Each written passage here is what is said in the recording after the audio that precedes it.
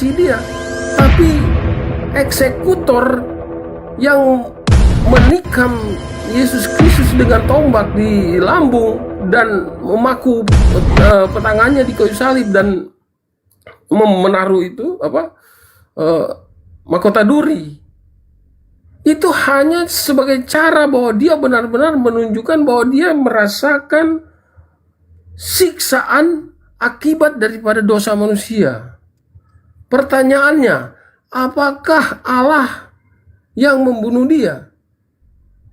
Dalam Yohanes 10 ayat 3 Yohanes 10 ayat 17-18, di situ Yesus katakan, Aku menyerahkan nyawaku dan tidak ada yang dapat mengambil daripada aku selain aku memberikannya kepada dia, dan tidak ada manusia yang dapat mengambil daripada aku. Benar-benar di sini kebanyakan orang percaya, orang Kristen sendiri pun tidak menyadari benar secara manusia dia itu mati di kayu salib. Tetapi pada saat dia mengatakan, Father, into your hand I command my spirit, Bapa, ke dalam tanganmu kuserahkan nyawaku, itu bukan karena seperti kita ya.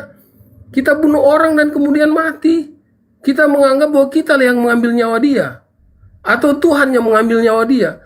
Berbeda dengan Yesus Kristus pada saat dia di kayu salib. Dia menyerahkan nyawanya, Bapa, ke dalam tanganmu. Dia menyerahkan dirinya kepada dirinya. Oke, orang bilang ini bunuh diri. Seperti itulah cara Tuhan untuk mengasihi manusia. Jelas-jelas bahwa kematian dia di kayu salib secara manusia, betul, daging dia mati. Tetapi rohnya itu dia kembalikan. Bukan ada yang mengambilnya daripada dia. Oke, tadi persoalannya apakah Allah tidak mengasihi dia? Allah mengasihi dia.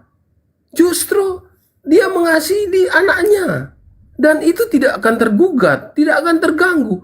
Benar-benar kemahakuasaan Allah ini adalah satu skenario yang ditunjukkan, diceritakan di dalam Bible, dalam kitab kita, bahwa ini adalah satu skenario besar bahwa Allah sangat mengasihi manusia. Tetapi dia sangat membenci orang berdosa, manusia membenci dosa. Disinilah kemenangan orang-orang percaya yang percaya bahwa dia adalah Tuhan yang akan menyelamatkan kita untuk masuk ke dalam kerajaan surganya. Oke, baik abangku Banjo Baru, saya pikir waktunya sudah banyak saya berikan kepada abangku ya. Silakan, sorry. Oke, saya akan menanggapi abangku. Jadi tadi ini sudah menarik ya, kita kasih tepuk tangan dulu, sudah mulai seirama kita, tetapi abangku masih belum jeli kepada pertanyaan saya. Tapi nggak apa-apa, saya coba mengulas lagi tentang narasi abangku. Tadi kan berdasarkan Galatia 3:13, diksi di TSI itu ternyata Yesus sendiri berkeinginan untuk menyerahkan dirinya. Kemudian saya coba menyandingkan tentang keinginan Bapa di Kisah Para Rasul 2:23. Saya bacakan abangku. Sebelumnya sebelum membaca itu saya memberikan konsekuensi dulu. Bapa yang memiliki rencana dan keinginan untuk menyerahkan anaknya di Kisah Para Rasul 2:23, minimal Bapa harus mendapatkan konsekuensi berdasarkan 10 hukum Taurat, jangan membunuh. Kemudian di Matius 5:21, kamu telah mendengar yang difirmankan kepada nenek moyang kita, jangan membunuh, siapa yang membunuh harus dihukum. Minimal indikasinya Bapak Yesus harus dihukum karena dia sendiri yang memberikan keterangan itu.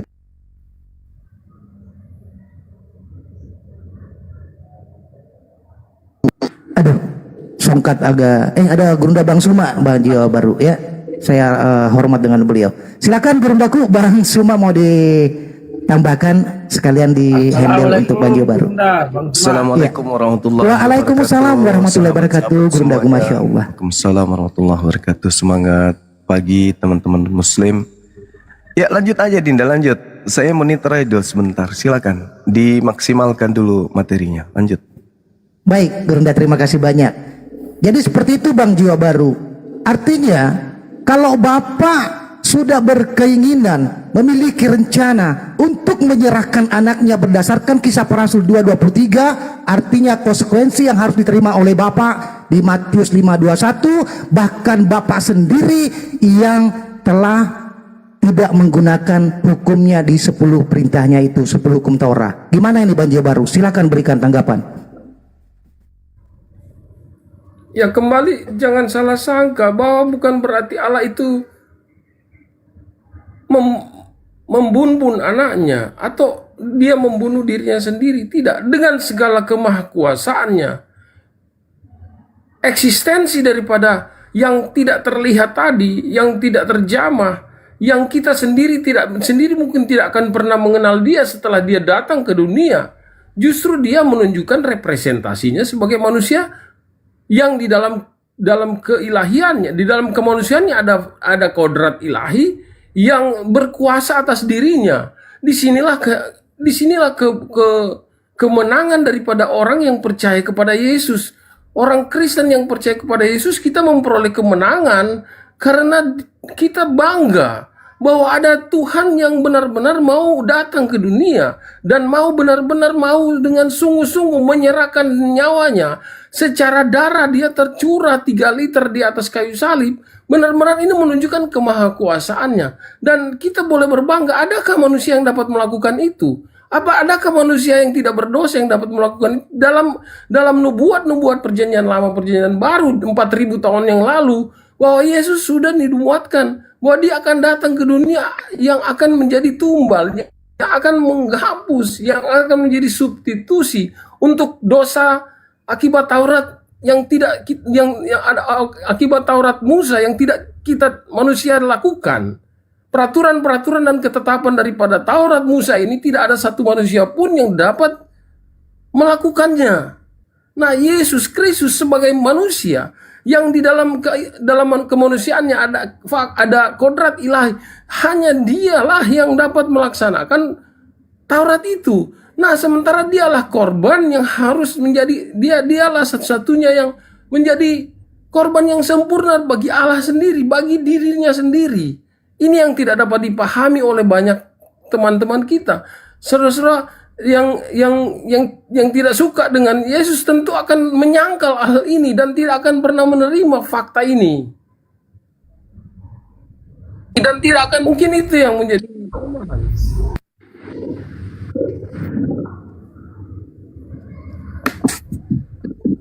Assalamualaikum warahmatullahi wabarakatuh. Waalaikumsalam warahmatullahi wabarakatuh. Kang Nelbo, Ustadz Miftah, Assalamualaikum warahmatullahi wabarakatuh. Waalaikumsalam. Ya, saya Banjir Baru sedikit lagi sebelum saya serahkan kepada gurunda saya yang saya hormati.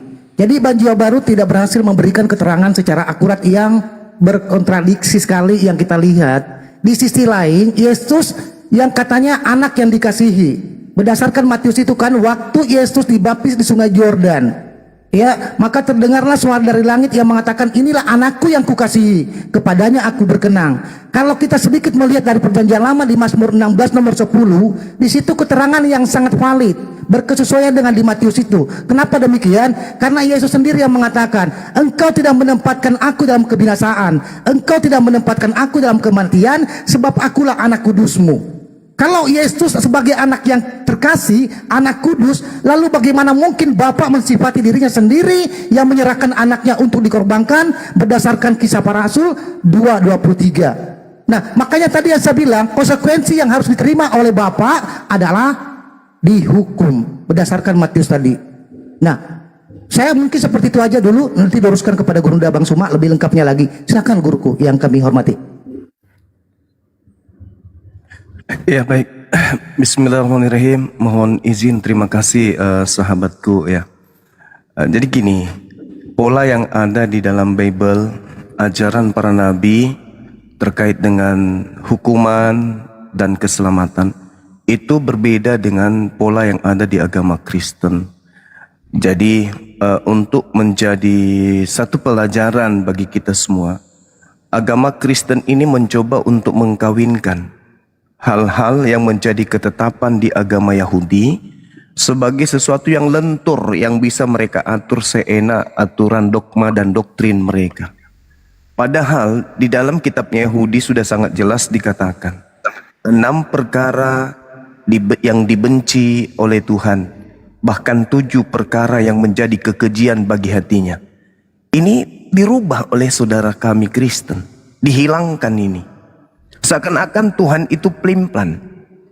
6 perkara yang dibenci oleh Tuhan, bahkan 7 perkara yang menjadi kekejian di dalam hatinya.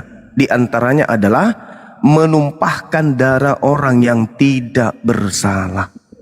Orang yang tidak bersalah ditumpahkan darahnya, apalagi sampai dibunuh. Bagaimana bisa menjadi salah satu jalan keselamatan? Itu tidak mungkin. Tapi lagi-lagi dalam agama Kristen itu dirubah. Membunuh orang benar itu dirubah untuk menyelamatkan si jahat. Ini adalah hal yang harus disadari oleh saudara-saudara kami Kristen. Kemudian ada data peringatan yang sangat-sangat jelas di dalam kitabnya Yahudi yang menjadi tolak ukur Yesus.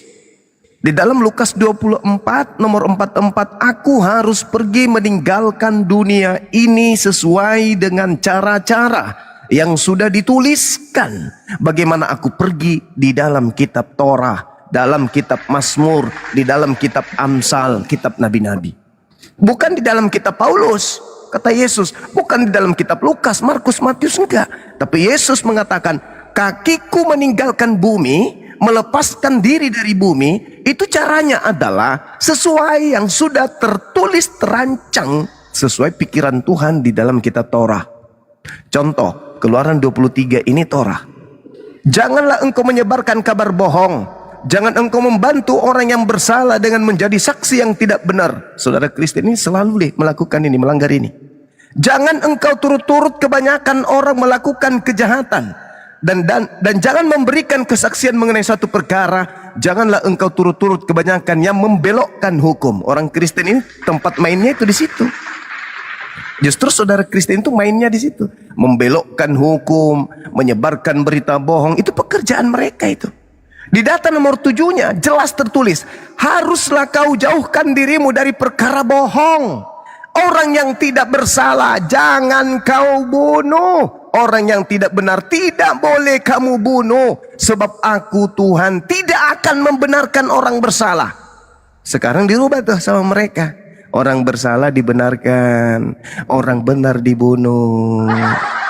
Demi untuk membenarkan orang bersalah. Itu kerjaan Kristen itu.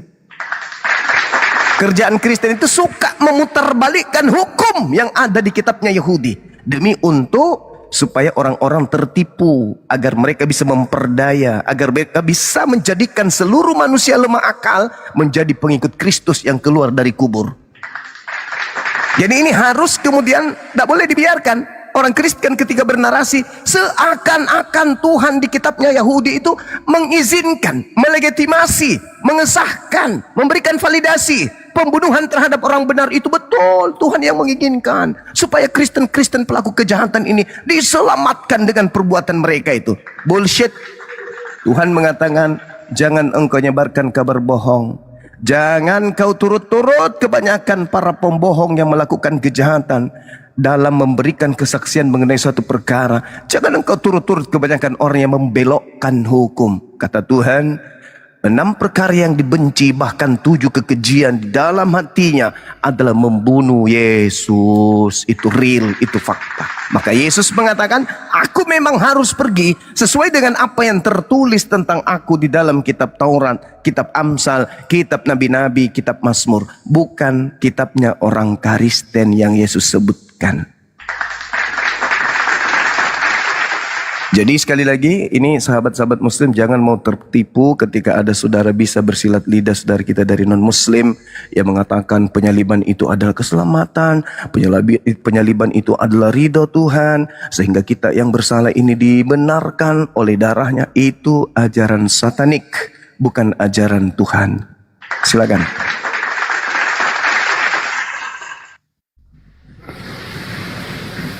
Ya, luar biasa ya penjelasannya. Artinya saya melihat bahwa anugerah yang Tuhan sediakan bagi manusia sama sekali di dalam kematian Yesus Kristus sama sekali diabaikan. Artinya saya melihat bahwa pengorbanan Yesus itu dalam kematiannya itu sama sekali diabaikan. Nah, sementara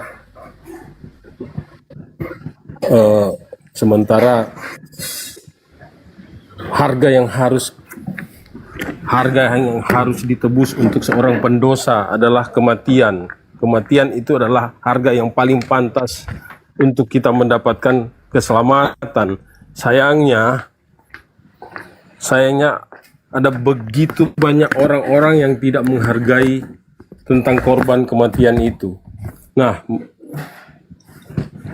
bagi kami keselamatan adalah pemberian yang sangat mahal daripada Tuhan. Ini adalah konsep kenapa kematian Yesus Kristus bagi kami itu adalah harga mati yang pantas untuk kita terima sebagai pendosa.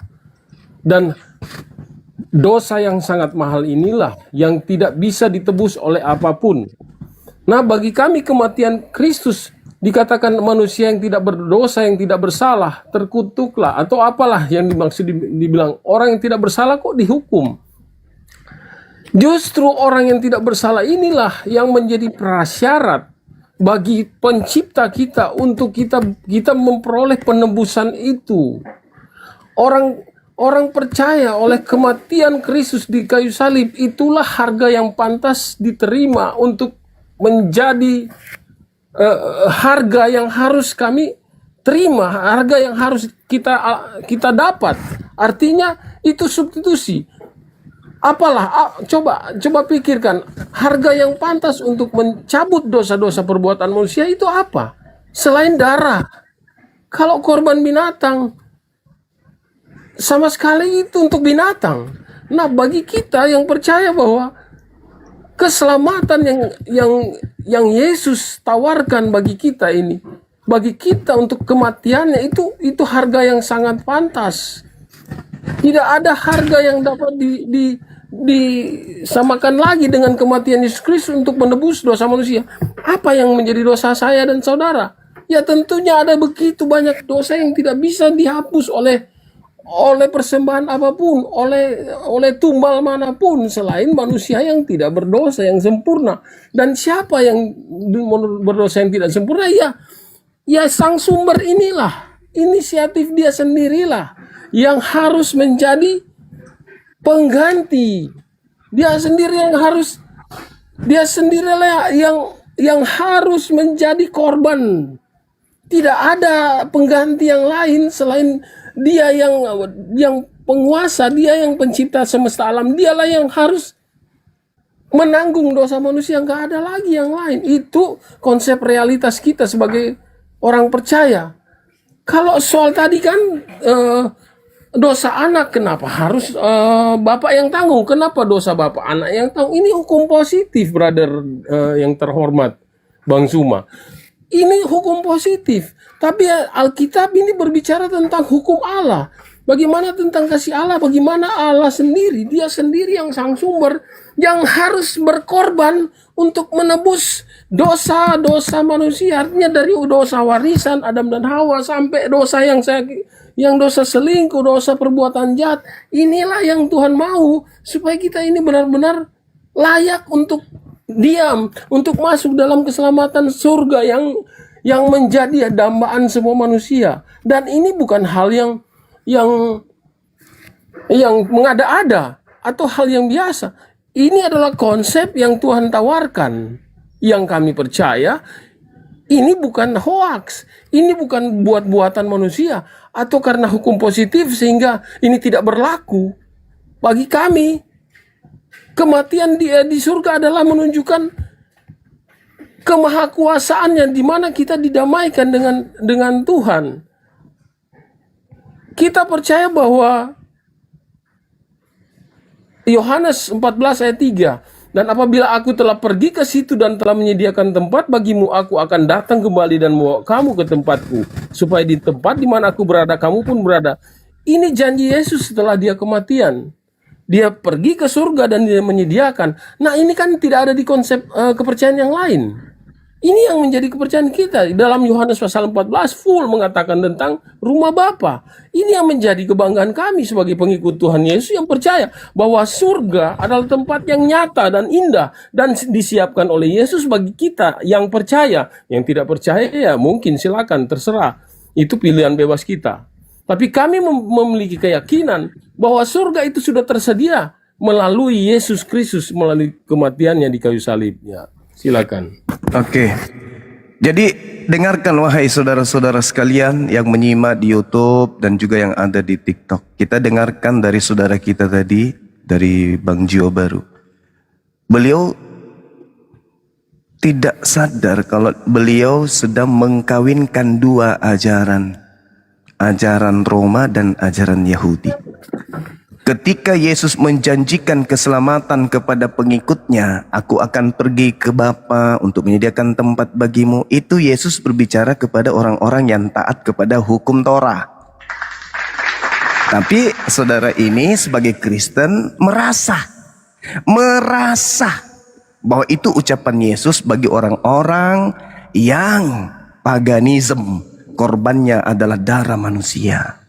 Jadi dia merasa tuh, ini dia. Jadi polanya mereka nggak pernah sadar ketika Yesus menjanjikan keselamatan kepada pengikutnya, seakan-akan itu janji kepada orang-orang penyembah makhluk kuburan. Padahal Yesus menjanjikan jelas nyata. Itu janji Yesus kepada Bani Israel yang mentaati perintah-perintah Torah, bukan justru yang menganggap Torah itu adalah sampah. Tapi lagi-lagi kalau di hadapan umat Islam mereka mengatakan, itu coba lihat Yesus menjanjikan kepada kami menyediakan pret. Itu janji Yesus kepada Yahudi. Tapi kalian merasa, kenapa? Yaitu dia. Yesus berpesan kepada muridnya, waspadalah kepada Kristus palsu yang datang kepadamu memakai namaku. Jadi memang Yesus dua itu. Yang kedua, Yesus datang kepada orang di luar Yahudi. Dan yang korban ini merasa bahwa Yesus yang datang kepada mereka itu adalah Yesus Yahudi. Kita lihat. Ketika orang Yahudi pengikut Yesus memiliki dosa, apakah pengikut Yesus ini berkorban manusia? Tidak. Mereka korban binatang. Tidak ada ajaran Yesus itu korban manusia, itu nggak ada. Itu cuman cara penyesat mengambil nama Yesus untuk kemudian melegitimasi ajaran Roma Yunani agar mereka masih melanggengkan ajaran nenek moyang Roma Yunani dalam nama Yesus. Jadi nama Yesus itu dipakai untuk mengelabui orang. Padahal Yesus tidak pernah mengajarkan ajaran seperti itu. Minum darah, makan darah beneran, bunuh orang. Itu tadi tuh, itu pelanggaran besar. 6 perkara yang dibenci, bahkan 7 kekejian dalam hati Tuhan, yaitu menumpahkan darah Yesus. Orang benar tidak boleh ditumpahkan darahnya. Itu adalah kekejian bagi Tuhan. Ada nggak Kristen bisa memberikan putusan atau memberikan dalil bahwa Tuhan sudah melepaskan pernyataannya itu? Nggak ada. Nggak ada itu. Cuman cocokologi. Makanya kalau ditanya siapa yang mengutuk Yesus, mereka bingung. Bingung mereka itu. Karena Tuhan tidak mungkin mengutuk orang yang benar. Itu hanya doktrin dogma mereka yang mereka dapatkan dari Kristus yang datang ke Paulus pada saat Paulus ke Damsyik. Itu bukan Yesus anak Maria itu yang datang ke Paulus, itu bukan. Nah, kemudian orang Yahudi jelas bagi mereka, apabila mereka ingin menebus dosa mereka, mereka menggunakan binatang, domba, kambing, lembu, sapi. Tidak ada manusia. Itu ajaran dewa Molok gitu. Kita lihat kalau mereka berdosa, apa yang tertulis dalam kitab mereka 2 Tawarik 7:14. Umatku yang atas namaku disebut, merendahkan diri, berdoa dan mencari wajahku, lalu berbalik dari jalan-jalannya yang jahat. Apa yang terjadi kalau mereka bertobat? Aku mendengar dari surga dan aku mengampuni dosa mereka dari surga. Itu baku tuh. Itu kitabnya Yahudi tuh. Tapi nanti dibolak lagi, dibalik lagi sama si jahat, bahwa Tuhan harus turun ke bumi untuk menebus dosa. Padahal Tuhan menghapuskan dosa dari langit, dari surga. Tuhan mengampuni dosa itu dari surga. Kalau orang penyesat, nggak bisa dong. Tuhan harus turun ke bumi dong. Harus jadi korban, harus jadi tumbal demi dosa-dosa kami. Itu penyesat, itu iblis. Makanya di dalam Matius 24, Yesus mengatakan kepada Bani Israel, muridnya di Bukit Zaitun, apabila engkau melihat pembinasa keji, penjahat, iblis berdiri di tempat kudus. Jadi ada penjahat yang duduk di tempat suci, memiliki gelar suci seperti rasul, imam. Itu adalah pembinasa keji. Apabila kau melihat dia duduk di tempat yang kudus, si pembinasa keji ini, menurut yang disampaikan oleh Nabi Daniel, Jadi Yesus merujuk kepada nubuatan Nabi Daniel tentang si penyesat, sang pembinasa keji yang membunuh akal manusia, menipu manusia, menyesatkan manusia, seakan-akan yang mereka ikuti adalah kebenaran, tapi itu adalah ajaran satanik. Apa kata Daniel? Coba kita lihat di dalam kitab mereka, Daniel 11:31. Pembinasa keji ini tentaranya akan muncul, mereka akan menajiskan tempat suci, mereka menghapuskan korban hari-hari. Pembinasa keji ini melarang lagi berkorban binatang, gak mau lagi. Dia menghapuskan korban hari-hari, lalu kemudian menegakkan kekejian yang membinasakan. Apa itu? Dosa ditebus dengan darah Tuhan itu sendiri turun ke bumi menjadi manusia. Ini pembinasa keji ini. Tidak ada Tuhan mengajarkan seperti itu. Pola itu adalah pola yang berdiri sendiri di luar agama Yahudi. Para nabi tidak pernah mengajarkan kemudian menebus dosa dengan menggunakan darah manusia. Itu ajaran satanik. Lalu kita lihat di dalam Daniel 7 nomor 25. Sang pembinasa keji ini mengucapkan perkataan yang menentang yang maha tinggi. Hukum Torah itu adalah perkataan yang maha tinggi, tapi ditantang. Tidak ada kebenaran di dalam Torah. Tidak ada orang diselamatkan karena menjalankan hukum Torah. Jika ada kebenaran di dalam hukum Torah, maka sia-sialah kebangkitan Yesus. Semua dilawan. Semua dilawan. Hukum Torah itu adalah sampah. Tinjak, kata dia. Ini pembinasa keji ini selalu mengucapkan perkataan-perkataan yang menentang yang maha tinggi. Kolose 2 nomor 16, jangan lagi kau mau diatur tentang hukum-hukuman, makanan-makanan, minuman-minuman, atau hari-hari seperti hari Sabat. Jangan lagi kau mau diatur. Ini sibilisisis akan menganiaya orang yang kudus, milik yang maha tinggi. Murid-murid Yesus habis dianiaya sama dia, dan dia akan berusaha mengubah waktu yang tadinya Sabat dirubahnya menjadi Minggu. Dan juga merubah hukum yang tadinya babi haram, sunat wajib, menjadi tidak haram dan tidak wajib. Semuanya dihalalkan, tidak ada yang haram. Itulah sang pembinasa keji. Ini fakta, ini real. Sekali lagi, ketika Yesus berkata, aku memang harus meninggalkan dunia ini sesuai dengan apa yang tertulis tentang aku di dalam kitabnya orang Yahudi, Yesus tidak pernah mengatakan, aku harus pergi meninggalkan dunia ini sesuai dengan yang tertulis dalam kitabnya orang non-Yahudi. Paulus berkata, aku diutus kepada non-Yahudi, aku diutus kepada orang yang tidak bersunat. Galatia 2 nomor 8, Galatia 1 nomor 15. Berarti Yesus merujuk akan meninggalkan dunia ini, merujuk kepada kitabnya orang Yahudi. Sekarang orang Yahudi diajarkan, bolehkah membunuh orang benar demi menghapuskan dosa-dosa penjahat? Menurut Tuhannya Yahudi, bolehkah Tuhan mengutuk orang benar demi menyelamatkan orang jahat? Kalau boleh, silakan saudaraku Kristen yang hebat, yang lulusan STT, lulusan Patikan, lulusan neraka, hadir di sini, tunjukkan kepada saya di mana Tuhannya Yahudi boleh dia mengutuk atau menghukum orang benar demi untuk menyelamatkan para pelaku kejahatan. Itu bisa saya baca di mana dalilnya? Silakan.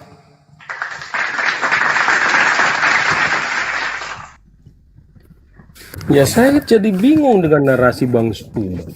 Ada di satu sisi dia membela Yesus, tetapi ada di sisi lain dia menghujat Tuhan Yesus. Maksudnya dia tidak percaya dengan Yesus. Saya jadi bingung. Sebenarnya Bang Suma ini otaknya, pikirannya itu lagi gamang kemana loh?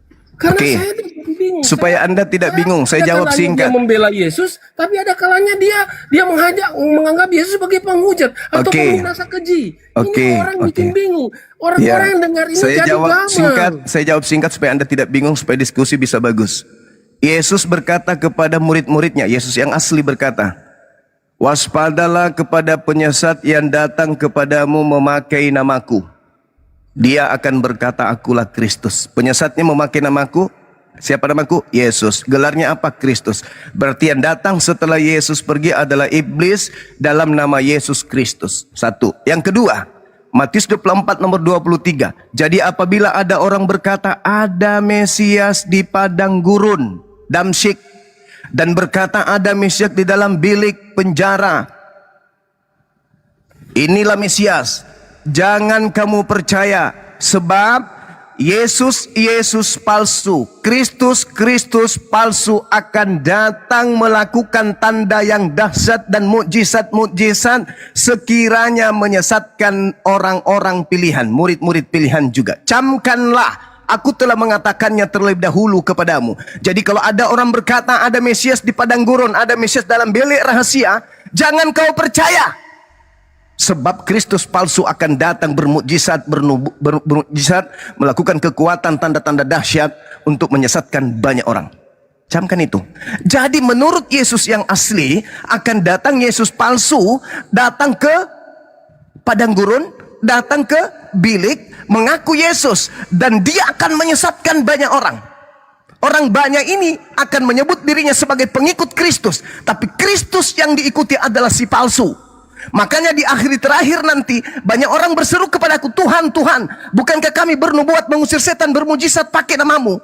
Apa kata Yesus asli? Sorry, yang kau panggil itu Yesus palsu, bukan aku. Enyahlah daripadaku, aku tidak mengenal kalian. Kalian semua adalah pembuat kejahatan. Kenapa kalian membuat kejahatan? Karena si Yesus palsu mengajarkan menghancurkan semua ajaran Elohim, mengajarkan menghancurkan semua ajaran Musa, mengajarkan menghancurkan semua ajaranku ketika aku datang di tengah-tengah kaumku. Yesus palsu telah membimbing kalian kepada jalan ke neraka. Dan itu bukan aku. Enyahlah daripadaku, aku tidak mengenal kalian. Kalian semua adalah pembuat kejahatan. Siapa mereka itu? Mereka yang mengaku pengikut Kristus hari ini. Jadi jangan bingung. Yesus itu memang ada dua. Paulus mengatakan di dalam suratnya, Galatia 1 nomor 1, nomor 11, nomor 12. Baca. Apa kata Paulus, pendiri agama Anda? Aku menerima Injil bukan dari manusia, bukan dari anak Maria. Catat itu. Catat baik-baik. Catat baik-baik. Aku menerima Injil 13 bukuku bukan dari anak Maria, bukan dari manusia, tapi dari sosok yang datang kepadaku dalam rupa suara bernama Yesus Kristus. Sampai sini Anda masih bingung? Yang datang kepada Paulus namanya Yesus tapi bukan manusia. Yang datang mengajarkan jalan keselamatan kepada Yahudi, Yesus, dan dia adalah manusia.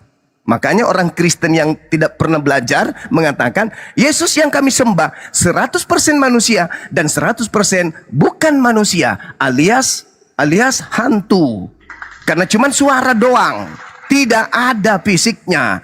Berarti Kristen menggabungkan dua Yesus, Yesus yang asli dan Yesus yang palsu. Orang Islam yang tidak pernah belajar tentang Bible bisa saja mereka dibodohi. Tapi apologet Islam yang handal akan tahu bahwa yang disembah Kristen bukanlah Yesus manusia, tetapi Yesus yang bukan manusia. Siapa Yesus yang bukan manusia ini? Tanya Yesus. Yesus, emang ada Yesus yang bukan manusia? Ada, yaitu Kristus palsu yang datang melakukan banyak tanda yang dahsyat. Inilah yang kalian sembah. Inilah yang dipakai oleh Rusuli Lubis bermukjizat di mana-mana. Yang nanti Rasul Lubis ketika bertemu Yesus asli berkata, hei, dulu aku mengobati orang banyak pakai namamu. Hei, dulu aku banyak mengusir setan pakai namamu. Apa kata Yesus? Nenekmu kiper. Aku tidak mengenal kau. Kau pembuat kejahatan, enyah daripadaku. Kenapa bisa demikian?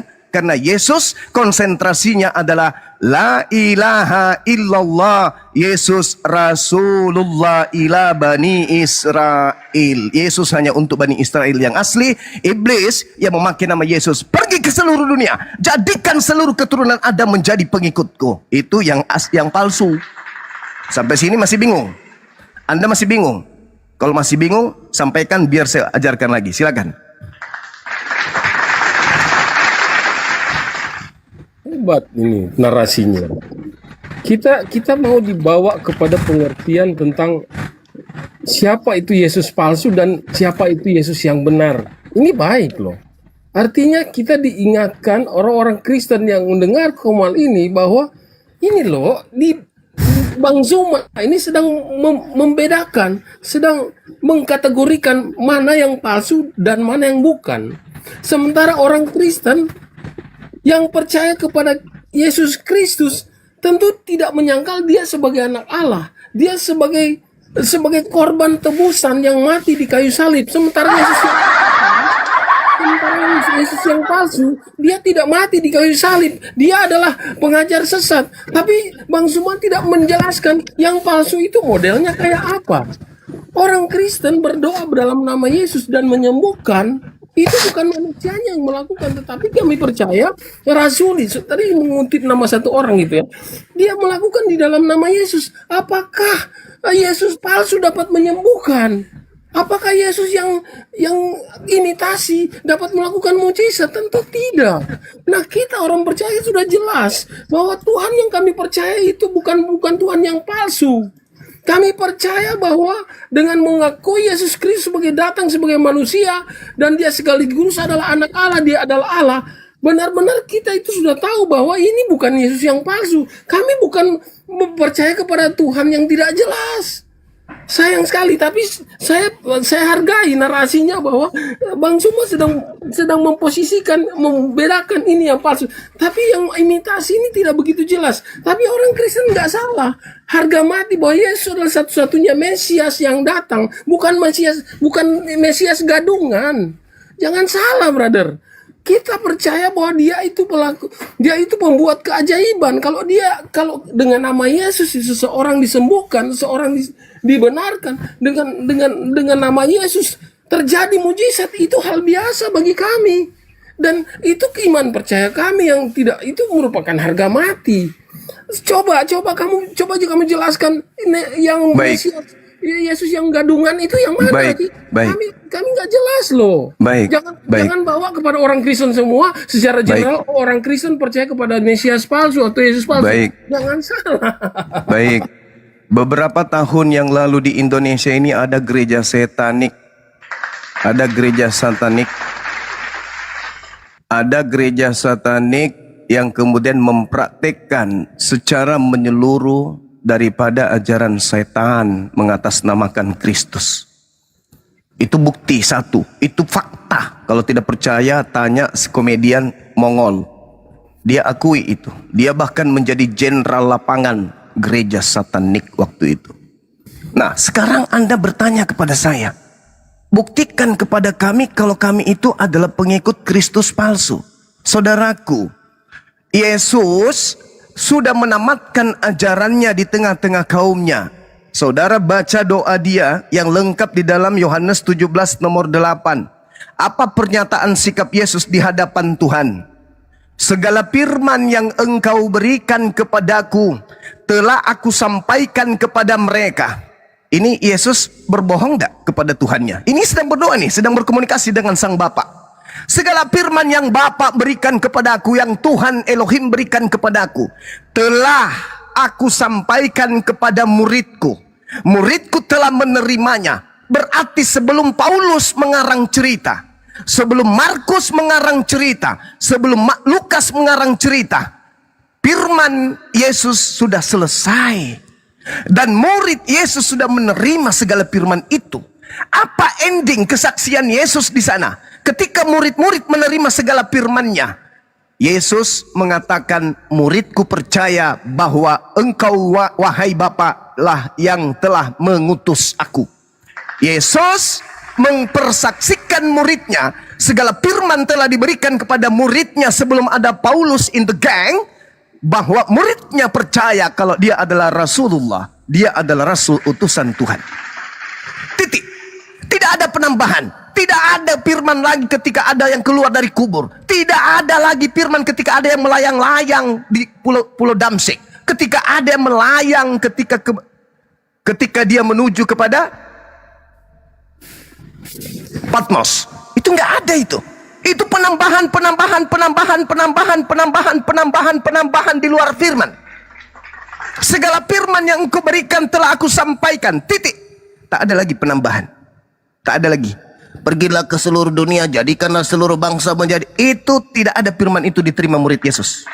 Itu penambahan yang tertulis kemudian setelah keluar dari kubur, di mana Yesus berpesan, angkatan jahat ini minta satu tanda dan tidak akan diberikan satu tanda kepada orang-orang jahat selain tanda Anak Manusia keluar dari kubur pada hari ketiga. Matius 12 nomor 43 nomor 43 sampai 45. Sorry, 38 sampai nomor 40. Itu jelas itu. Yesus sendiri yang mengatakan itu.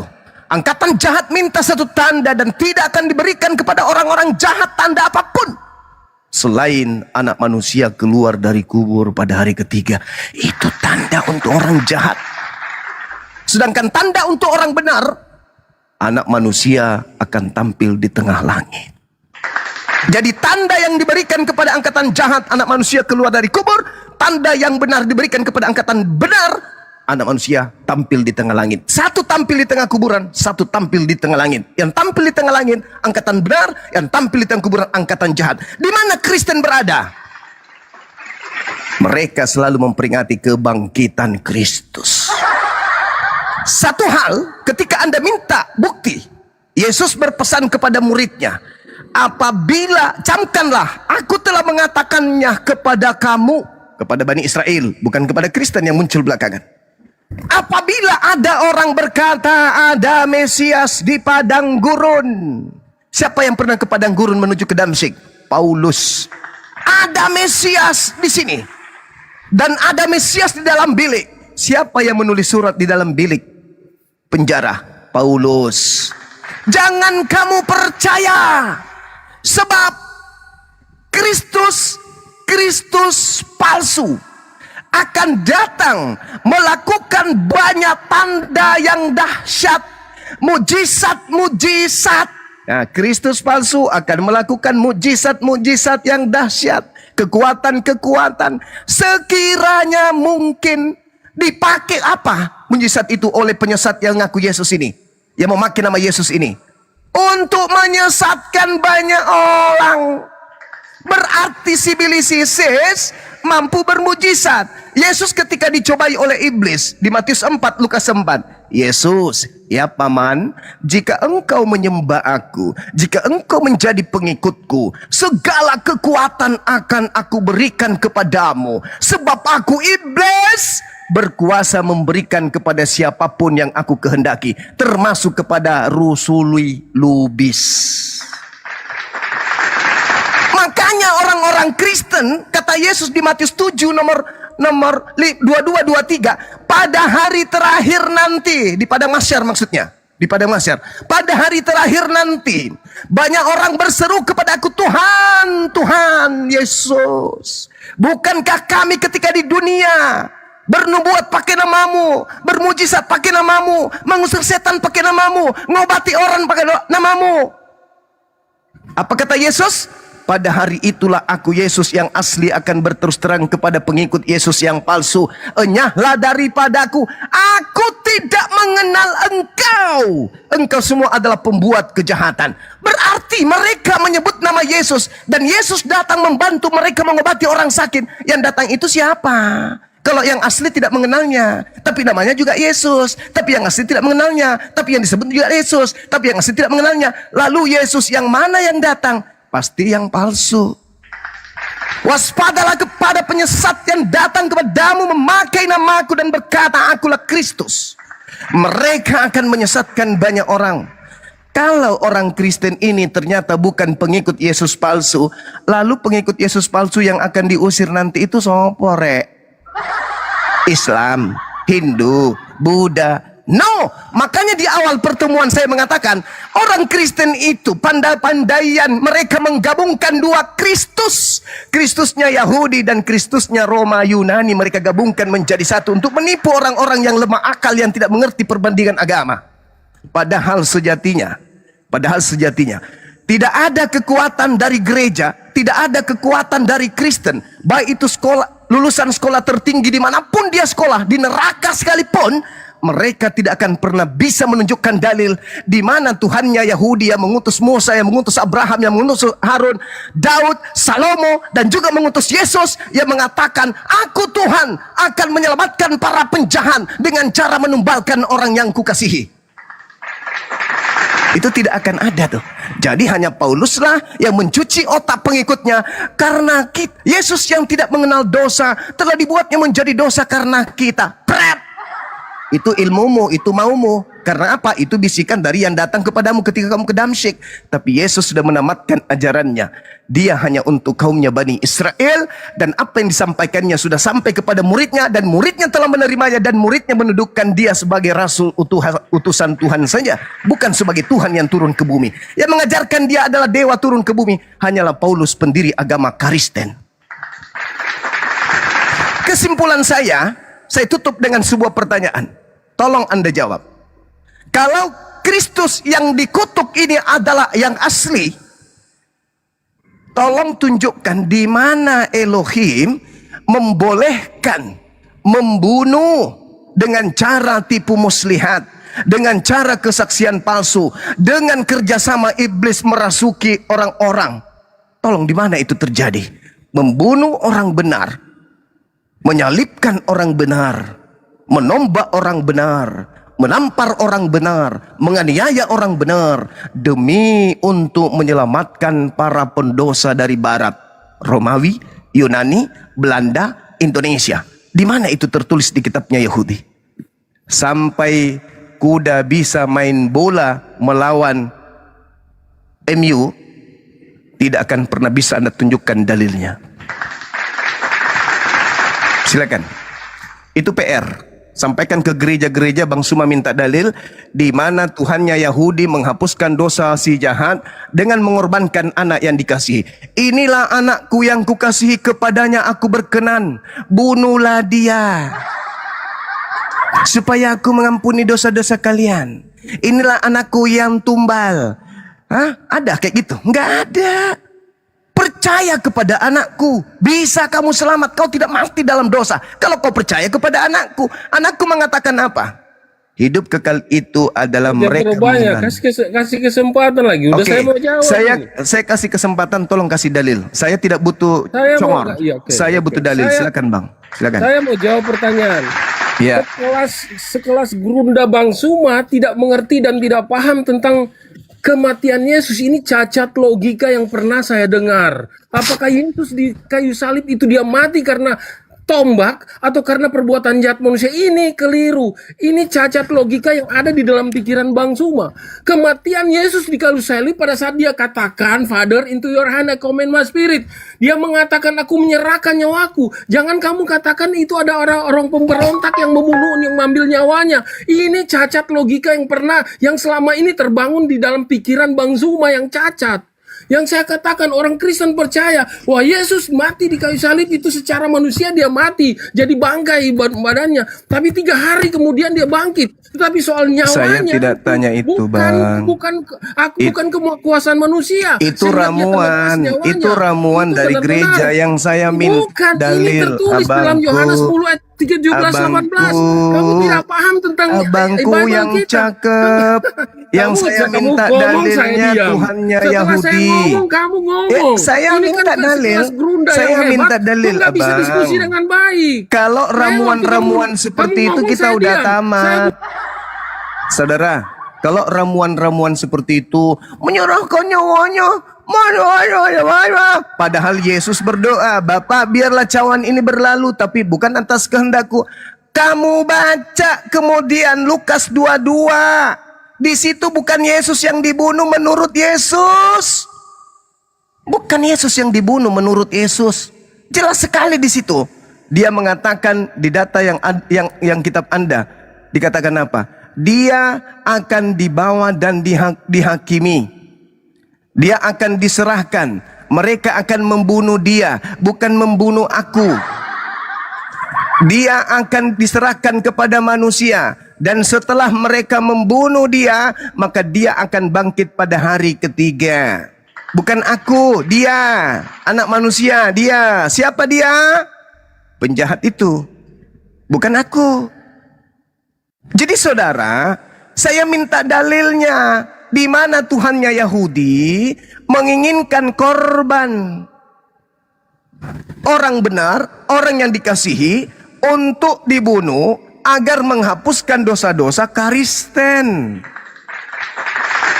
Jangan Anda bawa ramuan gereja ke sini, jangan. Jangan Anda bawa ramuan gereja itu ke sini, jangan. Itu percuma abangku. Itu tidak akan mungkin saya percaya. Kenapa? Karena di Markus 9 Yesusnya tertulis di sana menurut karangan penulis Markus, apa yang dikatakan? Bahwa dia akan datang. Sudah tertulis tentang dia, bahwa dia akan banyak menderita dan dia akan dihinakan. Tetapi aku berkata kepadamu, memang Elia sudah datang dan orang memperlakukan dia menurut kehendak mereka sesuai dengan apa yang tertulis tentang dia. Dia, bukan aku. Paham di situ ya? Ketika kemudian Yesus mengatakan dia akan diserahkan kepada manusia. Manusia akan membunuhnya. Mereka akan membunuh dia. Dan 3 hari sesudah dia dibunuh, dia akan bangkit. Dia, bukan aku. Paham sampai situ? Baca Markus 9, nomor 31, nomor 32. Ya? Paham ya? 3 berapa itu ya? 31 sampai 32. Udah benar. Kau baca di situ. Apa yang dikatakan oleh Yesus? Sebab dia sedang mengajar murid-muridnya. Ia berkata kepada mereka. Yesus berkata kepada mereka. Yesus berkata, anak manusia akan diserahkan dalam tangan manusia. Dan mereka akan membunuh dia. Bisa nggak Yesus dibunuh? Bisa nggak Yesus dibunuh? Sedang berbicara tentang anak manusia, manusianya, dagingnya yang dia sedang berbicara. Pertanyaan saya.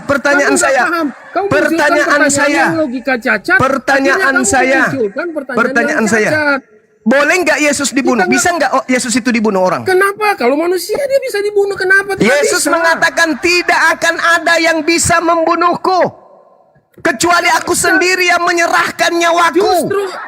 Justru itu ya betul. Tetapi secara manusia itu dia ditolak. Ya itu maumu. Itu maumu. Yesus mengatakan mereka akan membunuh dia. Siapa yang dibunuh? Manusianya yang dibunuh. Siapa yang manusia itu siapa? Yang manusia itu siapa? Manusianya mati di kayu salib. Manusia itu siapa? Manusia yang di situ siapa? Yesus mati di kayu salib. Berarti Yesus dibunuh. Berarti Yesus dibunuh. Siapa yang bunuh? Ini nenekmu kiper. Kau tanya saya. Siapa yang bunuh? Iya manusia. Mereka yang membunuh. Mereka.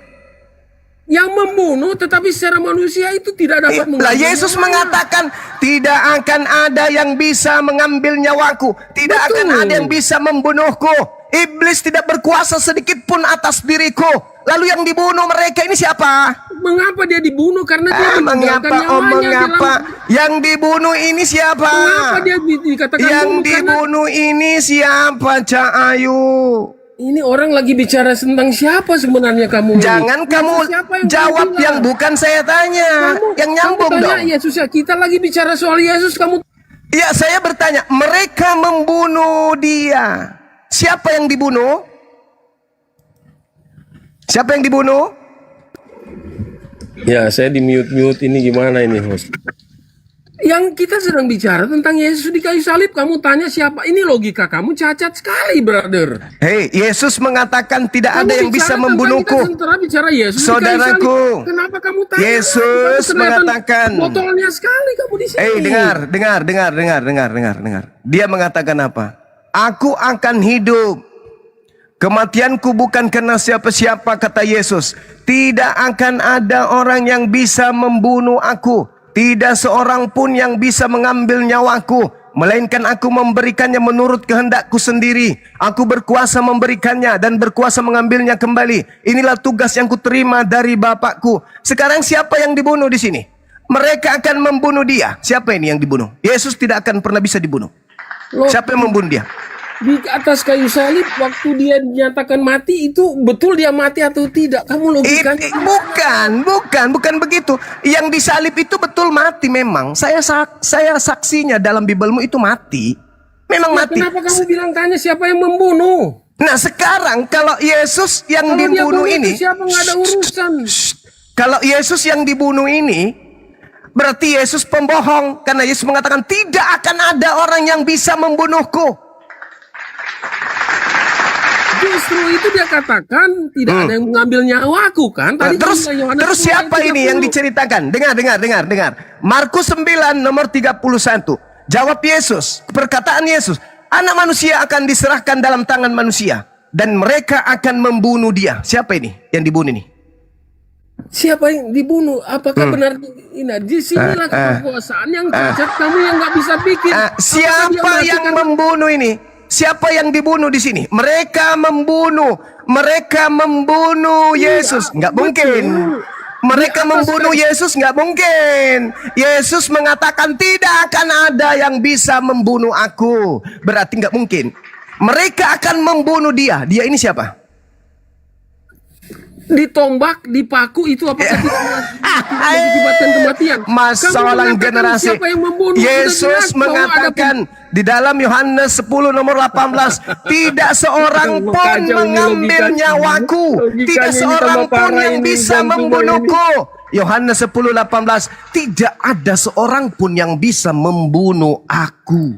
Jam Nah, 3 sore. Dan mereka dia yang mati akan loh. membunuh dia. Mereka akan membunuh dia. Ini siapa ini yang dibunuh? Ya karena Tuhan tidak akan bisa mati. Tapi secara manusia, masa kamu tidak bisa? Kemanusiaannya yang mati. Tuhan tidak bisa mati.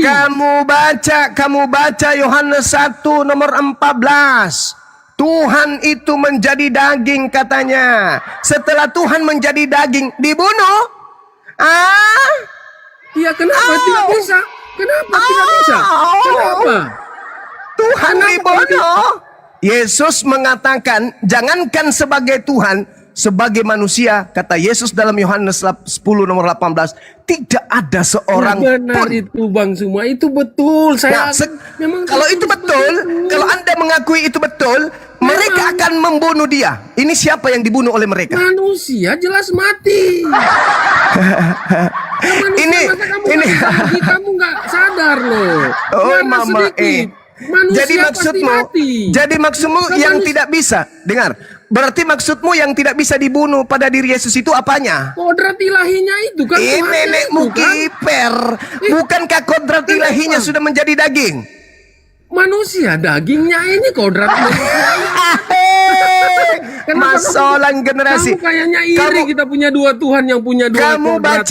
Kamu baca Kolose 2. Kita orang Kristen punya dua kodrat. Kau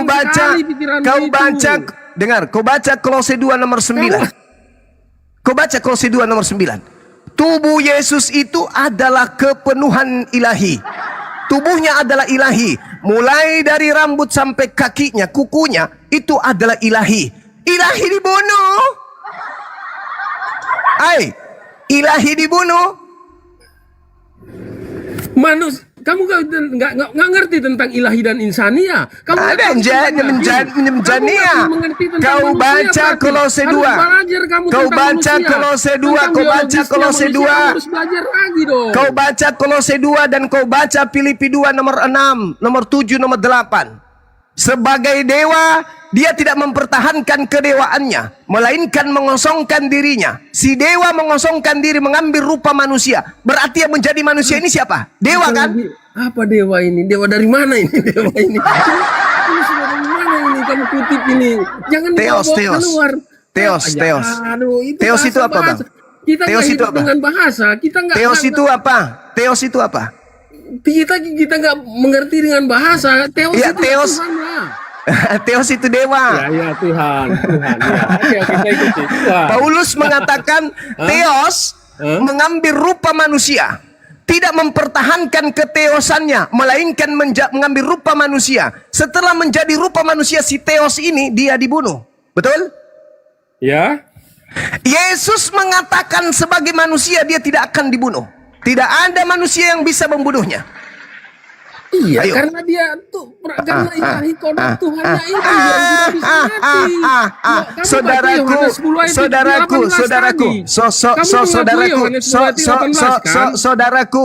Kamu baca tadi Anda Yohanes baca 10:18, Filipi kamu 2. akui. Saudaraku, Anda baca Filipi 2 nomor 6 yang menjadi daging di situ dewa atau bukan? Siapa yang bilang dewa ya? Tuhan itu Theos. manusia, iya. Ya, berarti yang manusia ini Tuhan kan? Iya, kenapa? Yang dibunuh oleh mereka ini Tuhan kan? Ya manusianya itu kan. Loh, kok masih manusia? Bukannya kodrat tadi, bukannya tadi si dewa mengosongkan dirinya. Ya, betul. Setelah ya. mengosongkan dirinya, dia menjadi apa? Manusia. Setelah menjadi manusia masih ada ketuhanannya. Jelas lah, masih ada ilahinya, masih Dia mengosongkan diri Iya, dan kenapa? tidak mempertahankan ketuhanannya. Iya, betul. Berarti dia menjadi manusia. Benar. Kosong enggak di situ? Kosongkan dalam diri Allah itu menjadi manusia. Kenapa kamu salahkan loh? Ketika dia menjadi manusia, masih ada nggak sisi ketuhanannya? Sudah menjadi manusia, kenapa kamu pikir Allahnya akan hilang, keilahiannya akan hilang? Mengosongkan diri, Setelah maksudnya dia apa? jadi manusia. Dia mengosongkan diri dari apa? Dari keilahiannya untuk datang ke manusia. Nah, berarti yang manusia ini masih ada sisi keilahian atau tidak? Jelas ada lah, kamu ini. Dari mengosongkan diri dari apa?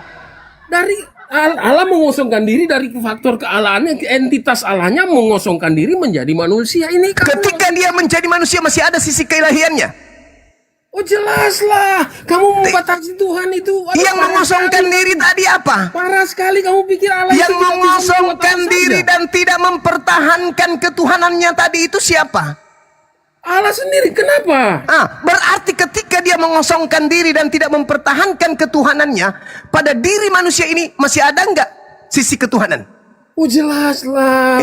Mama, Kamu pikir itu Tuhan itu kamu bisa pikir dengan otakmu yang terbatas yang tidak ada di situ. Kamu pikir Tuhan itu kamu iri. Orang dalilnya, Kristen punya dua Tuhan. dalilnya jelas mengosongkan diri, tidak mempertahankan ketuhanannya, melainkan mengosongkan diri, mengambil rupa hamba dan menjadi manusia. Terus kenapa? Kenapa? Masalah apa dengan kamu? Sekarang Tuhan mengosongkan dirinya sekarang menjadi dewamu itu ketika dia tidak mempertahankan kedewaannya, tidak mempertahankan kemudian ketuhanannya, tidak mempertahankan dan mengosongkan diri dari aspek ketuhanan, lalu menjadi manusia, pada diri manusia ini apakah masih ada aspek ketuhanan? Apakah aspek ketuhanan kamu pikir Tuhan itu nggak sepikiran kamu? Saya tidak mikir, Bahlul. Saya baca dalil. Dalilnya yang mengatakan, mengosongkan diri, tidak mempertahankan ketuhanannya, melainkan mengosongkan diri dari aspek ketuhanan. Tuyul. Kan kamu tidak mengerti tentang mengosongkan diri. Kamu tidak mengerti tentang menjadi rupa, menjadi hamba. Oke, Kamu tidak saya tentang tidak mengerti. bagaimana manusia itu bisa tidur, bisa makan Saya Tuhan tidak itu mengerti. sampai mati. Oke, aku Kamu nggak tidak tahu ngerti, itu. Bang. Kalau, tidak hey, kalau dia sudah mengosongkan diri dari aspek ketuhanan, apakah masih ada aspek ketuhanan pada dirinya? Tetap rupa Allah dalam roh masih tetap diam di dalam dia. Kenapa tidak? Kenapa rupa Allah itu kamu hilangkan? Kenapa kamu pikir dia itu terbatas dengan cara berpikir kamu loh? Hey, itu Kasihan sekali dalilmu. pikiran kamu membatasi Tuhan. Itu dalil kitabmu, Tuyul. Paulus Jangan bilang mengatakan itu, itu. Tuyul. Jangan bilang kita tuyul. Paulus yang mengatakan itu. Paulus yang mengatakan itu, bukan aku. Makanya dengar. Makanya dalilnya jelas di dalam kitabmu. Tuhan, mengapa engkau meninggalkan aku? Ketika orang tersebut, saudara, ketika orang tersebut mengatakan, kenapa engkau meninggalkan aku? Apakah masih ada Tuhan pada dirinya? Kenapa engkau meninggalkan aku? Kamu pikir itu Tuhan itu bodoh, kamu pikirannya itu terbatas dengan cara Tuhan itu hilang dan tidak ada. Kemudian setelah dijadikan manusia, kemudian nenekmu kiper. Ini bukan gereja. Ini bukan gereja, Bung. Ini depan orang Islam yang lebih paham Bible daripada ente yang tidak pernah baca, cuman mendengarkan pendeta dan pastor. Di sini orang-orang pandai semua ini. Ini saya sendiri malu ini bicara ini depan guru-guru saya ini. Kami ini orang paham Bible semua. Kamu tidak tahu mengosongkan diri menjadi rupa manusia. Itu kamu tidak mengerti aja, di situ kamu udah parah. Kalau Kamu dia udah mengosongkan di diri itu situ. maksudnya apa? Coba kau Dia jelaskan. menjadi rupa, menjadi manusia, menjadi sama seperti manusia, itu kenosis namanya. Mengosongkan Karena kamu diri tak itu paham maksudnya apa? kamu Dia tidak mengosongkan paham diri dengan dari hal apa? ini. Dia Dari mengosongkan keilahiannya. diri dari apa? Dari kemahakuasaannya di sorga dan kemudian mengkenosis, mengkosongkan dirinya untuk menjadi manusia. Pengertiannya sangat luas dan bukan berarti keilahian Allah itu hilang atau habis. Itu jauh sekali pikiranmu. Kalau Sehebat dia kamu, mengosongkan Bunda, ini diri, nggak bisa. saudara. Kalau dia mengosongkan diri, kosong itu artinya apa? Kosong artinya kosong dulu, terjemahkan dulu kosong. Kosong itu apa? Yukhadi'una Allah walladzina amanu wa ma yakhda'una illa anfusahum wa ma yash'urun. Apa kata Quran di ayat yang lain? Ya ahlal kitab lima tasudduna an sabilillah man amana tabgunaha iwaja wa antum syuhada.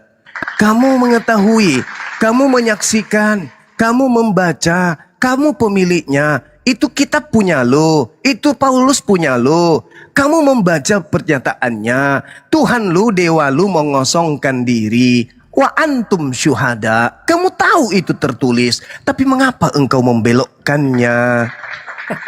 Yang membelokkan siapa? Lima Di sini. tasudduna an sabilillah. Mengapa engkau menghalang-halangi orang berakal menuju kepada kebenaran? Man amana tabgunaha iwaja. Engkau justru malah menghendaki membengkokkan ajaran yang benar yang sudah nyata-nyata tertulis. Kosong ya kosong, tak ada isi. Kosongnya hampa, tak ada isi. Tapi kau belokkan, di situ masih ada isinya. Berarti tidak kosong, Cak Ayu. Makanya Al-Quran saya mengatakan, lima tasudduna an sabilillah man amana tabgunaha iwaja wa antum syuhada. Apa penggarisannya? Wa mallahu bighafilin amma ta'malun. Allah pencipta langit dan bumi yang maha melihat, maha mendengar, tidak pernah lengah terhadap apa yang kalian kerjakan. Kamu mempertahankan untuk membengkokkan ajaran yang benar. Sudah jelas-jelas Paulus sendiri mengatakan dewa mengosongkan diri, tidak mempertahankan kedewaannya, melainkan mengosongkan diri. Tapi kamu belokkan itu. Kamu membelokkan sebelok-beloknya. Yesus mengatakan, waspadalah kepada penyesat yang datang memakai namaku dan berkata, akulah Mesias, akulah Kristus. Kamu belokkan itu sebelok-beloknya. Kau belokkan kemana selera kau pergi. Siapa yang belok, Zuma? Kamu itu otakmu yang belok. Kamu bilang kita Oke. yang belok. Kalau begitu tolong kamu definisikan kosong adalah Kosong itu menggantikan kita. Itu menjadi sama dengan jangan itu mengosongkan diri. Bisa menjadi sama dengan dia. dibelokkan. Diboleh Itu mengosongkan dibelokkan diri, teman-teman, bukan paham dibelokkan. ke sana. Dibelokkan teman-teman. Mati. Dibelokkan. Menggantikan kita. Dibelokkan teman-teman. Man amana tabgunaha iwaja wa antum syuhada. Dibelokkan. Kosong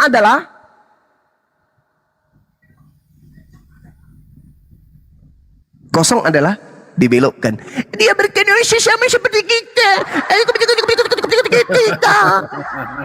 Dibengkokkan, dibelokkan. Kasihan sekali nih, Man Pak. amana tabgunaha iwaja wa antum syuhada. Saya serahkan kepada saudara. Kenapa? Tuhanku maha melihat, Tuhanku maha mendengar, Tuhanku maha menyaksikan. Wa mallahu bighafilin amma ta'malun. Tugas saya sudah selesai. Silakan yang lain. Izin Bang Juma, mending nanya sama Silakan. anak TK kalau begini. Siap. Nanti katanya kosong itu mengerti ya. Ngerti dia. Ini beleng-beleng ini. Filsafat kosong semua ceritanya nih. Lanjut. Kosong Jangan berarti. ngomong kalau Kata nggak Rahma, tahu. ada Kamu- keilahiannya kalian kalau nggak tahu kosong. Kalian nggak jiwa tahu baru. tentang kenosis. Jiwa baru kalau kosong itu keilahiannya nggak ada. Dia murni manusia. Kok ini kenapa sih kosong aja kok nggak paham? Aduh, memaksakan kali ya. Enggak, tanyanya sama anak SD aja Bunda. Iya, Bunda, jadi Bang Albo. Anak SD. sahabat anak yang SD aja. dimuliakan oleh Allah, kembali kepada penjelasan kita. Tugas kita udah selesai terhadap saudara kita Jawa Baru. Di dalam kitabnya orang Yahudi jelas dikatakan, janganlah engkau menyebarkan kabar bohong. Janganlah engkau membantu orang yang bersalah dengan menjadi saksi yang tidak benar. Janganlah engkau turut-turut kebanyakan orang yang melakukan kejahatan, dan dalam memberikan kesaksian mengenai suatu perkara, janganlah engkau turut-turut kebanyakan orang yang membelokkan hukum. Kita menyaksikan betapa getolnya pengikut Paulus membelokkan hukum. Padahal jelas di sana dikatakan juga janganlah memihak kepada orang ya yang miskin literasi ilmu dalam perkaranya. Bahkan dikatakan harus kau jauhkan dirimu dari perkara dusta. Orang yang tidak bersalah, orang yang benar, tidak boleh kau bunuh. Tetapi di kaidah mereka, dia belokkan. Seakan-akan dalil itu mengatakan, haruslah kau dekatkan dirimu kepada perkara dusta. Orang yang tidak bersalah, orang yang benar, boleh kau bunuh. Seakan-akan mereka ingin memaksakan firman Tuhan ini. Padahal dalilnya tidak begitu. Haruslah kau jauhkan dirimu dari perkara dusta. Orang yang tidak bersalah, orang yang benar, tidak boleh kau bunuh. Yesus orang benar, Yesus tidak bersalah. Haruskah dibunuh? Kata Tuhannya, jangan. Karena orang benar tidak boleh dibunuh. Karena orang yang tidak bersalah haram hukumnya ditumpahkan darahnya.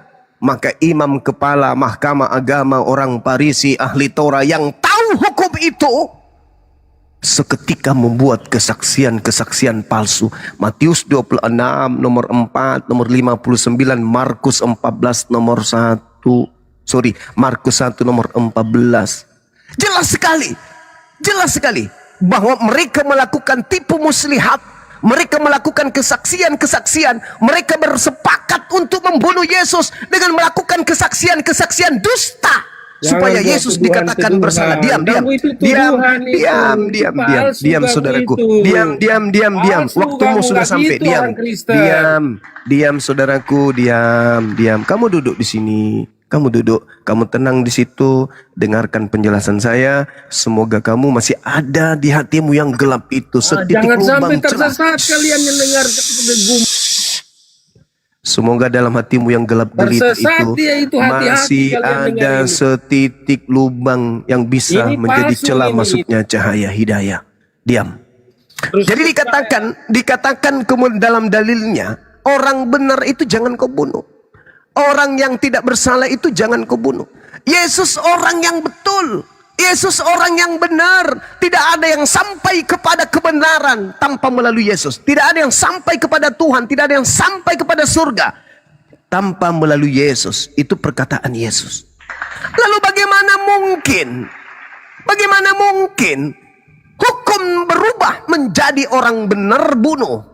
Orang yang tidak bersalah bunuh demi untuk menyelamatkan orang-orang segerombol dari barat Roma Yunani ini. Ini hukum, ini aturan. Secara turun-temurun mendarah daging turun kepada anak keturunan Ishak Yakub. Yang jelas mengatakan bahwa orang benar tidak boleh kau bunuh. Orang yang tidak bersalah jangan kau bunuh. Titik. Yesus orang yang hidup di bawah hukum Taurat, di mana orang Farisi paham betul, orang Yahudi ngerti betul, ahli Taurat paham benar. Yesus tidak boleh dibunuh karena dia orang benar. Sampai Pilatus mengatakan apa? Aku tidak menemukan sedikit pun kesalahan di orang ini. Makanya di dalam Matius 27 nomor 18, Pilatus mengatakan apa? Mereka menyerahkan Yesus untuk disalibkan, untuk dibunuh karena dengki. Bukan karena terbukti bersalah. Bukan karena Yesus itu orang yang tidak benar atau Yesus itu adalah pendosa. Bukan. Tetapi karena dengki doang. Bolehkah orang benar dibunuh karena kesaksian palsu? Bolehkah orang benar itu dibunuh karena dengki? Bolehkah orang benar itu dibunuh karena tipu muslihat? Bolehkah orang itu dibunuh karena adanya kompromi dari iblis yang merasuki muridnya? Bolehkah? Jawabannya tidak boleh. Bagaimana kalau ada yang orang membunuh orang yang benar menurut Tuhan? Itu kekejian di dalam hati Tuhan. Hal yang sangat dibenci. Hal yang sangat dibenci. Lalu apa upaya Tuhan ketika orang yang dikasihinya ini kemudian ingin dibunuh, ingin dizalimi, ingin disalibkan? Apakah Tuhan nonton aja? Enggak. Apa buktinya? Ketika Yesus orang benar ini berdoa, Bapa, biarlah cawan ini, sekiranya mungkin biarlah cawan ini berlalu daripada aku, tetapi bukan atas kehendakmu, tetapi bukan atas kehendakku, tapi atas kehendakmu. Apa data selanjutnya? Di data 44-nya, maka seorang malaikat turun dari langit memberikan kekuatan kepada Yesus. Bapa, sekiranya mungkin biarlah berlalu, tetapi bukan atas kehendakku, tapi atas kehendakmu. Maka seorang malaikat turun dari langit atas perintah Bapa. Apa perintahnya? Antarkan anakku yang kukasihi ini ke tiang salib. Pret! Jelas tertulis di Mazmur 91. Tuhan akan mengutus malaikat-malaikatnya untuk menantang anak yang dikasihinya di tangannya agar kakinya tidak terantuk kepada batu. Yesus terangkat. Makanya Yesus mengatakan, aku datang bukan untuk dilayani, tapi untuk melayani dan menyerahkan nyawaku untuk banyak orang. Dia pasrah, nyawanya diangkat ke langit bersama dengan jasadnya, demi supaya murid-muridnya tidak teraniaya oleh penguasa kala itu. Ketika Yesus terangkat ke langit, apa yang terjadi?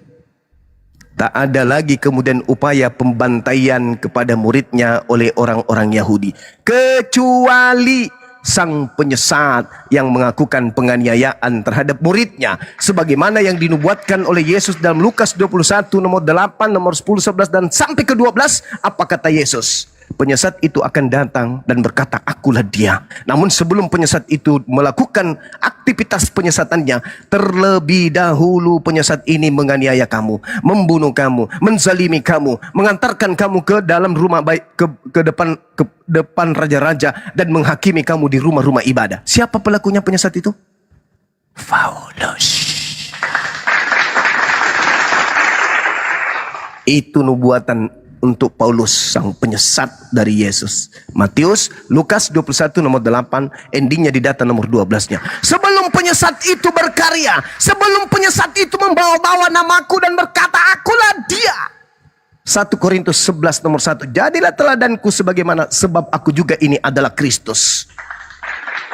Tapi di dalam Lembaga Bible Indonesia diplesetkan 1 Korintus 11 nomor 1 ini. Diplesetkan terjemahannya. Padahal terjemahan yang sebenarnya adalah, jadikanlah aku sebagai teladanmu, sebagaimana aku ini juga adalah Kristus. Paulus mengaku Kristus di dalam 1 Korintus 11 nomor 1. Kalau ada orang Kristen keberatan dengan terjemahan saya, silakan tampil di sini. Kita uji kelayakan. Apakah betul 1 Korintus 11 nomor 1 Paulus mengaku sebagai Kristus? Jadilah teladanku, sebab aku ini juga adalah Kristus. Itu pengakuan Yesus secara langsung. Tapi dipelintir oleh Lembaga Bible Indonesia karena takut ketahuan kalau Kristus palsu itu sebenarnya adalah Paulus. Ada yang bisa buka kamera di sini? Kita buktikan kalau Paulus mengaku Kristus. Makanya semua ajaran-ajaran yang diajarkan oleh Kristen hari ini bukan dari Yesus, tapi dari Paulus.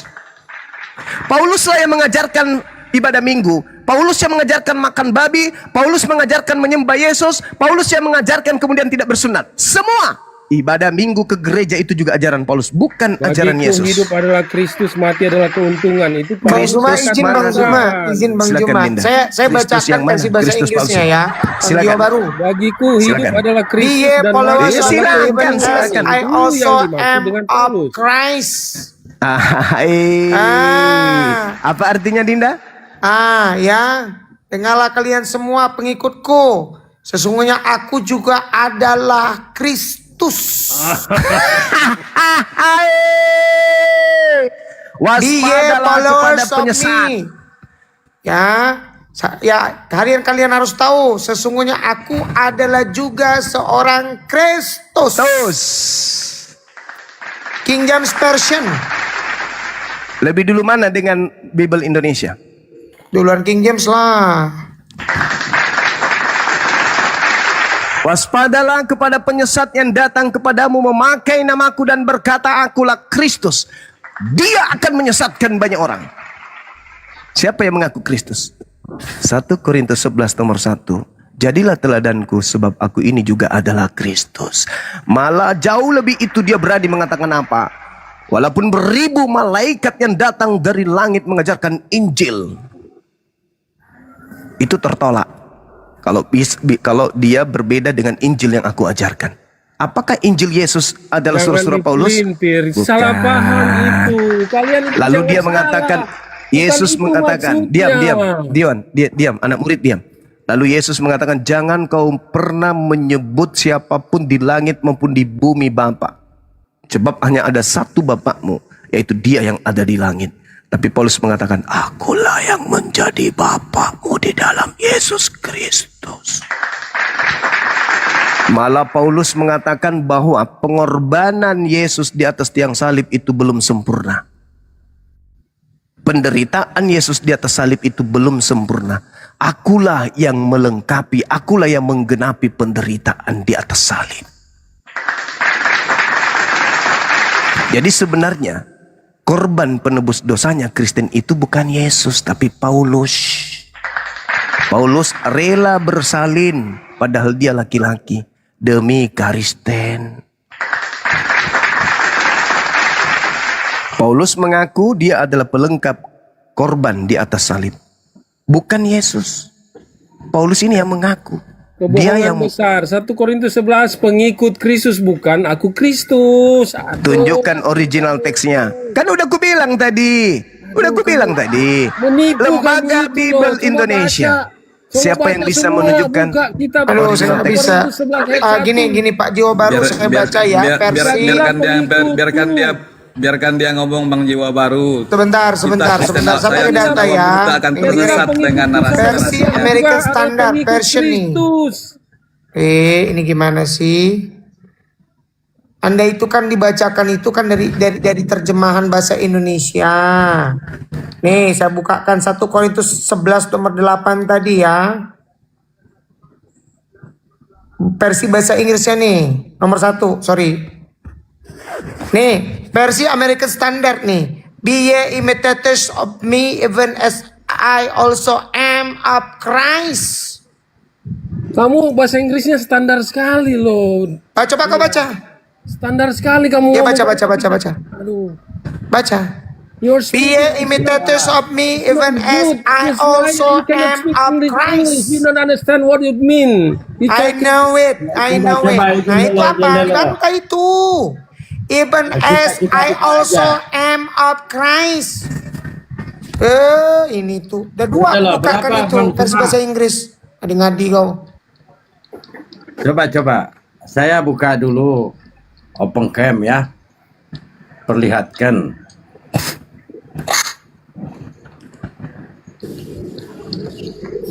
Ayo ada teman Bang Junaidi. Lanjut Bang Junaidi. Sabar Dinda. Dindaku ini mau dicerdaskan. Bukan mau diperbodoh. 1 Korintus 11 nomor 1. Nomor 1. Ini kalau terjemahannya ya benar. Keliru ya. 1 Korintus 11 nomor 1. Jadilah pengikutku sama seperti aku juga menjadi pengikut Kristus. Nah, itu Ini kan. kesalahan ini. Itu terjemahan Indonesia. Aslinya nggak begitu. Ini tipu, ini Zuma ini. Iya ya sabar. Ini kan LAI terjemahannya. loh. Kita pakai Sabar LAI dulu ini. Dinda, sabar. Masa Dindaku ini ganteng-ganteng nggak sabaran ya? Ini kan tambahan ini, ya kan? Tambahan. Kita buka. Nah, pengikut Kristus. Ini kan? Pengikut Kita bedeng. buka. Kata pengikut itu tambahan. Coba. Ada nggak kata pengikut? Nggak ada. Ini Kristus. Kago Kristus, aku juga Kristus. Apa arti Kristus? Pengikut itu tambahan. Lanjut Gurunda. Tuh, jelas tuh. Pengikut itu tambahan. Warna birunya Bang. Warna birunya kasih lihat. Kembalikan tadi. Jelas Warna itu pengikut Kristus, kalian mau putar per Kristus. Masa Kristus pengikut Kristus? Pengikut ya Kristus ya Kristus. Kenapa Kristus itu sudah pengertian sudah Warna pengikut. kuningnya ya Nenekmu itu. kiper. Pandai-pandaian kau memang.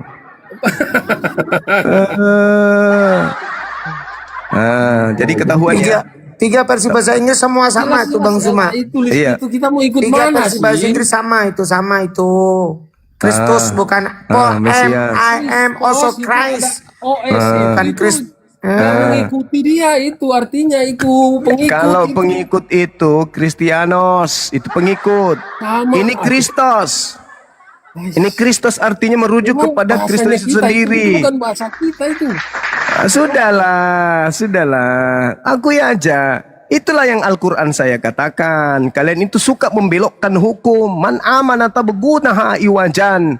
Wa antum syuhada. Padahal kau menyaksikan. Kau saksikan tadi kan? Kau lihat kan? Tapi kau selalu ingin membelokkan. Al-Quran saya mengatakan begitu. Mereka ini meskipun sudah menyaksikan, mereka akan selalu membelokkan. Itulah kerja penyesat. Udah tertulis Kristus masih dibelokkan. Sempat-sempatnya masih dibelokkan. Padahal itu kitabnya sendiri. Inilah yang Al-Quran katakan lima tasudduna an sabilillah. Mengapa engkau menghalang-halangi manusia berakal menuju kepada Tuhan yang benar? Dan engkau sering ingin membelokkan hukum yang benar itu. Padahal engkau menyaksikan. Andai saja matamu buta, kau tidak lihat yang tadi, wajar. Kau sudah melihat, tapi kau masih berusaha untuk membelokkan. Al-Quran saya nggak pernah keliru. Paulus sendiri bagiku hidup adalah Kristus dan mati adalah keuntungan. Ya silakan. Bagi Paulus hidup adalah Kristus, mati adalah keuntungan. Kamu bilang Silakan. dia mengaku dia sebagai Kristus. Kan tidak Kamu ada, menipu kan banyak tidak ada orang yang di memaksakan. sini. Kau tahu tidak? Paulus malah mengatakan apa? Di dalam kitabnya di Kolose 1 nomor 24. Sekarang aku bersuka cita bahwa aku boleh menderita karena kamu dan menggenapi dalam dagingku apa yang kurang pada penderitaan Kristus. Ya betul dong, Ah. itu benar dong. Kenapa? Berarti penderitaan Yesus di atas salib itu masih kurang. Kamu jangan salah, waras sedikit bahasamu, otakmu. Saya itu. ulang lagi. Dia sedang Jadi bicara penderitaan tentang bagaimana Kristus dia kamu menderita itu. dengan Kristus. Bersama Jadi dengan penderitaan, Kristus. Jangan kamu jadi bilang dia sama dengan Kristus. penderitaan Kristusmu di atas salib itu masih kurang. Hah? Tidak sempurna dong. Katanya Yesus itu korban yang sempurna. Katanya. Tapi Paulus mengatakan tidak sempurna, masih kurang. Aku Paulus yang menggenapi itu. Dagingku yang menggenapi kekurangan pada penderitaan Kristus untuk tubuhnya, yaitu jemaat, kata dia. Tubuhku yang menjadi penggenapan dari kekurangan korban Yesus itu. Paham? Berarti Paulus ini yang menyempurnakan penyaliban itu masih kurang. Masih kurang, harus ada Paulus yang mengaku Kristus, mengaku korban disalib. Aku disalib bersama dengan Yesus. Di dalam Galatia 2 nomor 19. Sebab aku telah mati oleh hukum Taurat untuk hukum Taurat, supaya aku hidup untuk Tuhan. Aku telah disalibkan dengan Kristus. Paulus tak mau kalah. Makanya Yesus mengatakan, waspadalah kepada penyesat yang datang kepadamu memakai namaku dan berkata akulah Kristus. Mereka akan menyesatkan banyak orang. Renungkan itu, pikirkan itu. Silakan diambil alih saudara-saudara, di sini hujan deras. Enggak. Gerunda Bang Suma, izin saya boleh bertanya sedikit terkait Galatia 2:19-20. Ini menarik sekali abangku. Iya. Ya, tentang Galatia 2:19-20 ini indikasi Paulus disalib juga kan?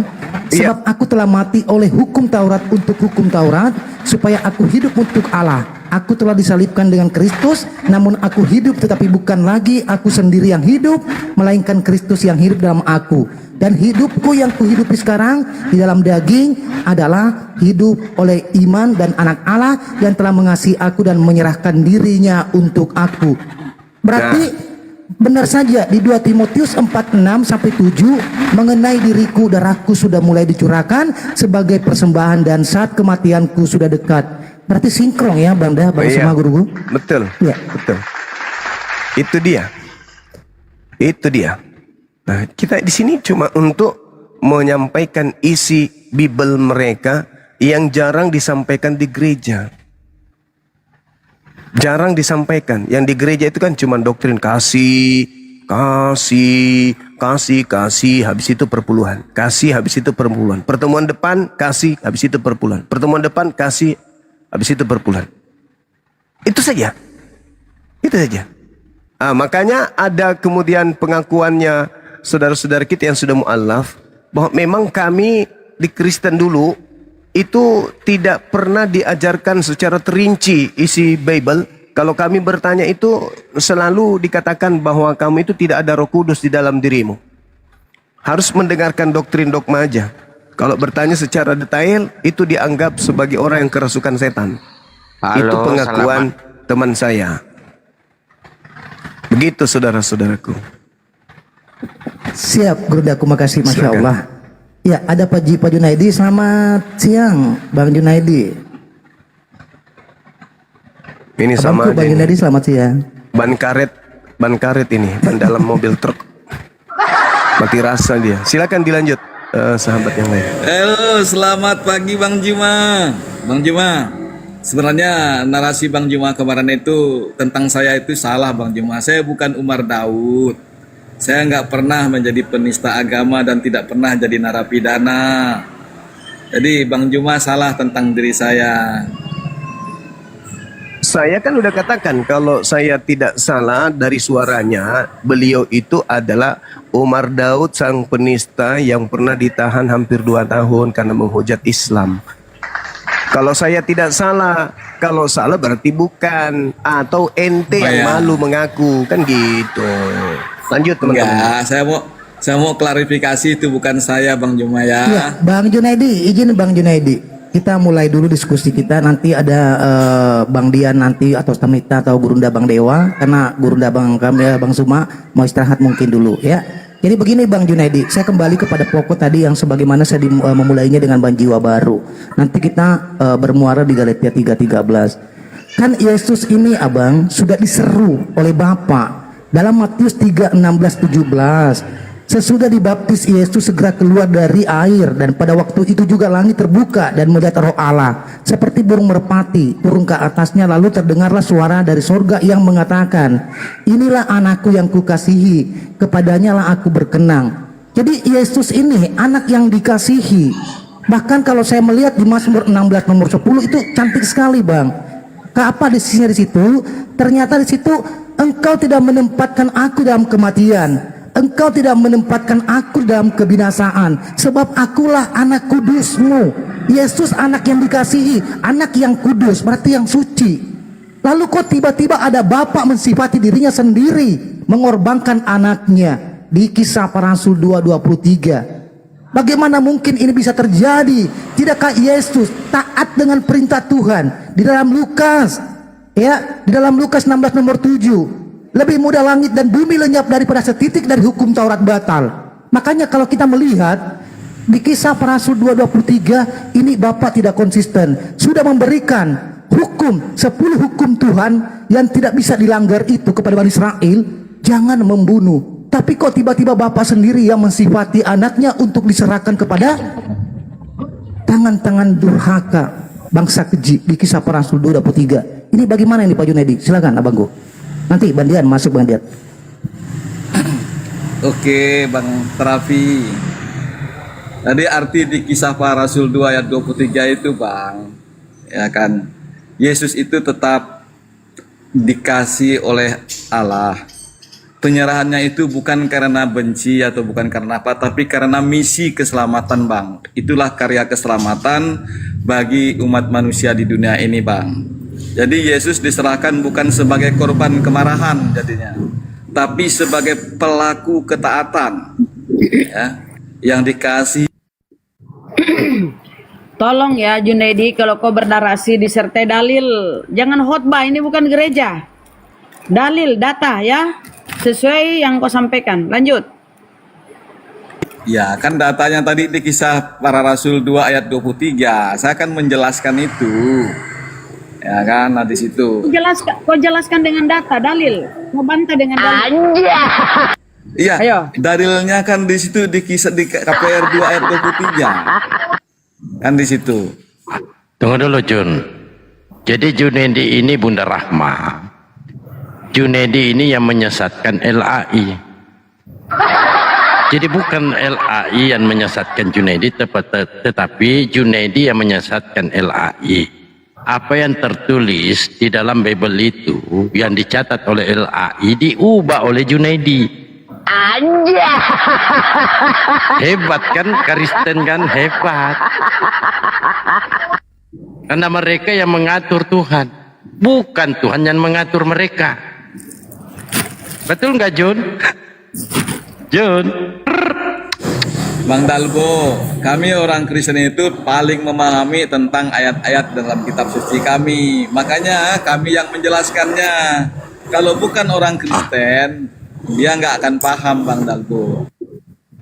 Jadi apa parameter supaya kita memahami isi Bible yang notabene bahasa Indonesia ini? Apakah kami ini di mata kalian, kami ini adalah orang India, tidak ngerti bahasa Indonesia? Satu-satunya umat ya beragama di muka bumi ini yang paling dipermudah adalah Kristen. Kenapa? Kitabnya bahasa Indonesia. Kita ini bahasa orang Indonesia, tante. Saya bukan orang Cina. Aku ini anak bangsa Indonesia. Tentu saya ngerti bahasa Indonesia. Maka saya katakan, Junaidi ini bukan LAI yang menyesatkan Junaidi, tetapi Junaidi yang menyesatkan LAI. Sudah jelas tertulis bahwa orang yang digantung pada tiang kayu salib adalah manusia yang terkutuk. Masih mau diubah? Di dalam perjanjian lama, sesungguhnya orang-orang yang diberkatinya akan diwarisi negeri, tetapi orang-orang yang dikutuknya akan dilenyapkan. Anda terima Yesus mati dikutuk? Dia menjadi kutuk di situ Bang Dalbo. Iya, dia menjadi Karena kutuk. dia tidak pernah berdosa, tetapi dia menjadikan dirinya kutuk untuk menggantikan kita semua Bang Dalbo. Mati supaya karena dosa kita manusia. diselamatkan. Sabar dindaku satu ya. Paulus Ini Bang Dalbo. Itu maumu Bukan Junaidi, Yesus itu maumu. ngomong. Itu maumu Junaidi, bukan maunya Yesus. Itu kan omonganmu Junaidi. Junaidi suka nipu-nipu. Lanjut Bang Dalbo. Saya mau pertanyakan di sini. Kita sepakat bahwa orang yang digantung adalah orang yang terkutuk. Betul gak? Junaida? Betul Bang, di ulangan itu betul Bang, di ulangan itu betul. Orang yang tergantung. Ini di itu Galatia orang terkutuk, 3:13 Dinda. Didengar ya, disimak baik-baik. Junaida. Terkutuklah orang yang digantung pada kayu salib. Siapakah sosok yang digantung di tiang kayu salib? Di situ kan menjadi kutuk Bang, karena kita. Ia menjadi kutuk. Yesus Seharusnya itu menjadi kutuk Kristen. karena kita. Ya, seharusnya yang terkutuk itu adalah Kristen. Betul? Yang terkutuk itu orang yang tidak percaya kepada Yesus Bang. Harusnya. Iya, iya, iya. Justru Yang itu hidup di bawah benar hukum kataku, Taurat. Kristen. Tetapi dia Kristen, kan? menjadikan dirinya kutuk supaya menebus kita. Saya tanya nih. Junaidi, jangan muter-muter ya. Terkutuklah orang digantung pada kayu salib. Kayu salib. Siapa yang digantung Junaidi? Paulus mengutip itu loh, Ulangan 21, 22, 23. Terkutuklah orang yang digantung pada kayu salib. Siapa yang digantung Junaidi? Junaidi. Iya, memang Paulus mengutip Ulangan 27 di situ, Bunda, ya kan? Saya tanya, jangan kemana-mana. Siapa yang digantung pada kayu salib Junaidi? Siapa yang digantung Junaidi? Ayolah Junaidi. Yesus, Bunda, dia menjadikan dirinya kutuk, ya. Yesus. Terus tertulis di situ, terkutuk orang yang digantung pada kayu salib. Berarti Yesus yang digantung pada kayu salib itu terkutuk. Siapa yang mengutuk Yesusmu itu? Siapa yang mengutuk Yesusmu? Kanda Paulus. Ada yang mengutuk Yesus, Bunda. Dia menyerahkan nyawanya, Bunda. Tidak ada yang mengutuk dia, kan di situ. Tertulis Karena di situ. dosamu Burama, terkutuk karena dosamu Bunda. Sebentar dulu Bang. Iya, betul. Junedi dulu. Terkutuk, siapa yang mengutuk Yesus di situ? Kan terkutuk Nggak ada orang yang digantung. mengutuk dia, Bunda. Terus Ya kan kenapa dia tertulis? menyerahkan nyawanya. Kan di situ. Tertulis di situ terkutuk orang digantung. Nah, siapa yang mengutuk Yesus nih? Siapa yang mengutuk? Ayo. Bunda, Saya kalau ditanya tanya. siapa Yang yang mengutuk Bunda Rama, yang mengutuk Bunda Rama. Madu jangan kau bego lah, Madu he. Berjunedu dulu. Junedi, siapa yang mengutuk ini Tuhanmu? Bunda, ya kan di ulangan itu Bunda, ya kan semua manusia berdosa dan melanggar perintah Allah karena ketidaktaatan mereka. Tidak begitu bunyinya ulangan 21, 22, Itu dia 23. terkutuk di situ dia. Nah itu jadi terkutuklah orang yang Ya, orang digantung. Yesus kan orang. Lagi. tetapi Yesus ya dia menjadikan dirinya kutuk Bunda. Enggak ada begitu kan? Untuk menggantikan ada. di situ kan udah dia Enggak ada di situ tertulis menjadikan dirinya. Itu tulisan si Paulus. Yesus sudah enggak ada lagi di bumi. Yesus sudah terangkat. Itu karangan si Paulus. Nah, Paulus ini mengatakan orang yang digantung terkutuk. Siapa yang menurut Paulus ini yang mengutuk Yesus? Siapa? Ini bukan tulisannya perkataan Yesus ya, perkataan Paulus. Kata Paulus, Yesus mengambil kutuk karena kalian. Nah, sebab ada tertulis terkutuklah orang yang digantung. Menurut Paulus, siapa yang mengutuk Yesus? makanya bedakan Bunda, menjadi kutuk dan terkutuk itu berbeda Bunda. Kan di situ. Kalau terkutuk berarti orang yang sudah melakukan pelanggaran dan tidak taat itu terkutuk dia Bunda di dalam ulangan itu. Nah, di dalam perjanjian baru seperti yang dituliskan oleh Rasul Paulus ya kan, Yesus itu menjadi kutuk karena dosa kita.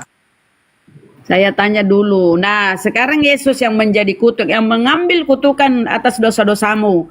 Kau Udah yang di-mute. maling, kau dengar dulu. Kau yang maling, kau yang berzina, kau yang bersundal, Tuhanmu yang harus mati terkutuk. Begitu. Hebat kali Ya itulah kalian. beda Tuhan Kristen. Bedanya itu. Hebat kali kalian. Kau yang maling, kau yang bersundal, kau berzina, kau nyolong Tuhanmu. Kau nyolong maling ayam, Tuhanmu yang mati terkutuk. Di mana otakmu itu kau simpan? Kau yang maling ayam, Madohe, Tuhanmu yang harus mengambil dosa itu, mengambil kutukan itu. Aduh, apa pula kalian di pikirannya ya? Udah lanjut aja dulu kalian ngobrol. Saya di mute capek saya di mute. Ya. Izin Bunda Rama sebentar. Bang Junaidi bacakan Galatia 3 nomor 13 itu coba yang lengkap. Madohe, coba dibaca dong Galatia 3:13 itu lengkap. Parah kali dia yang berzina, dia maling ayam, Tuhan yang mati terkutuk. Wih. Enak banget. Jadi begini Bandia, Junaidi ini tidak percaya Bible. Jadi Junaidi ini dialah yang menyesatkan LAI. Kalimatnya begini, Makanya Bang dia Junaidi. ubah-ubah isi Kristus Bible. telah menebus kita dari kutuk hukum Taurat. Ini luar biasa. Sejak kapan Yesus mengatakan hukum Taurat itu kutukan? Kalau begitu batal Lukas 10, 25, 26, 27, 28. Yesus mengkonfirmasi ketika ahli Taurat bertanya, "Wahai Tuhan, bagaimanakah aku supaya dapat hidup kekal?" Dijawab oleh Yesus, "Apa yang kau dapati dalam hukum Taurat? Kasihilah Tuhan Allahmu sepenuh hatimu, sepenuh jiwamu, sepenuh akal budimu. Kasihilah sesamamu, katamu itu tepat, hiduplah demikian, niscaya engkau akan hidup." Sejak kapan hukum Taurat itu kutukan? Luar biasa. Tadi lihat apa yang disampaikan oleh Bang Zuma di dalam kitab Daniel itu, menghujat hukum-hukum Tuhan. Gila. Sejak kapan hukum Taurat itu yang diterima Musa 1500 tahun dijalani oleh para nabi? Bahkan Yesus mengatakan bahwa dia datang untuk tidak meniadakan hukum Taurat dan kitab para nabi. Tiba-tiba datang seseorang, ya, dia mengatakan 2 Korintus 11 nomor 17. Baca itu, Bung. Apa kata Paulus? Apa yang aku katakan kepadamu, aku mengatakannya bukan sebagai orang yang menerima firman, tetapi sebagai orang bodoh yang berkeyakinan. Ini mau diterima ini? Mengutuk hukum Tuhan, kemudian mengatakan begini, karena menebus kita dari kutuk hukum Taurat, dengan jalan menjadi kutuk karena kita. Loh, sejak kapan Yesus mengatakan dia terkutuk? Semua tadi sudah dibantah. Ayo dong berpikir kritis kalian itu. Ya, karena Kristen ini kan pengikut Paulus. Di Efesus apa kata Paulus? Dengan matinya Kristus, maka dia membatalkan hukum Taurat dengan segala perintah dan ketentuannya. Jadi Paulus ini dengan ajarannya, supaya laris manis ajarannya, ya dia menghilangkan hukum Taurat dengan mencatut nama Yesus. Tapi Bunda Rahman Afwan, di Anggap Galatia hukum Taurat 3:13 ini saya sedih loh. Hukum Taurat dianggap kutukan. Ngeri Ya, ya. dianggap sampah. Parah ini. Bukan lagi kutukan, sampah, kata Paulus. Jadi teman-teman betul, Kristen Kak Rahma, ya. Sekarang teman-teman Kristen kita ini nggak ada aturan, nggak ada terikat dengan hukum-hukum Tuhan, karena udah bebas. Dosa udah ditebus, maling, berzina, nyolong mangga, nyolong ayam, nyolong duit. Udah ada Tuhan yang jadi tumbal. Sudah ada Tuhan yang sebagai penebus. Wih, ngeri kali bahajarannya. Lanjut. Itu dia Kak Rahma, nih Kristen saya jadi bingung ya. Kalau kita melihat Yesus ini yang sangat taat dengan hukum Taurat. Di dalam Lukas 16 nomor 17, bayangkan coba nih diksinya. Lebih mudah langit dan bumi lenyap daripada satu titik dari hukum Taurat batal. Begitu sakralnya Taurat ini, ya. Sampai taruhannya adalah langit dan bumi hilang. Setitik saja dari hukum Taurat itu dibatalkan.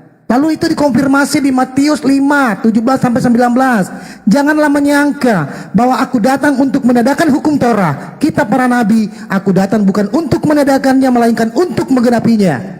Tetapi apa yang terjadi? Segitu gampangnya Paulus menadakan itu semua. Berdasarkan suratnya di Galatia 2 nomor 16. Kamu tahu bahwa tidak seorang pun yang dibenarkan oleh karena melakukan hukum Taurat. Mana yang benar? Yesus taat dengan hukum Taurat. Lebih mudah langit dan bumi lenyap daripada setitik dari hukum Taurat batal, dan saking sakralnya sampai bumi dan langit taruhannya. Tapi Paulus malah lebih hebat daripada ketaatan Yesus itu sendiri.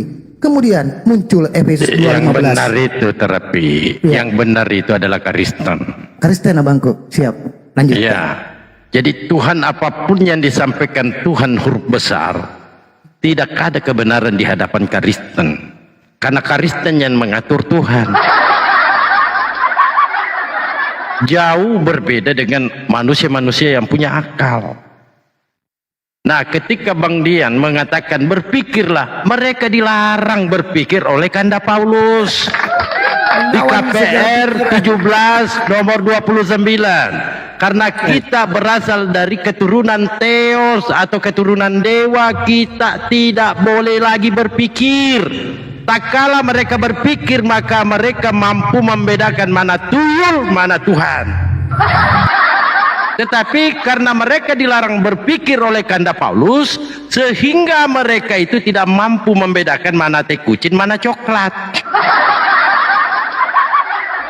Padahal Yesus sudah mengajarkan, kasihilah Tuhan Allahmu segenap akalmu. Nah, sampailah data-data ini kepada Kristen, dibalik akal-akali Tuhanmu, supaya manusia ini dapat menjadi Tuhan dan menebus dosa-dosa kita. Itulah Kristen. Jadok, sabar dulu Dinda, sabar. Jadi Kristen ini, ya, ketika dihadapkan dengan Bible, lumpuh dia punya otak, lumpuh. Yesus mengajarkan untuk menggunakan akal budi. Jangan lari Dindaku. Lari di Kanda. Bang Galbo, menarik yang disampaikan Guru Ndazuma kemarin ya. Yohanes 5:31. Kalau aku bersaksi tentang diriku, maka persaksianku tidak benar. Sementara kesaksian Paulus yang sopo itu, bapaknya siapa nggak jelas. Pokoknya nggak ada harganya Yesus itu di mata Kristen, Bang. Apapun ucapan Yesus, yang lebih tahu itu adalah Kristen. Sos, nggak perlu kau bersaksi, Sos. Saya yang mengaturnya. Itulah Kristen.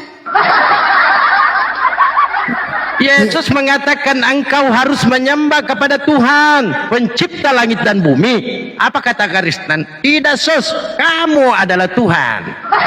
Kami sudah melantikmu jadi Tuhan. Itulah Kristen. Makanya Bang Dalbo, Bang Dalbo yang menarik itu sekali kau di Bang Dian. atas macam-macam kompong. Yang menarik itu yang disampaikan Gerunda Bang Suma itu yang selalu saya pegang kuat itu ya untuk menghadapi Oten Bang Dian. Ada kan mereka ini Kristen ini kan lebih cenderung percaya sekali dengan ucapan Yohanes. Dalam Yohanes 1:1 padahalnya itu kan awal di dalam nas Injil Yohanes awal baru diterapkannya kan gitu. Kemudian menggagas Yesus sebagai firman itu kan gitu. Makanya Yesus sampai mengatakan ada kesaksian yang lebih penting daripada kesaksian Yohanes. Jadi Yohanes ini nggak dianggap penting untuk Yesus. Selamat datang di kebetulan. Silakan. Makanya Kristen juga menganggap Yesus nggak penting kesaksiannya. Iya. Yesus menganggap kesaksiannya Yohanes ini tidak penting. Datanglah Kristen. Lebih-lebih kau, Sos, nggak penting kesaksianmu. Pokoknya kau Tuhan. Pokoknya kau tebus dosa saya. Itulah Kristen. Bayangkan, Bang Dalbo, mau masuk surga, masuk akal saja kagak, Tante. Gimana coba berpikir? Masa saya suruh berpikir lagi Kristennya? Ya teman-temannya yang dibawa coba berpikir, bukan Kristennya. Coba berpikir teman-teman, Adam, Hawa hanya melakukan satu pelanggaran. Dikeluarkan dari Taman Eden, diusir dari kerajaan sorga. Hanya melakukan satu pelanggaran, ada gerombolan, semua hukum-hukum Tuhan, semua perintah Tuhan dilanggar. Jangan makan babi, malah disate babinya. Harus bersunat, malah diperpanjang kulupnya. Tiba-tiba mau masuk surga. Saya kemari diajak, Dalbo, kamu bertobat. Oke, saya ikuti narasinya. Oke, saya bertobat. Setelah saya bertobat, siapa yang aku tuhankan?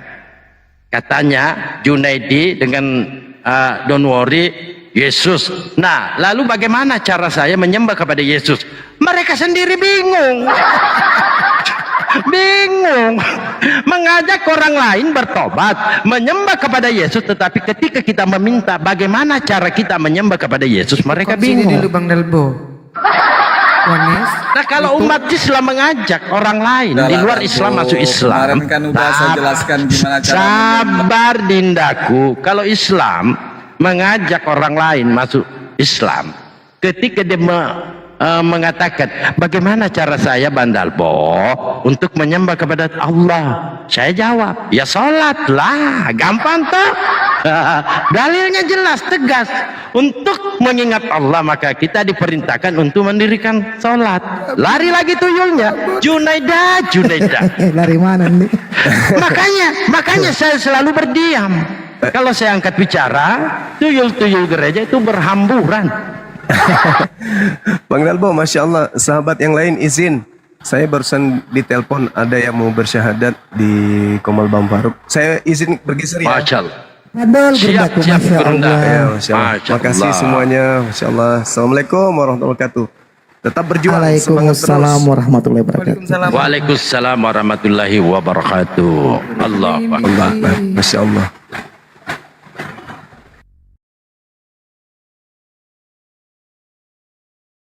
Kan ya makanya saya gak usah banyak tanya ke beliau lah, biarkan Abang Zuma nanti yang bertanya ya, biar jangan berulang abangku. Terkadang nanti kan teman-teman yang nonton ataupun abangnya sendiri kan Bang Marinus kan kalau ditanya berulang-ulang kan bosan juga dia. Biar Bang Zuma aja kan, biar ada obrolannya. Siap Sultan Sabah. Kalau boleh tahu ini Bang, apa Bang Marinus? Ya, dia kalau Boy. Bang Marinus. Ya. Iya. Orang tua masih ada, Bang Marinus.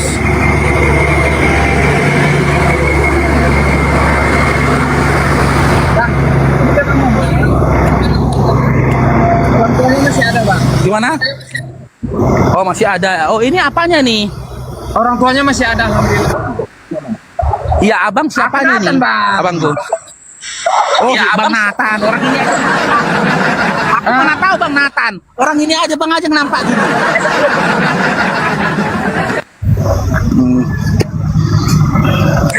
Orang tuanya masih ada, Bang. Ya, respon orang tua gimana? Gini, Bang, gini. Gini, biar aku ngobrol dulu, Bang, ya. Kami ini kan Iya. di rumah orang tuanya sama dia. Udah. Jadi orang tuanya ada di sini, Bang. Kan kutanya sama orang tuanya, boleh nggak? Sebelumnya anaknya setuju kalau dia memeluk Islam. Jadi kutanya sama orang tuanya, orang tua itu juga nggak masalah kalau dia memeluk Islam. Gitu. Tidak masalah kan? Ya. Ini orang tuanya, Bang. Oh, Masya Allah. Selamat pagi Namboru. Ya, selamat pagi. Sehat Namboru? Oh, sehat. Oh, ini si Marintinus katanya mau syahadat. Mau masuk Islam dia. Namboru, gimana Namboru? Iya. Si Martinus mau mengucapkan 2 kalimat syahadat Islam dia. Enggak marah aku, enggak. Oh, kenapa Namboru nggak marah? Gani ku ya, enggak apa-apa. Enggak apa-apa. Oh, kalau Namboru senang, Namboru ikut juga lah ucapkan 2 kalimat syahadat kalau gitu.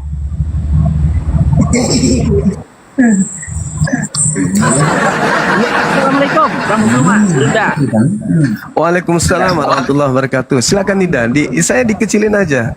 Silakan kayak tadi bagus. Biar di YouTube juga nampak bagus.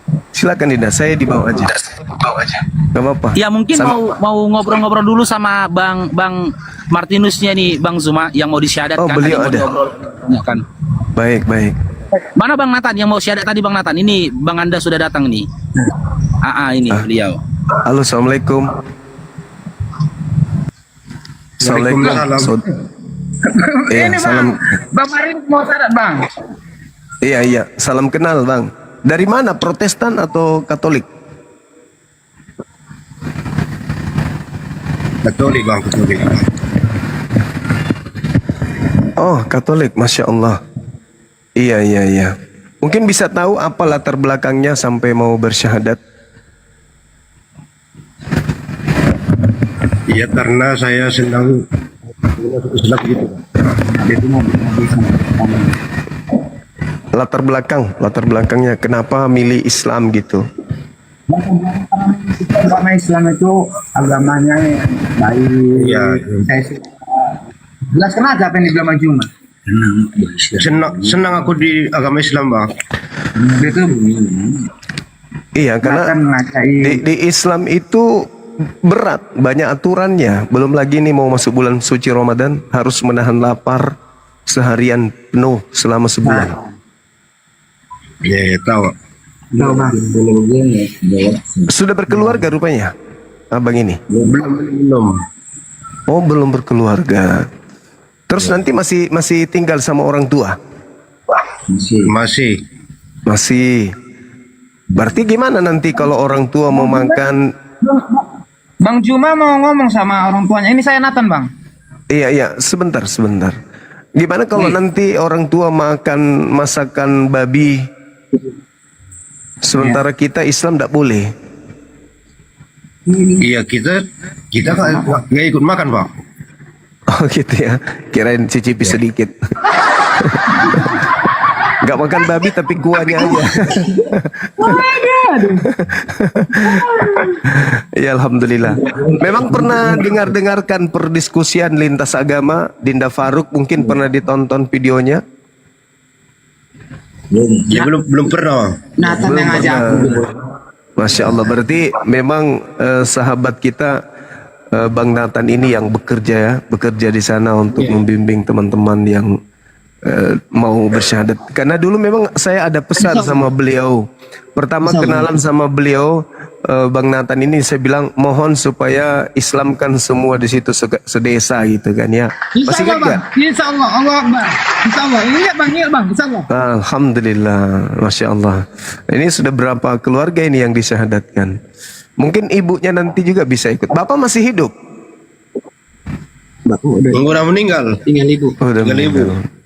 Iya, abang ini memang siap. Ini ibunya bang. Allahu Akbar, Masya Allah. Ya. Tapi masih agama tetangga bang ibunya. Kristen, Protestan atau Katolik? Katolik. Oh, Katolik bang. Katolik. Masih ke gereja ibu? Masih. Salam sama pendeta, nanti ada salam dari Bang Suma bilang. Ya. Ya. Ibu gimana anaknya masuk Islam? Apa ibu nggak marah kalau anaknya? Aku nggak marah, enggak.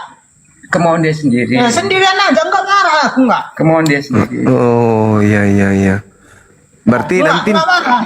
berarti ibu nanti ke gereja sendiri aja gitu ya? Ya. Enggak apa-apa.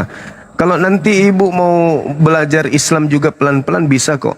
Kalau ibu mau belajar Islam. Kita nanti belum lah. Nanti lah. Iya. Nanti kalau bisa teman-teman di gereja diajarkan untuk belajar Islam pelan-pelan kan gitu. Iya.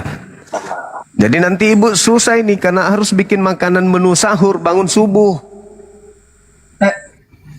Enggak, aku beli nanti. Oh, dibeli aja. Iya, Masya Allah. Berarti enggaknya makan babi nanti. Enggak. Nanti masuk Islam anakku enggak aku beli lagi bagi enggak. Masya Allah, makasih banyak ibu. Ini ibu yang baik. Dan tugas sebagai seorang anak kepada ibunya ketika dia masuk Islam itu 2 kali lebih daripada pengabdiannya. Harus benar-benar mengabdi ke ibunya, mencintai ibunya, merawat ibunya, apapun itu. Kecuali mengajak masuk kembali ke Kristen itu nggak boleh. Tapi hubungan yang lain wajib hukumnya anak mencium telapak kaki ibunya, nggak boleh tidak. Harus mencintai ibunya, tidak bisa tidak. Beda akidah boleh. Walaupun beda agama kan bang? Iya, di Islam itu nggak boleh kemudian menyakiti hati ibu, meskipun beda keyakinan. Lain cerita kalau ibu mengajak kita untuk pindah kembali ke agama lama, kita nggak boleh taat ke satu poin itu. Tapi poin yang lain, menafkahi, menjaga, merawat, melindungi, mengayomi, menghormati, mencintai, itu wajib hukumnya dalam Islam. Meskipun ibu beda agama, nggak boleh tidak. Tidak boleh berkata kasar ke ibu, nggak boleh nada suaranya lebih tinggi dari ibunya, nggak boleh duduk di atas kursi ibunya di lantai, itu nggak boleh. Nggak boleh dia tidur di atas kursi, di atas kasur ibunya di bawah, itu nggak boleh, haram, nggak boleh. Harus diperlakukan ibu itu sebagai raja. Itu Islam itu begitu, nggak boleh meskipun beda akidah. Jadi kalau diajarkan yang lain silakan, tapi kalau ibunya minta ayo nak kita ke gereja, itu nggak boleh. Tapi kalau yang lain, ibu minta dinafkahi, ibu minta disayangi, diberi makan, itu wajib hukumnya dalam Islam, nggak boleh tidak. Ya bang, baik bang. Ya, oke. Oke bang. Siap. Ini bang, sama bang lagi bang. Iya. Mungkin sudah siap untuk bersyahadat barangkali.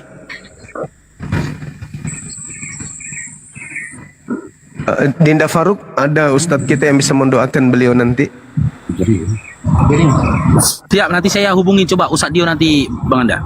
Baik Dinda. Jadi berbahagialah saudara kami yang sudah sampai kepada poin hidayah. Karena hidayah itu artinya lembut ya. Bagaimana Anda melembutkan hati untuk menerima agama Islam. Karena Islam itu syarat dengan aturan. Tetapi indahnya di Islam itu, semua prosesi ibadah yang kita lakukan itu ada dasar perintahnya. Ada dasar perintahnya. Dan indahnya di Islam itu jaminan surganya itu jelas sekali.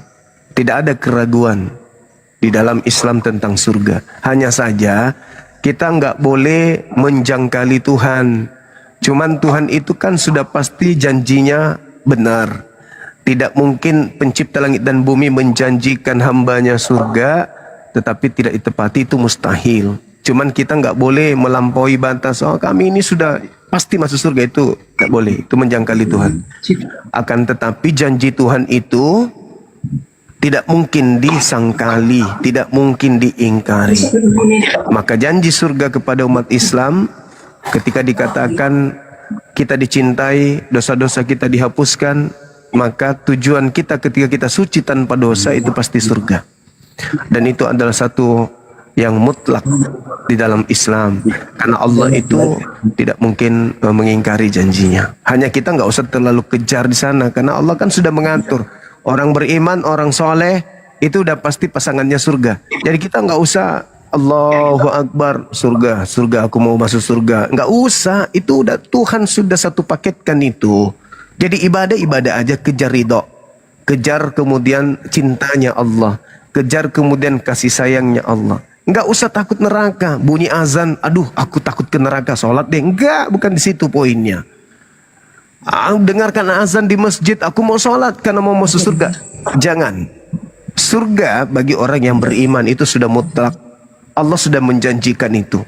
Neraka tidak akan menyentuh orang beriman. Jadi tidak usah takut kepada neraka. Dekatkan aja diri kepada Allah. Ikhlas. Ikhlas menyembah kepada Allah. Mau neraka, mau surga, itu urusan Allah. Ketika ada panggilan, Allahu Akbar, Allahu Akbar, salat. Tidak perlu takut neraka, tidak perlu takut surga. Kenapa mau masuk surga? Kenapa? Karena sang pemilik sudah kita dekat sama dia. Kita tidak perlu lagi takut ke neraka. Kenapa? Sang pemiliknya dekat dengan kita. Ketika kita dekat dengan sang pemilik surga dan sang pemilik neraka, maka sang pemiliknya tahu kemana hambanya ini akan ditaruhnya, di neraka apa di surga. Jadi kita nggak usah ngatur, kita nggak usah ibadah hanya karena takut surga, takut neraka dan ingin surga, nggak perlu. Dekati Allah saja semata. Ikhlas, ridho kepada Allah. Kenapa? Karena kalau kita ibadah menginginkan surga, ada masa di mana nanti kita akan berkata, oh ini sholatku ini sudah banyak, tidak pernah saya tinggalkan, zakatku sudah banyak, amalan-amalan baikku sudah banyak, ini sudah pasti surga. Tidak boleh, itu takabur. Begitu juga, aku ini sudah bertobat, tidak lagi melakukan dosa, mataku sudah terjaga, lisanku sudah terjaga, tidak pernah lagi saya melakukan maksiat, saya pasti sudah jauh dari neraka. Tidak boleh. Cukup hanya ibadah kepada Allah saja. Mengenai surga nerakanya serahkan kepada Allah. Karena Allah itu maha benar. Tidak mungkin Allah itu tidak mengganjar hambanya dengan hal yang sesuai dengan perbuatannya.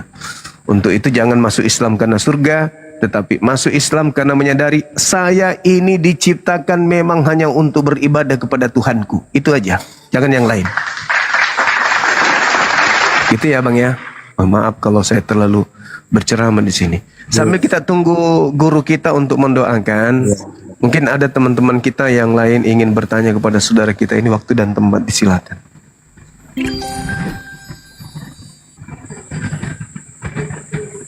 Assalamualaikum warahmatullahi wabarakatuh semuanya yang baru hadir. Waalaikumsalam warahmatullahi wabarakatuh. Mungkin ini pengembara ini juga Anda, ini 3 minggu yang lalu, baru 1 bulan ya. Sebulan dan 3 minggu yang lalu juga saudara baru kita yang bersyahadat nih. Ya, assalamualaikum pengembara Andi Bala, Bang Mahadewa, Alif. Assalamualaikum. Waalaikumsalam warahmatullahi wabarakatuh. Bang Juma, Bang Ki. Iya Dinda, ini Mahadewa mau syahadat juga kan?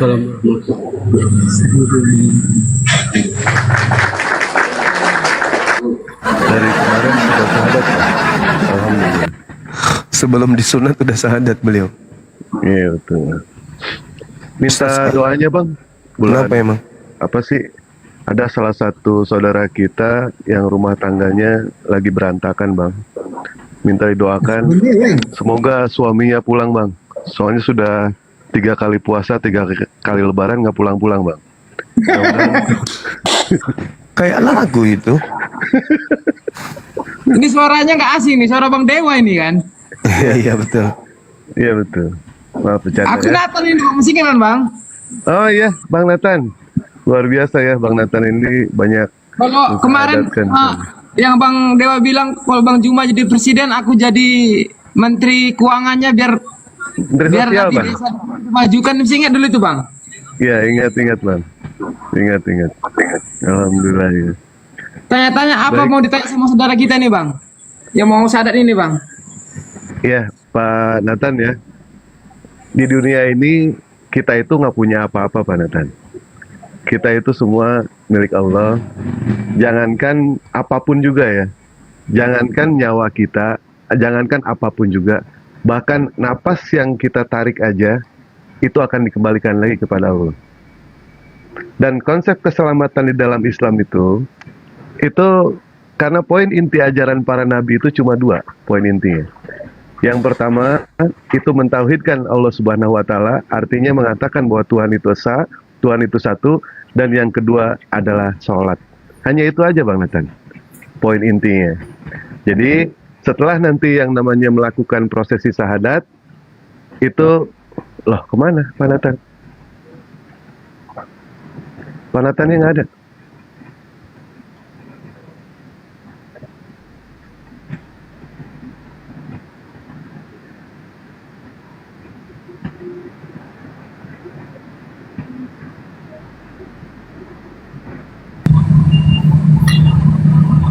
Loh, kemana Bang Nathan ya Bang?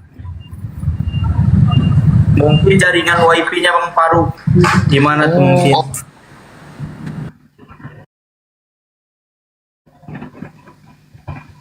Takutnya kena tombak itu, karena tadi dia tunjukkan KTP tadi. Bentar aku telepon lagi ya. Bisa jadi kalau tunjukkan KTP identitas bisa jadi.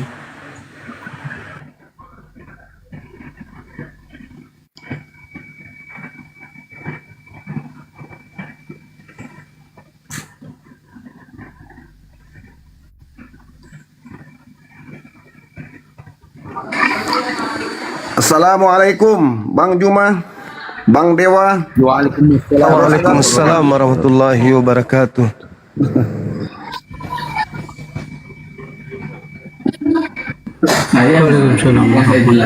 Paketnya pun mati. Ya silakan Bang Pengembara, mungkin ada yang mau disampaikan ke Bang semuanya Bangku. Silakan, nih. Baik Leko. Tapi ini saya mau berangkat ke masjid ini, mau sekalian mengaji dulu ini Bang Faruk. Wah, Banyak keren info yang kali mau Bang. saya kaji dulu. Masya Allah. Beliau mu'alaf kan ya? Iya Bang Juma. Iya, mualaf Bang. Dari mana? Dulu Medan? nih, dulu beliau ini aktif di debat dulu. Jadi pendebat Kristen beliau. Oh, Allahu Akbar. Mungkin sama Abang pernah debat. Ya pernah lah, berdebat sama Bang Zuma. Pernah Leko. Kita dulu mata elang dulu Leko. Oh, mata elang. Ya. Saya dulu Iya, iya. paling penghujat dulu Bang. Tapi sekarang Iya, saya iya. sadar Bang. Alhamdulillahirabbil alamin. Masyaallah. Ini saya sudah ditelepon Ustaz, saya mau mengaji dulu di masjid. Allahu Belajar Akbar. dulu, Bang Juma. Lanjutkan. Insyaallah istiqomah. Assalamualaikum warahmatullahi wabarakatuh.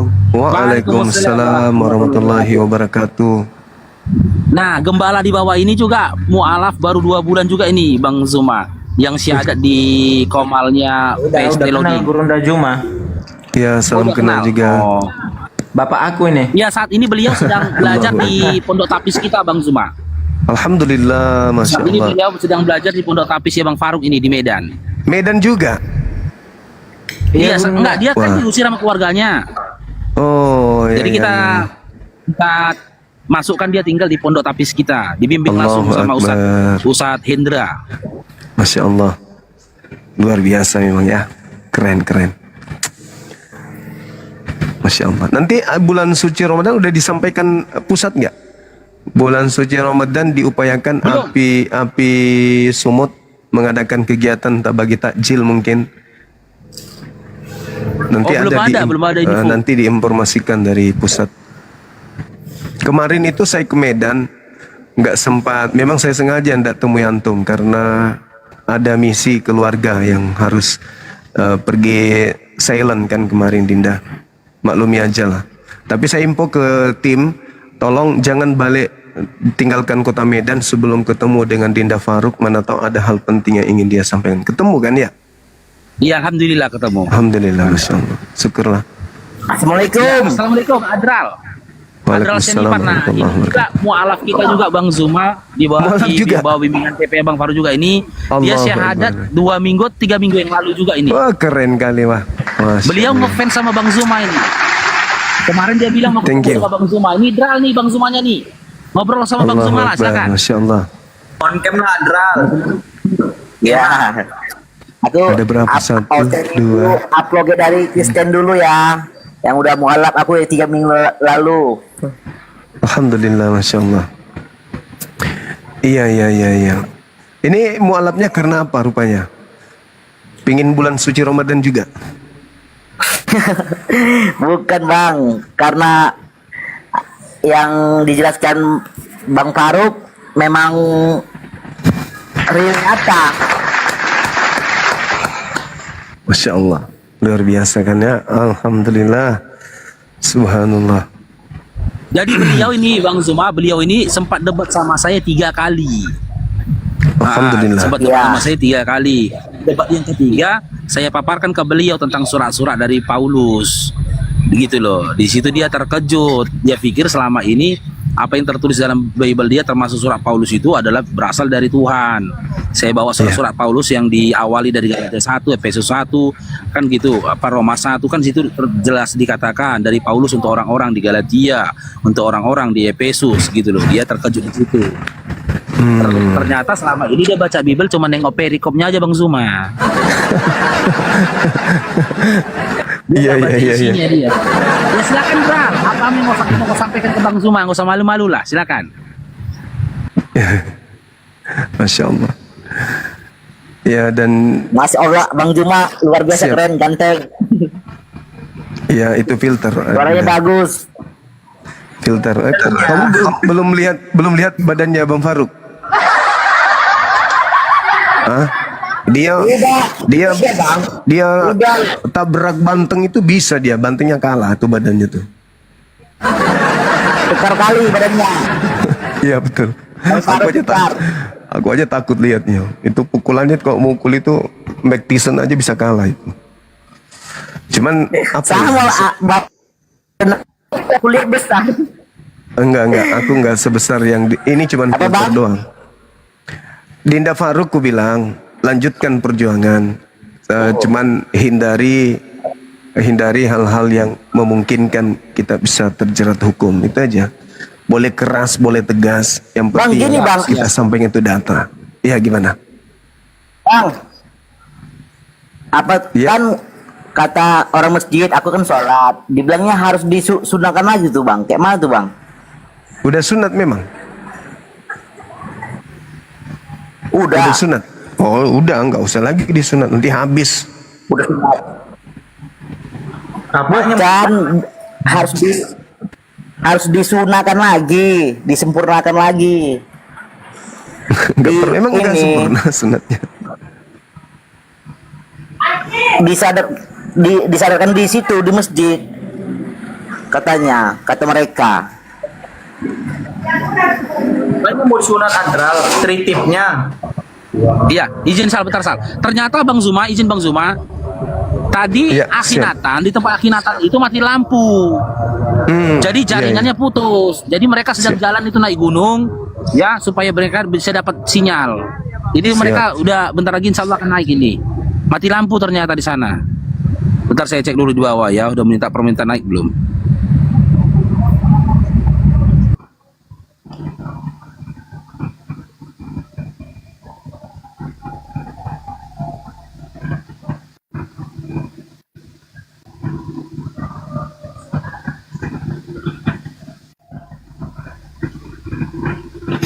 Ini habis Jumatan saya dipanggil guru-guru kumpulan profesor yang ada di kampus Universitas Hasanuddin. Udah lama sih janjian, tapi saya nggak enak, saya nanti kualat kalau guru para profesor memanggil kita untuk makan siang, kita nggak hadir itu kualat nanti kita.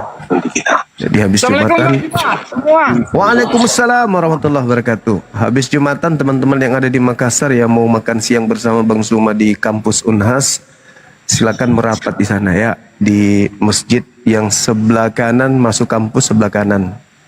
Kita di situ ngumpul beberapa guru, beberapa profesor, guru besar dari Universitas Hasanuddin yang pingin makan siang. Silakan ke sana. Ya, gimana? Guru kita sudah hadir nggak? Ini sudah mau Jumatan di sini. Tadi gini bang, tadi mati lampu bang. Suruh aku Siap. jelasin bang. Tadi mati lampu, jadi mati juga wifi-nya. Kan sini wifi-nya beli 5.000 gitu per 5 jam, tak 10.000 gitu. Jadi saya naik gunung ini bang, di atas sekarang posisinya bang. Bagus, di atas gunung, bagus. Yang mau syahadat izin sudah Bang ada? Zuma untuk ya Ini, Bang. untuk izin Bang Zuma untuk Ustadz yang doakan di sebelahnya Alif ini itu nanti ada Ustadz kita Ustadz Hendra Bang Zuma. Insya Allah nanti beliau yang mendoakan mualaf kita ini. Karena Ustadz Dio saya telepon nggak aktif nomor WA-nya Bang Zuma. Oke, baik. Oh, Masya Allah di atas gunung Bang. Masya Allah. Iya mati lampu bang, mati lampu. Jadi naik gunung lah cari jaringan. Gak ada jaringan di kampung, pakai jaringan data nggak bisa. Bagus. Ini kayak di gunung ya kan ya? Kayak di bukit Golgota lah mungkin kayak kalau masa dulu ya. Bisa Kita kan? bisa mulai Dinda. Soalnya Jumat. Dinda Faruk. Iya, tafadhol Bang. Oke, baik. Masya Allah, sahabat-sahabat dimanapun berada, kita menjadi saksi hari ini. Salah satu saudara kita dari Protestan ya, yang ingin Katolik yang ingin bersyahadat. Kita menjadi saksi di hadapan Allah. Beliau berikrar tiada Tuhan selain Allah dan Nabi Muhammad adalah Rasul utusan Allah. Baik, saudara, silakan tangannya simbol tauhid. Ikuti Satu bang tangan. Jumes.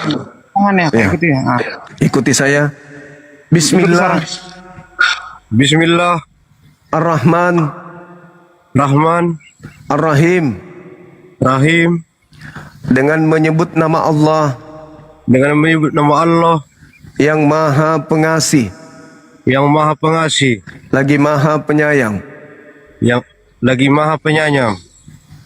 Asyhadu Asyhadu Allah Allah ilaha ilaha illallah illallah wa asyhadu wasyhadu wa asyhadu wa asyhadu anna anna Muhammadan Muhammadan Rasulullah.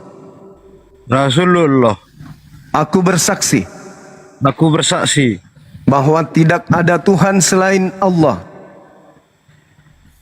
dan bahwa tidak ada Tuhan tidak ada Tuhan selain Allah, dan aku bersaksi bahwa Nabi Muhammad dan bahwa Nabi Muhammad adalah Rasul utusan Allah. adalah utusan Allah. Rasul utusan Allah. Rasul utusan Allah.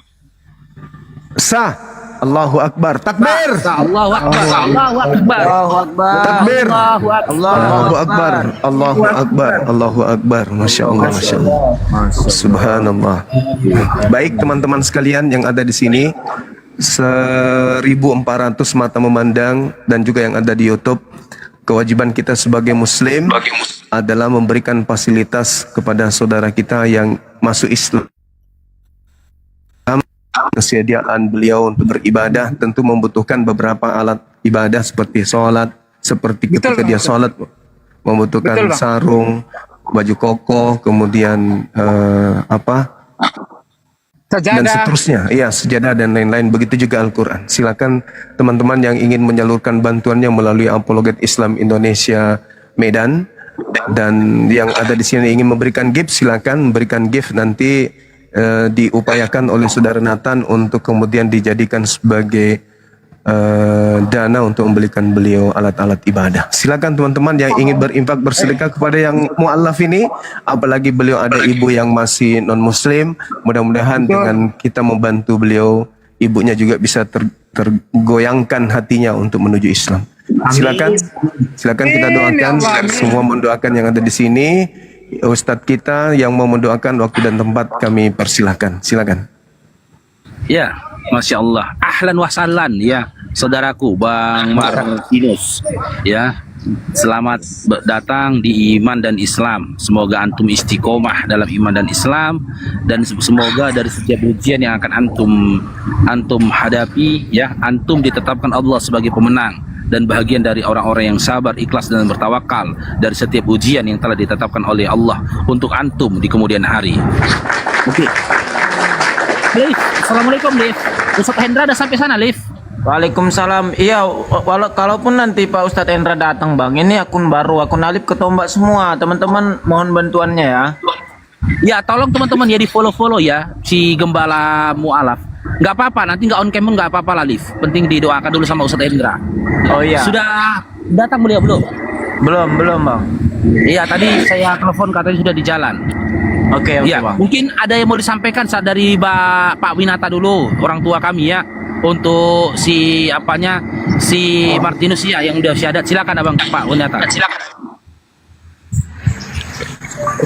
Ya, assalamualaikum warahmatullahi wabarakatuh semuanya. Bang Martius udah disunat belum? Udah bang. Udah, alhamdulillah. Bang. Ya, Dulu waktu kecil bang, dulu kecil dulu katanya bang. Segera disunat. Insya Allah. Alhamdulillah udah bang. Iya. Kalau sudah alhamdulillah. Kalau belum insya Allah kami siapkan dananya untuk pelaksanaan sunat. Gitu. Bang Faruk, kalau enggak ini aja nanti diganti pakai hadiah bingkisan ya buat yang mualaf. Alhamdulillah. Saya kira gitu Bang Faruk. Makasih Terima Pak. kasih Pak. Bapak siapa tadi itu yang ngomong? Bapak Dwi Nata. Siap, sama-sama. Saya Winata. Pak Winata. Makasih Pak ya. Winata. Terima kasih Pak.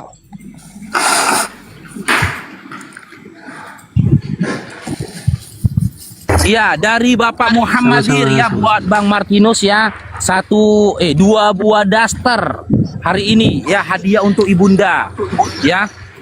Dua buah daster untuk ibunya Bang Martinus nanti ya. Nanti kasih alamatnya sama nama penerimanya. Insya Allah siang ini kita kirim dasternya ya. Jadi inilah salah satu rahmat keberkahannya Islam itu tadi. Ketika anaknya bersyahadat pun, ibundanya inilah hadiah dari keikhlasan ibundanya. Jadi ibundanya itu bisa tetap mendapatkan hadiah dari keberkahan anaknya. Ya teman-teman ya, doanya nanti kita tunggu Ustadz Hendra teman-teman ya. Beliau guru Bang Faruk juga, Ustadz Hendranya. Izin ya. Bang, baru nyampe Pak Ustadz.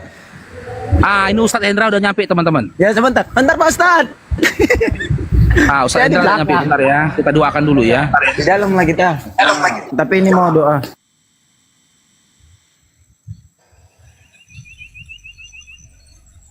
Kan nggak hilang jaringan kan, Leng? Hilang kayaknya. Enggak lah, hilang juga jaringan. Masa hilang lagi? Udah naik gunung kita loh. Enggak hilang. Jelas kok. Jelas jaringannya, jelas. Iya. Assalamualaikum Ustadz Hendra. Bang, kata Pak Ustadz pakai. Di mana? Iya, Pak Ustadz udah nyampe. Ya. Bentar ya saya. Tapi kita nggak bisa buka kamera. Kenapa? Akun baru, akunku tombak lagi. Udah.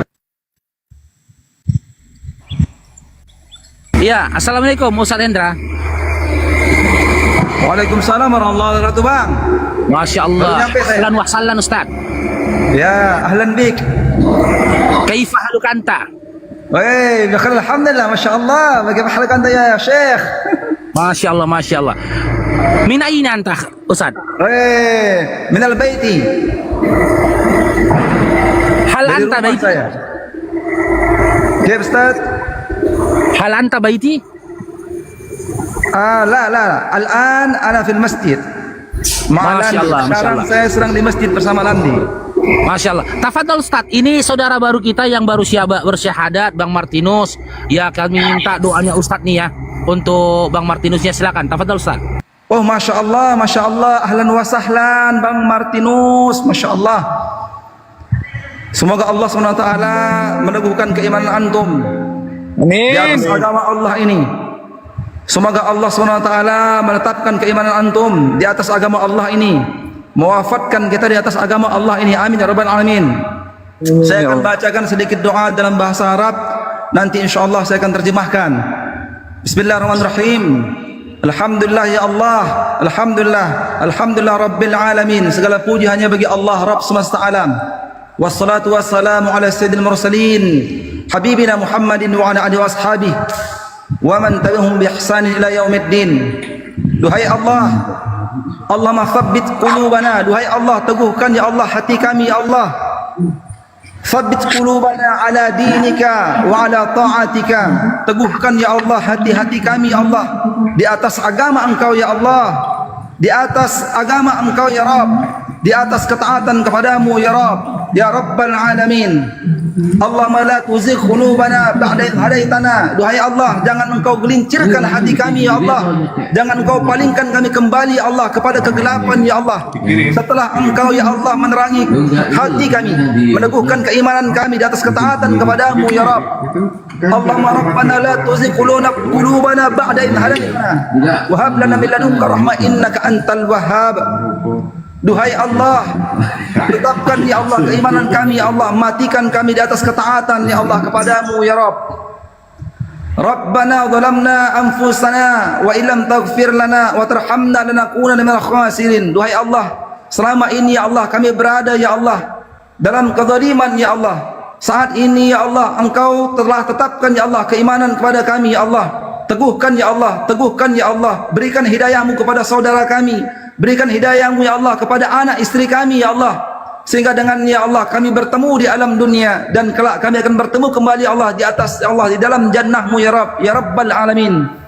Allahumma habib ilainal iman. Duhai Allah, tanamkan rasa cinta ke dalam hati kami ya Allah kepada keimanan kepadamu ya Rabb, dan jauhkan hati kami ya Allah untuk kembali ya Allah kepada kemaksiatan, untuk kembali kepada kefasikan, untuk kembali kepada kekafiran ya Allah. Jauhkan hati kami ya Allah dari hal itu ya Allah. Duhai Allah, matikan kami ya Allah, kumpulkan kami ya Allah sebagaimana Engkau mematikan ya Allah orang-orang salih, sebagaimana Engkau mengumpulkan ya Allah orang-orang salih di sisimu ya Allah. Ya Allah, banyak pinta ya Allah di hari Jumat ini ya Allah, di hari yang penuh dengan kebaikan ini ya Allah, yang ingin kami lantunkan, yang ingin kami pintakan kepadamu ya Allah. Tentu Engkau maha mengetahui ya Allah akan hal itu ya Allah. Berikan kebaikan-kebaikan kepada kami, berikan kebaikan khususnya Allah kepada saudara kami yang hari ini ya Allah telah menetapkan keimanannya kepadamu ya Allah. Teguhkan ya Allah, jaga ia ya Allah, bimbing ia ke jalanmu yang lurus ya Rabb. Rabbana atina fid dunya hasanah wa fil akhirati hasanah wa qina adzaban nar. Alhamdulillah abangda kami yang hari ini abang sudah bersama dengan kami, status abang sama dengan kami, sama-sama telah beriman kepada Allah. Berjuanglah, teguhlah dalam keimanan. Hari ini jalan yang abang pilih, jalan yang telah abang tetapkan untuk beriman kepada Allah adalah jalan yang Allah ridhoi. Agama yang tidak ada satupun agama yang mampu untuk membantah kebenarannya. Maka dari itu teguhlah dalam keimanan, kokohlah dalam ketaatan kepada Allah. Mulai belajar pelan-pelan. Sebagaimana hari ini abang dah bersama saya ini ada Landi namanya. Saudara kita Landi ini Alif namanya, Alif sekarang ya. Dulu namanya Landi, sekarang Alif. Beliau ini sekarang berada di pondok pesantren kita, pondok pesantren Bang Faruk.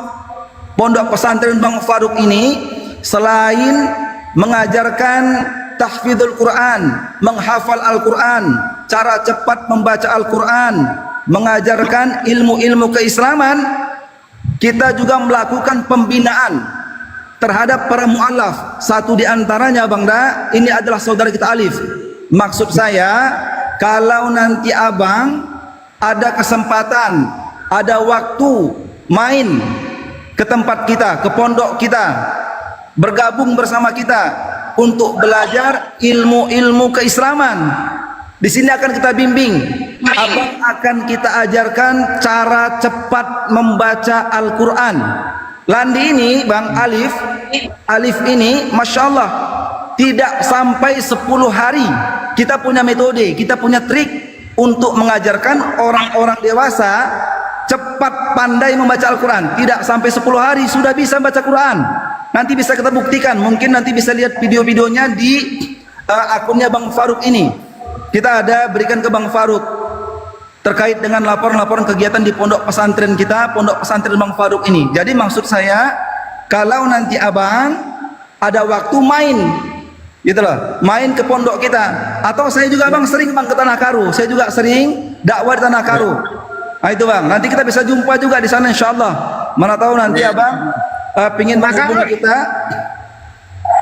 kita bisa ketemu di sana. Saya sering di apa namanya itu, tempat pemandian air panas itu bang. Saya sering ke sana. Debu-debu. Debu. Itu di sana ada Islamic Center kita bang. Oh iya. Di Laulas bang. Ya. Betul. Nanti abang bisa kontak-kontak juga dengan Bang Faruk. Bisa tanya dengan Bang Faruk.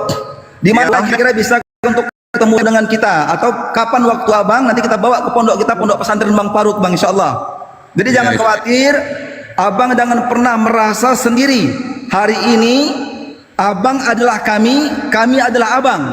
Artinya kami siap bersama-sama dengan abang untuk berdiri di atas ketaatan kepada Allah SWT.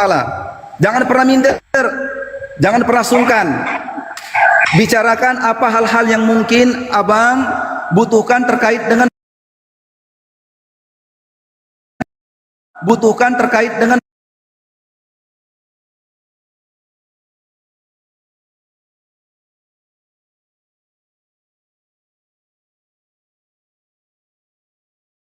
insya Allah. Begitu mungkin bang Faruk. Masya Allah, syukran Ustaz, syukran. Barakallahu fikum, jazakumullah khair. Baik, insya Allah bang. Ya mungkin dari mungkin di sini Bang Faruk sampaikan juga ya. Nanti Bang Nathan. Ya bang.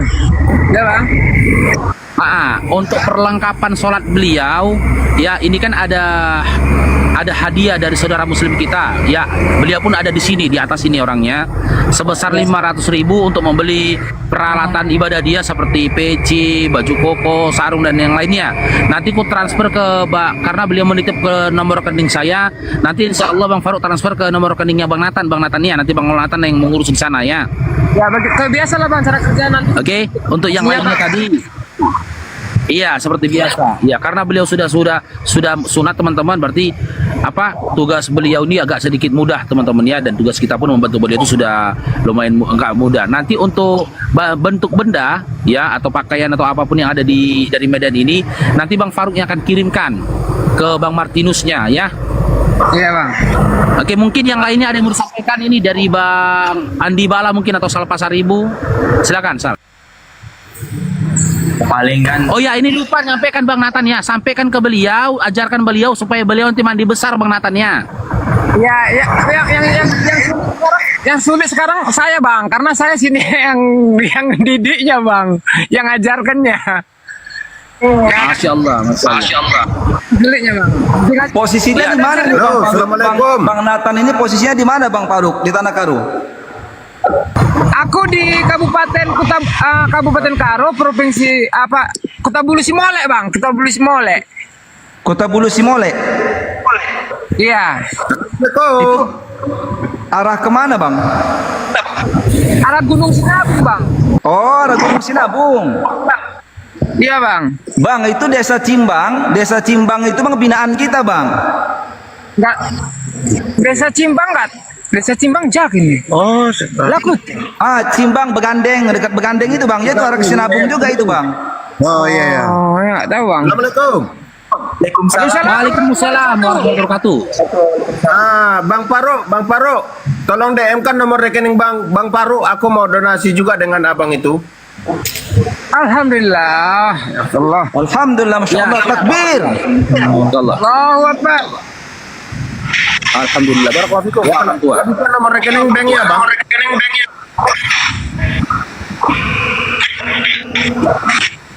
Itu ya. Ya bang. Halo. Ya insya Allah Pak, ini saya kirim ini Pak, insya Allah. Nomor rekening ya bang, jangan dana ya. Pak, iya Pak. Baik Pak. Biar di chat Bang Faruk. Ya paling yang kita sampaikan hanya doa lah. Bunda Minawati. Saling mendoakan Bang. Sudah Pak, Siapa sudah namanya? Pak, orang tua sudah. Siap. Bunda nggak mau naik. Siap. Minawati di bawah ini. Nah, ini deh. Alhamdulillah. Bang, kalau misalkan Yang susah ini saya di sini Bang, pasangan didik mandi wajib dulu Bang. Udah mandi wajib. Nanti selama mandi wajib saya ajarkan tata cara untuk berwudu dulu Bang. Nanti maghrib dulu nanti. Kalau bisa Jumat ini berlangsung nanti. Waalaikumsalam warahmatullahi wabarakatuh, Pak orang tua. Waalaikumsalam.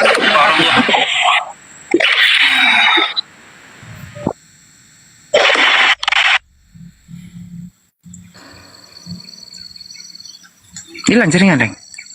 Enggak kan? Ada sih Bang, ada. Ya, Bang Faruk. jadi ya. Izin Nanti Bang, gini aja izin, Bang, Ustadz sebentar, Bang. Hendra.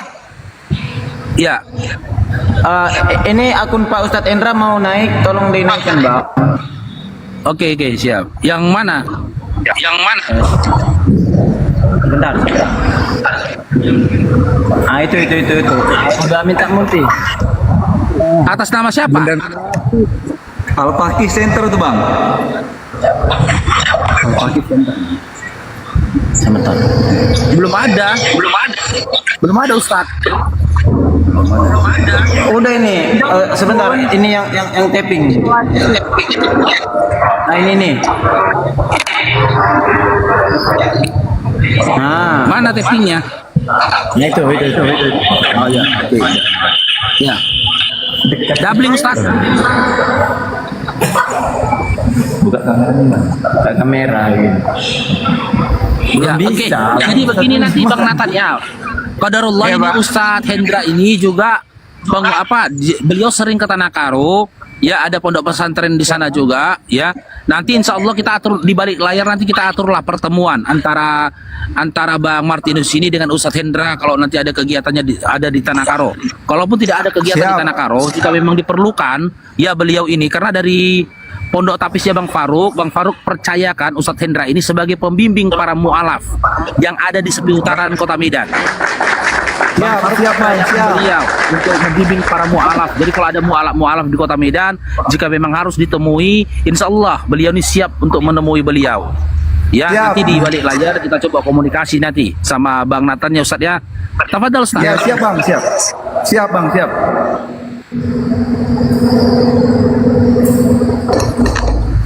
Ya mungkin si Sal, ada lagi Sal, ada yang mau disampaikan Sal? Saya belum bisa buka Ya, palingin cuma bisa mendoakan, asal mendoakan diri anak. Abang juga tetap istiqomah, jangan pernah kembali lagi, apalagi sampai ngikut-ngikut dengan perkataan-perkataan orang-orang nanti. Itu akan banyak ujiannya Bang, akan banyak cobaannya. Yang mereka hujat-hujat, mereka hinakan ke abang tuh bahkan banyak. Makanya kata Allah, kamu akan diperintahkan nanti. Innallaha ma'as-sabirin, kamu terus bersabar gitu. Allah mencintai orang-orang yang bersabar. Nanti abang cukup sabar aja. Apa yang orang hinakan terhadap abang nanti, abang tuh sabar dulu, karena abang belum bisa nanti membantah narasi mereka. Sabar aja dulu. Sampaikan nanti kepada Bang Nathan, sampaikan kepada Bang Faruk, saudara-saudara kita, cerita aja, welcome tuh Bang Faruk, welcome ketika memang abang nanti cerita gitu. Gitu katanya. Kalau ada apa-apa Bang Faruk ngomong bisa nanti. Ya, ada solusi lah. Islam tuh penuh dengan solusi gitulah Pak. Siapa sih nama antum, nggak tahu anak? Marinus kan ya? Marinus. Ini ada satu lagi Bang Faruk. Nih teman-teman yang mau sedekahkan. Aku nih Bang Faruk jual kurma. Jual kurma, yang mau memberikan kepada Bang Martinus silakan boleh beli kurmaku ataupun memberikan kepada pondoknya Bang Faruk ya. Jual kurma Sukari. Gitu.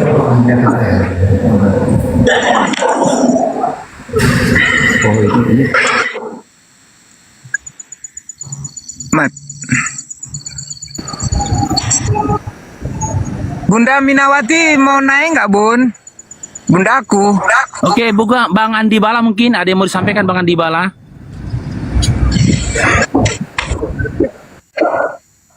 Itu aja Bang. Semoga mualaf kita ini tetap istiqomah aja udah. Amin. Amin. Amin. Mungkin Bang Marsinus ya. Marsinus tadi namanya. Marinus. Orang Batak ini bang, tapi kalau ditaruh dia tadi kan bang, bahasa Batak aja kalian bang, paham dia itu bang. Oh iya, mungkin adong naing di pasar Laison. Silakan Nay. Adong naing di pasar di Laison. Apa katanya? Oh, ada orang lek. KTP ning rombak don nang le. Oh, nanti gini, kirimkan fotokopi KTP-nya ke aku Bang Nathan. Nanti aku minta ke pusat supaya mengeluarkan sertifikat mualafnya beliau. Nanti Bang Nathan yang ngurus perpindahannya, perubahan KTP-nya. Ya. Dari Katolik ke Islamnya lah ya. Di KTP sama kartu keluarganya kan Bang? Kartu keluarganya, iyalah sekalian kartu keluarga itu berarti kan. Iya bang, siap bang. Ke Kabanjai kari, nanti kudu capil bang, ngaturkannya bang. Iya, nanti Bang Akhi Nathan lah yang tahu itu. Terus ini juga sama Lae Martinus, ada yang mau disampaikan ya atau ada keinginan yang ingin diutarakan Lae? Saat ini Lae kerja apa ini Lae Martinus? Enggak ada. Enggak ada kerja. Serabutan. Serabutan kerjanya, kadang ada dipanggil orang, kadang enggak, macam Ya, lagi tuh saat bang. ini yang kau bilang saat ini loh Lae Nathan, saat sekarang ini ada kerja nggak sekarang ini? Enggak ada. Sekarang nggak ada. Ya Pak orang tua nggak ada. Oke, kan mumpung nggak kerja ini Leku. Nah, apa salahnya Lae main-main dulu ke pondok tapis kita sembari belajar, tak seminggu 2 minggu. Nanti transportasinya kita akomodasikan, kita mudahkan transportasinya. Sampai nanti di kota Medan, nanti kita suruh tim untuk menjemput Lae. Bahkan kalau memang Lae mau dijemput dari Medan ke Tanah Karo pun boleh. Siap Bang Faruk, siap. Ya kan Ustadz kan? Siap. Kan, iya kan mumpung kan ini kan Lae kan gak ada kerja ini kan. Betul. Gitu. Nanti setelah seminggu atau 2 minggu belajar, boleh nanti Lae mau pulang lagi silahkan. Gitu. Sebagai informasi juga Bang Faruk, nanti insya Allah tanggal 14 sampai 15 saya ada tur dakwah di Tanah Karo, ada ngisi kajian di Tanah Karo, boleh datang insya Allah. Tanggal 14-15. Alamatnya DM aja bang, alamatnya bang. Alamatnya di Desa Daulu disebut debu itu bang, Desa Daulu itu bang. Oh, si debu itu. Iya. Berapa baru Ya. 3 jam, 4 jam dari sini. Naik kereta 4 jam. Oh siap. Jadi 4 jam dari sini bang. Bang gini, nanti abang boleh juga nanti DM-kan alamat abang. Kalau pas saya ke sana, kami akan sama tim akan ke sana. Nanti insya Allah akan menyampaikan pesan-pesan Bang Faruk juga insya Allah ke abang. Iya bang. Baik bang. Makanya gini dia Bang Nathan, pilihannya 2. Ya, Bang Lae Martinus ini yang mau datang ke Medan atau tim yang akan datang ke sana. Gitu. Tapi kalau saran aku, Lae Martinus ini aja dulu datang ke Medan, ya kan gitu. Ngobrol-ngobrol kita di Medan, kenalan kita gitu loh. Seminggu atau 2 minggu tinggal dulu di pondok tapis kita sambil belajar. Gratis betul. Nggak dipungut biaya spesial pun gratis. Makan, minum, apapun di pondok itu gratis. Gimana? Nanti dia menata ujian. Gimana lah ya? Nanti kabar sama kesehatan gitu. Iya. Karena gini lah ya kan, mana tahu dari terjalinnya silaturahim ini tadi kan. Ya, dimudahkan Allah rezekinya lah ya kan. Mana tahu dari rezeki di Medan ini gitu, atau mana tahu dengan langkah silaturahim ini ya saudara muslim bahkan ingin memberikan bantuan nama lain mungkin kan untuk modal usaha. Mana tahu kan. Tapi kan langkah itu kan dimulai, ikhtiar itu kan dimulai dari langkah. Nah, dari langkah itu mudah-mudahan mendapatkan jalannya kan, untuk dimudahkan Allah urusannya. Nanti komunikasinya melalui Wawa lah sama Bang Nathan ke aku. Tapi kalau harapanku, coba datang dulu ke pondok kita belajar setidaknya 2 minggu di sana. Iya betul. Ya, ketemu sama Bang Faruk. Gini aja nanti bang. Bang, gini aja kita bikin nanti bang. Menjelang bulan puasa bang, nanti ku temani dia, ku antar, insya Allah lah ya, ku antarkan nanti dia ke Medan. Tapi aku nggak bisa lama di sana, paling cuma 1 hari aku nginap. Nanti sisanya nanti ku tinggalkan di sana, Bang Parp yang aturkan lah gitu. Iya, makanya gini maksudku, Le Nathan ya. Setidaknya di Medan ini kan dia tahu dulu rukun-rukun sholat, berwuduk dulu, gitu loh. Terus tentang toharo tahu dulu dia. Kalau baca Quran, insya Allah kan, Ustadz Hendra ini punya metode kan. Alif aja cuma 2 hari belajar udah bisa baca 1 kata per kata di Qurannya. Karena memang beliau ini bidang beliau ini pengajar memang. Ustadz Hendra ini memang bidang beliau itu pengajar. Beliau itu memiliki cara ya bagaimana belajar itu supaya cepat gitu loh. Karena Bang Faruk pun belajar kepada beliau tentang ilmu nausorob kan, secara offline kepada beliau. Bahkan malam ini insya Allah Bang Faruk akan ketemu sama Ustadz Hendra. Beliau akan buka kajian di musola kami tentang nausorob malam ini. Jadi makanya saya berharapnya begitu gitu loh. Kalau memang mau ke sana, mau kemari, nanti saya kirimkan ongkosnya sampai di Medan, nanti dijemput sama tim kita. Ya, betul. Ya. Iya, Le. Nathan silakan. Nanti gini aja Bang, aku pengen juga ke sana. Aku udah nggak pernah ke Medan lagi dan ini pengen juga. Nanti aku temani dari sana 1 hari aja gitu. 1 hari aku di sana, nanti dia di sana gitu. Bila perlu dijemput, tentukan waktunya. Nanti Grab langgananku ku telepon. Mau nggak jemput ke Tanah Karo? Biar dijemputnya kalian ke Tanah Karo. Enggak lah, enggak usah lah gitu Bang, nanti repot kali. Simpang Pos aja nanti jemput kan gitu, bisa di Simpang Pos. Boleh, dijemput di Simpang Pos pun boleh. Jadi gini, Leku, kehadiran Pondok Tapis ya Bang Faruk ini memudahkan urusan mu'alaf, itu salah satu tujuannya memang. Itu mudah. Allah. Untuk dasar-dasar nanti di sini cara berudu, cara mandi wajib. Sebelum berangkat ke sana, aku ajarkan lah beliau. Insya Allah saya bisa lah Bang. Kalau untuk cara-cara sholat gitu, insya Allah bisa lah. Cara-cara ngaji, ya dasar-dasarnya dulu lah Bang. Insya Allah saya bisa ngajarkan dulu. Sebelum berangkat ke sana gitu Bang. Ya, Sidral mungkin selaku seniornya Bang Martinus yang udah syahadat duluan. Ada yang mau disampaikan, Dral Senipar? 1 kata Bang. Silakan. Bang Martinus, iya itu abang yang mualaf Ulaka Samsi, the best Islam. Takbir. Ulaka Samsi.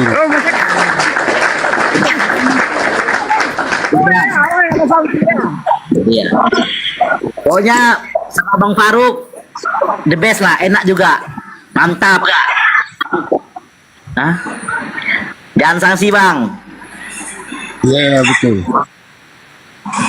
Kita bersaudara sekarang. Nanti ini kan mau Jumat, Leng. Ini kan Jumat, Martinus. Nanti kita sholatan, nanti kita Jumatan, nanti ku ajari cara mandi wajib dulu. Sebelum mandi, ambil wudhu, nanti ku ajarin nanti cara sholatnya nanti ya. Jumatan kita di masjid nanti. Ya lanjut Bang. Jadi selama aku udah mualaf, aku udah bisa baca Iqra dalam waktu 1 hari belajar di rumah. Allahu Akbar. Luar biasa kuasa Allah. Masya Allah. Insya Allah. Itu Bang Faruk. Aku tuh Bang Faruk jual kurma Bang Faruk. Orang tua aku, saudaraku mendukung aku di agamaku yang baru. Udah tahu. Mereka mendukung. Alhamdulillah. Bang, yang penting. Bang Faruk. Bang. Oi, aku gimana kira-kira? Gimana kira-kira kita doakan saudara-saudara kita hamba Allah atau yang di bawah net semuanya ini, kita doakan supaya mereka sehat selalu karena saudara kita ini baru mualaf Bang. Kira-kira gimana itu Bang? Biar saya makanya dari sini. Gini abangku, Bang Nathan, gini abangku. Nah, kalau bisa Abang kumpulkan pada satu waktu semua mualaf, tentukan waktunya kapan. Nanti insya Allah Ustadz Hendra yang akan berangkat ke sana, memberikan bimbingan siraman rohani buat mereka. Nah, ya baik bang, kumpulkan nanti Bang. Iya, gitu aja. Ya, syukur siap untuk menjemputnya Bang, untuk kita berjumpa. Nah, Baik Bang. Dral, gantian dulu ya, turun ke bawah dulu Dral ya. Oke, siap, Bang. Udah mau naikkan dulu, ini ada tamu yang ada Bang apa nih? Yang mau menyampaikan sesuatu juga Dral ya. Nanti naik lagi Dral ya. Oke, siap. Ya. Assalamualaikum. Bang Farouk. Halo Bang. Oi. Dia mau doakan saudara-saudara kita yang bantu dia Bang sama netizen di bawah Bang. Bisa kan Bang? Gimana? Dia mau ini saudara mau doakan netizen yang di bawah sama saudara yang bantu beliau Bang, hamba Allah yang bantu beliau. Doakan dia biar bimbing dari sini. Sal, coba kau Sal yang ngambil Ikut alih yang dulu, bilang, Sal. Neng. Ngambil alih kau Mal Sal. Aku noise Sal, gak dengar aku Sal. Ya, Bang, boleh Bang. Bahkan pun kita meminta doa karena doa dia doa mustajab, Bang. Doa dia. Ya, silakan Bang. Baik Bang. Doakan. Bikin tangan mulai. Gini loh tangannya. Iya. Itu tadi kalau gini waktu sadat. Ini gini dah doa. Ikutin aja aku bahasa Indonesia kita bikin biar paham kan. Bismillahirrahmanirrahim. Bismillahirrahmanirrahim. Ya Allah ya Rahman. Ya Allah ya Rahman. Tolonglah saudara-saudara kami yang ada di room ini, sehat selalu, panjang umur, murah rezeki, beserta keluarga semua. Saya tidak bisa membantu apa. Saya enggak bisa bantu apa-apa. Hanya doain bisa saya sampaikan kepada saudara semua. Saya doain ya, saya sampaikan kepada saudara semua. Semoga Allah membalasnya. Semoga Allah membalasnya. Amin. Udah Bang Sal lanjut Bang. Masya Allah, amin ya, amin. Semoga apa yang telah kalian sumbangkan, apa yang kalian bantu terhadap saudara kita yang baru masuk Islam, Allah permudah segala urusan antum semua dan keberkahan atas antum. Amin. Jadi apa yang disedekahkan itu sebenarnya tidak mengurangi harta kalian, tetapi itu akan menambahkan harta kalian, begitu. Betul. Masya Allah, betul itu Bang. Kan teman-teman juga memberikan ini di jalan Allah kan begitu. Ada teman-teman kita yang sedang diluluhkan hatinya, bisa kita berikan kepada dia gitu. Tapi jangan kita paksakan. Jika kita tidak mampu memberikan, jangan kita colong orang, nggak kayak gitu. Apa yang kita bisa doa yang kita mampukan doa gitu. Itulah Islam ya. Sangat indah teman-teman.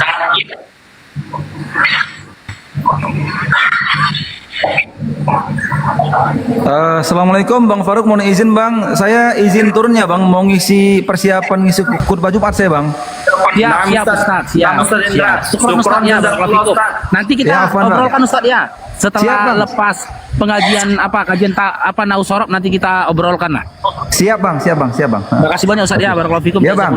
Assalamualaikum warahmatullahi wabarakatuh. Assalamualaikum warahmatullahi wabarakatuh. Baik Ustaz Endra, nanti kita ketemu di Medan sama Bang Farouk. Siap Bang.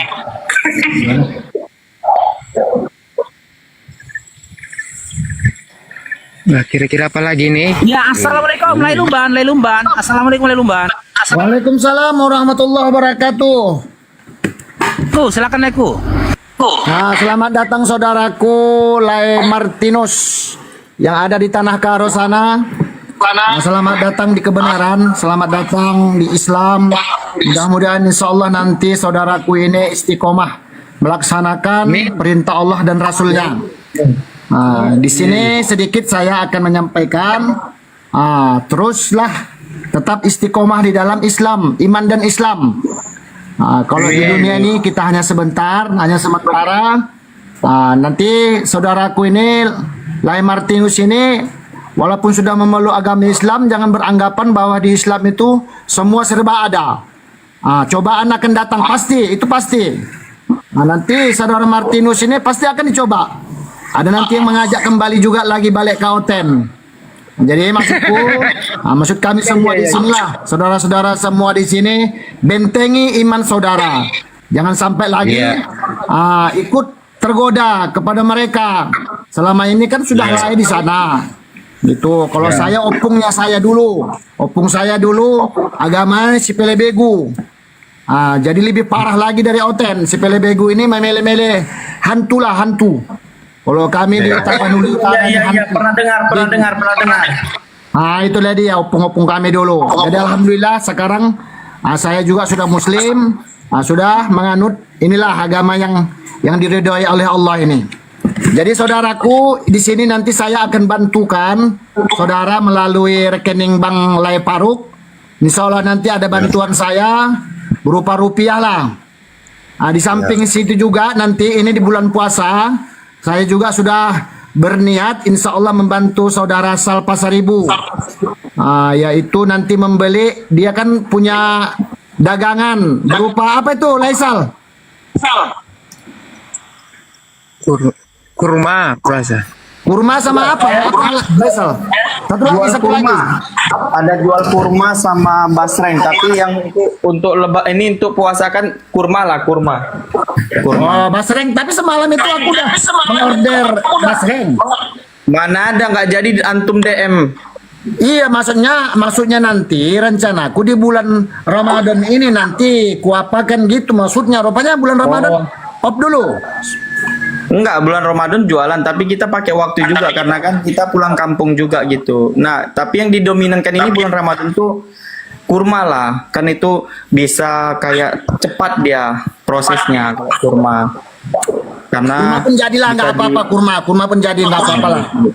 Nah, nanti kurmanya itu nanti dikirimkan ke ini ke pesantrennya Lai Paruk. Insya Allah. Itu. Nanti saya DM Bapak ya. Aku nggak bisa di DM. Aku aja di DM nanti. Aku aja. Baik. Punya. Nanti ini Lai Paruk. Nanti ada sedikit tapi aku nanti DM Lai Paruk. Ya kan? Aku sudah ada nomorku sama Lai Paruk. Jadi nanti ku DM Lai Paruk. Kita bantukan nih saudara kita ini. Saudara yang hari ini sudah mengucap 2 kalimat syahadat berupa rupiah lah nanti saya bantukan, tapi tak apalah sebesarnya yang besar-besar, hanya adalah bantuan saya insya Allah. Saudara ini Martinus Girsang. WA aku aja Martinus nanti dari Bang Girsang. Faruk ada. WA aku dari Bang Faruk nanti minta Martinus aja. Girsang ini. Iya.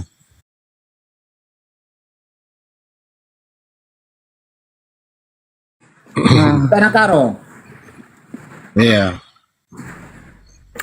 Nanti saya bantukan, saya kirim nanti ke Bapak marga Lai apa, Pak? Paruk. Nanti Lai Paruk. Nanti Lai Paruk yang mendonasikan, membantukan nanti ke Pak Nathan, Lai Nathan. Iya, insya Allah Bang. Itulah dari saya nanti.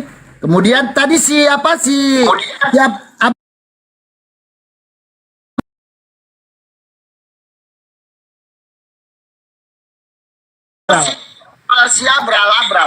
Oh, nggak ada, Sadrol nggak tahu dagang apa. Kalau misalnya Bang Faruk kan udah tahu bapaknya kan. Bang Faruk menjual parfum, teman-teman juga yang mau beli parfum Bang Faruk silakan. Untuk wangi-wangian di bulan Ramadan ini orang-orang sholat tarawih itu menginginkan itu wangi-wangian begitu. Dan menginginkan boleh tuh membelikan parfum Bang Faruk, dasar Bang Faruk. Ya, Lai Paruk semalam itu parfumnya aku beli aja 1.700.000. Masya Allah, alhamdulillah. 1.700.000 baris sudah habis, baru 3 yang terpakai. Baru 3. 7 lagi lah, sabar-sabarlah dulu. Jadi itulah laiku ya, pesanku dari aku. Terus jadi iman. Pertama belajar dulu, setelah nanti mandi wajib. Ini harus mandi dulu, mandi wajib, baru sholat Jumat. Mandi wajib diniatkan. Nanti saya ajarin Bang, iya Bang, saya ajarin nanti Bang. Ya lain Nathan nanti ajari lain. Mandi wajib sudah itu baru belajar toharoh. Baru setelah belajar toharoh, baru belajar nanti niat sholat. Kesemuanya itu nanti diajarkan lain Nathan lah. Gitu aja lah kira-kira.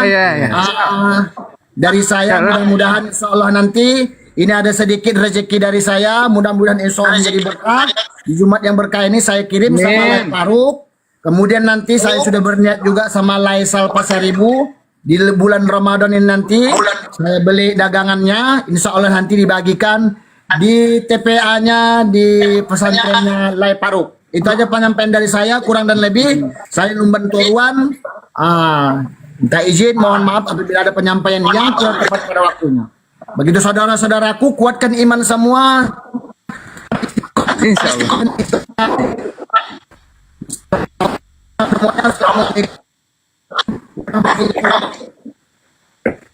Waalaikumsalam warahmatullahi wabarakatuh.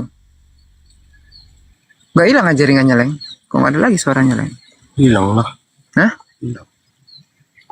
Siap ini sholat kita. Mandi wajib dulu, siap mandi wajib, nanti baru ke masjid kita sholat nanti, sholat Jumat. Kau kan belum bisa ajan nanti, aku suruh nanti hantar ajan. Biar aku jadi korbannya aku nanti, saya jadi imam sekalian. Halo Bang, Bang Sal, masih ada jaringan kan Bang? Masih ya?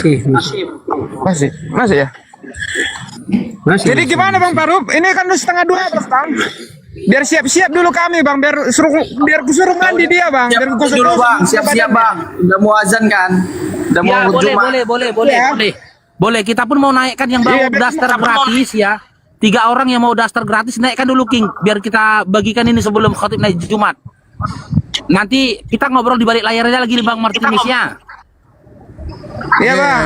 Ya biar kumandikan dulu dia ya, biar mandi wajib Ya, dulu. nama Bang. Dia Islamnya sholat kan siapa langsung ini? Bang. Nama Islamnya, teman-teman Muslim tanya di bawah nama Islamnya siapa? Oh iya sebelum diganti, apanya kan bisa ditambahi Muhammadnya ya kan Bang? Oh, Muhammad Martinus gitu. Gimana kira-kira, Leng? Jangan Martinus aja nama Bang Parup. ditambah Muhammadnya lagi depan. Muhammad Marinus. Udah nanti dibicarakan lah, nanti baru WA ke aku nanti ya. Ya Bang, ya Bang. Oke, gitu loh lah. Aki ya. Ya, Aki. Ya, assalamualaikum. Waalaikumsalam warahmatullahi wabarakatuh. Turunkan Aki.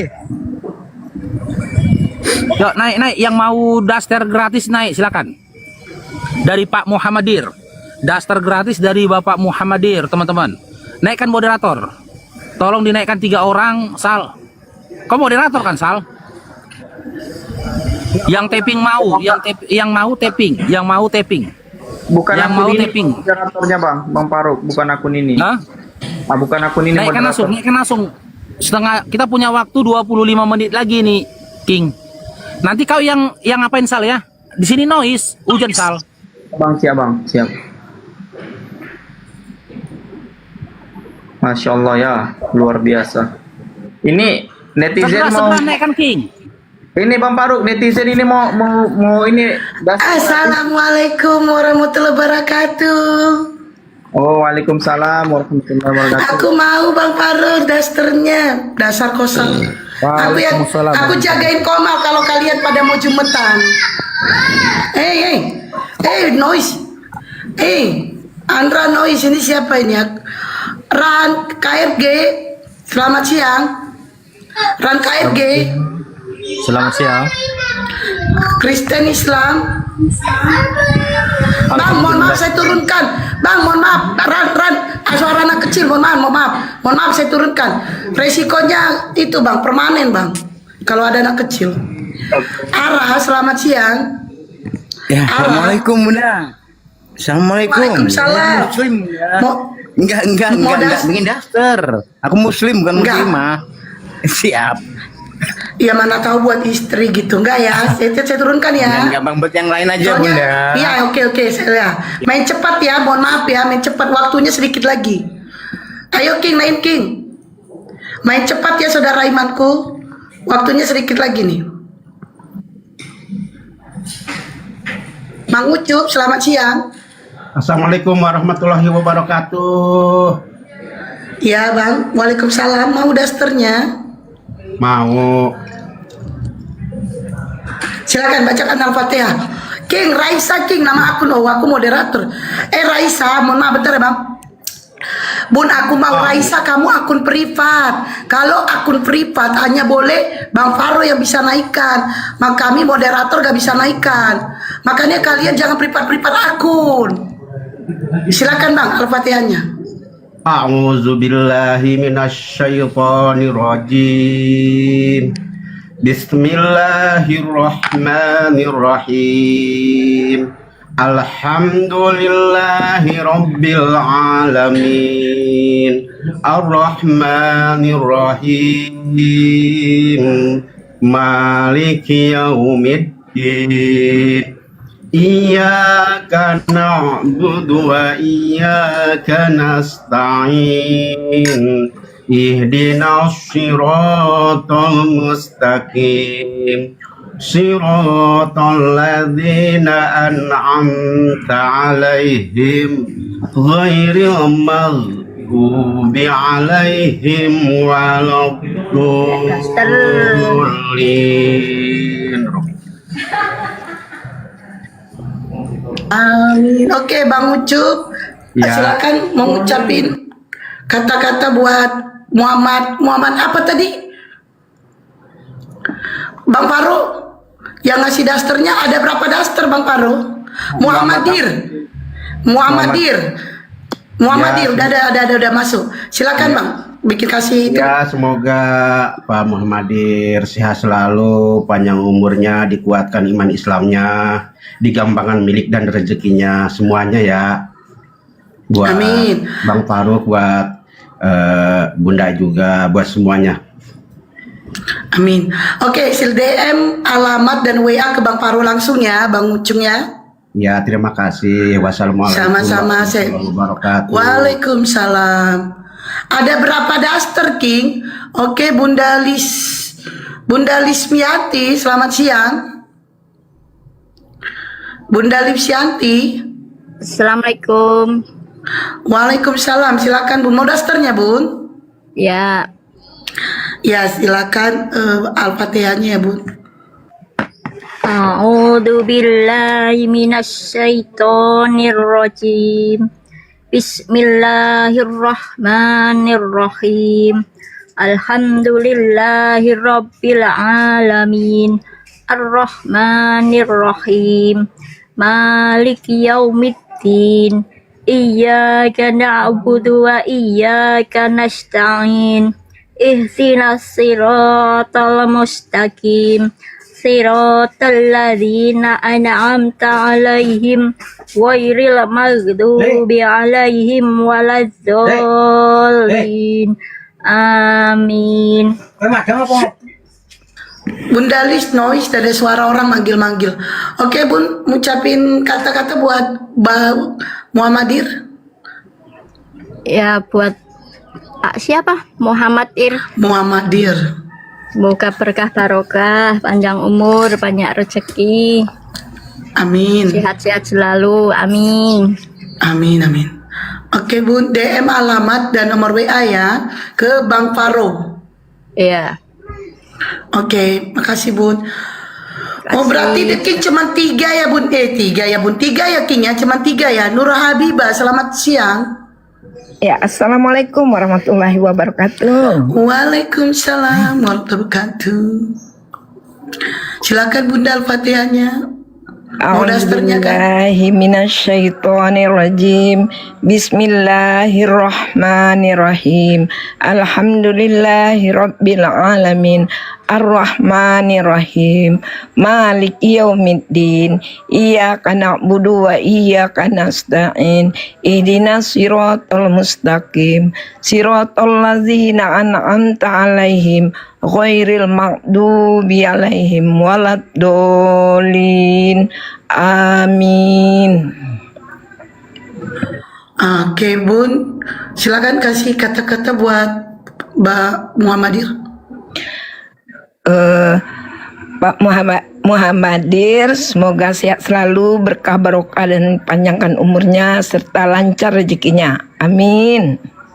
Amin. Oke, DM alamat yang lengkap ke Bang Paro ya Bun. Kayak gini loh, kalau kasih alamat jalan begini kecamatan apa, terus nomor WA langsung biar enak kita mengirimkannya ke kurir. Iya, jangan makasih Bun. alamat nomor WA nggak ada. Terakhir kita berapa nomor WA-nya gitu, jadinya kita screenshot jadinya. Iya, siap Bun. Makasih Bunda. Ya. Sama-sama. Oke, itu dasternya katanya ada 5 tapi 2 sama yang mualaf dan 3 buat ini. Tadi udah ya buat Bunda Nur Lismawati, Nur apa tadi, Bu Bahibah apa tadi ya, lupa aku. Pokoknya sudah habis ya. Nah gini nih saudara imanku, karena dasternya sudah habis. Nah, bagi saudara imanku yang mau berbagi lagi, silakan kalian boleh naik. Kalian mau berbagi sedekah lagi, Nur Habibah ya. Nah, silakan ya. Dasternya hari ini habis ya. Dan kalian mau berbagi-bagi parfum atau daster atau basreng, silakan kalian boleh naik ke atas. Bun, Bang Paro, aku mau bagikan parfumnya sekian, daster sekian. Oh, Masya Allah ya. Harga parfumnya 120 belum ongkir. Harga dasternya 130 belum ongkir. Itu dia. Atau kalian mau bagi-bagi basreng sekilo 90 belum ongkir. Udah, assalamualaikum. Oi. Aku mau dong. Waalaikumsalam. Aku mau dong. Udah Aku mau habis, dong, Dral. Udah habis. Oh ya udahlah, nggak apa-apa. Mungkin ada saudara Iman mau bagi kurma, Bun. Ya, siapa yang mau bagi silakan minta nih. Ah, tuh kata Bang Pari udah dapet. Bukan untuknya aku, untuk kakakku juga minta, dia mau kemarin. Aku juga lah katanya, kakaknya satu katanya.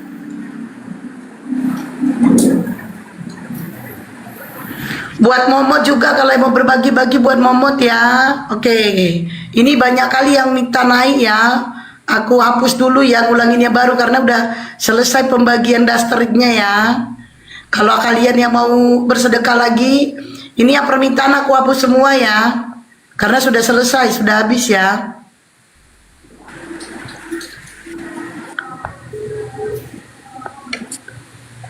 Oke, ini kita ini ada permintaan baru. Kalau kalian mau bersedekah lagi, silakan kalian boleh naik atau WA Bang Paro. Kayaknya tuh banyak yang mau dasternya, bagikan lagi lah gitu. Dasternya 130 belum ongkir. Atau kalian mau bagi parfumnya 120 belum ongkir. Atau kalian mau sedekah basrengnya 90 belum ongkir. Silakan. Ini sambil menunggu Jumatan. Yang mau beli ini kurmaku silakan DM ya Bang Wan. Mau beli kurmaku silakan DM aku ya. Aku jual kurma Bang Wan. Kirim aku sekilo, San. Sekilo Bang. Tapi mau puasa kan? Mau dekat puasa kan? Iya. Iya dia. Karena aku pesannya kan lagi ini. Lagi apa namanya? Lagi Kilo berapa Sal kurmanya? sekilo sama KST 115. Ya kirim, aku minta uangnya sama Bang Paro.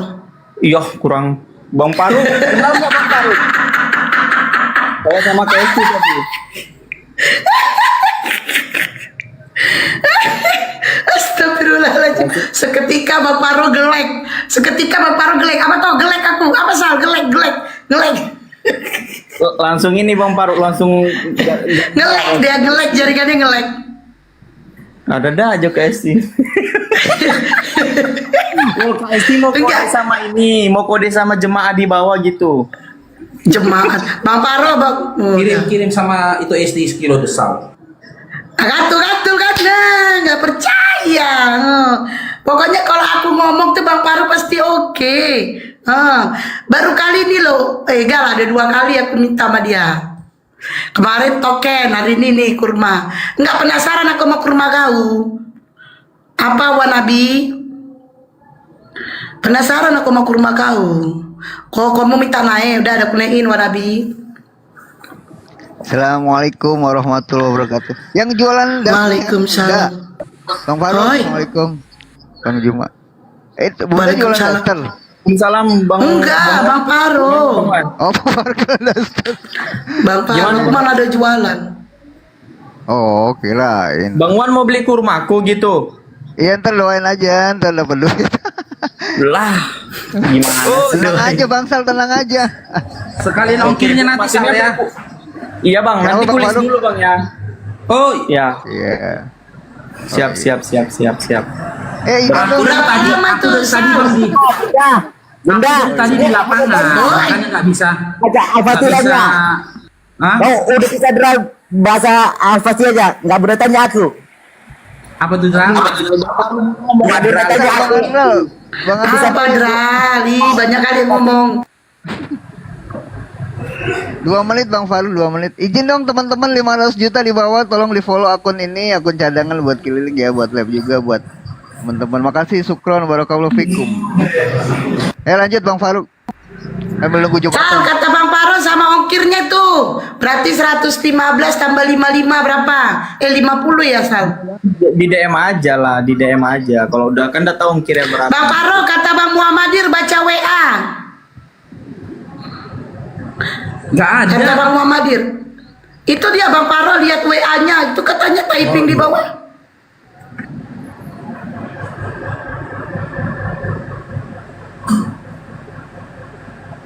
Oh iya, Dral. Dral. Ya bang. Nah, kau dapat daster lagi nih dari Pak Muhammadir, nonton di bawah beliau. Masya Allah. Allah. Terima kasih Pak. Yang semoga rezeki lancar. Biar selalu. Kalau dia pakai dasar gimana? Panjang umurnya.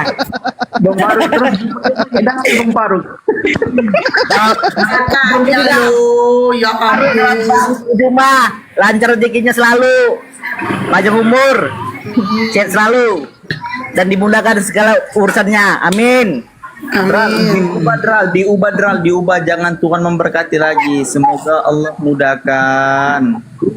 Bang Sal, mana Bang Sal? Abang bilang aku mau dapat Bang Sreng. Nggak ada Bang Sreng ya sama aku. Gitu, Dral. Saya nggak ada bilang begitu. Insya Allah. Dral, dari aku nanti basrengnya aku kasih kau sekilo. Aku kan nanti dikirim sisal. Aku kasih kau nanti sekilo lagi basrengnya ya. Bang Faru, aku dapat basreng 3 kilo Bang Faru. Hah? Bang Faru kan udah aku kirim basreng yang bagus kilo. Nah ini dapat 3 kilo lagi dari hamba Allah. Masya Allah, syukron hamba Allah, barakallahu fikum, jazakumullah khair. Nah, nanti aku kasih kau ya sekalian daster sama basrengnya ya. Rezekinya lancar. Sehat selalu, panjang umurnya, dimudahkan jalan segala urusan dan rezekinya. Amin. Bang Adel semua didoain dong, Bang Adel semua didoain sekarang yuk. Nah, yang belum dapat jodoh gitu dimudahkan jodohnya gitu kan. Aku juga belum dapat jodoh. Ya nggak apa-apa lah doa. Nanti Sal, nanti kurma itu sebelum puasa udah datang ya Sal? Iya, pakai pokoknya kan nanti kurmanya sebelum puasa insya Allah. Iya, masalahnya sunnah kalau makan itu mau puasa. Nah, aku kirim lagi itu dalam juga.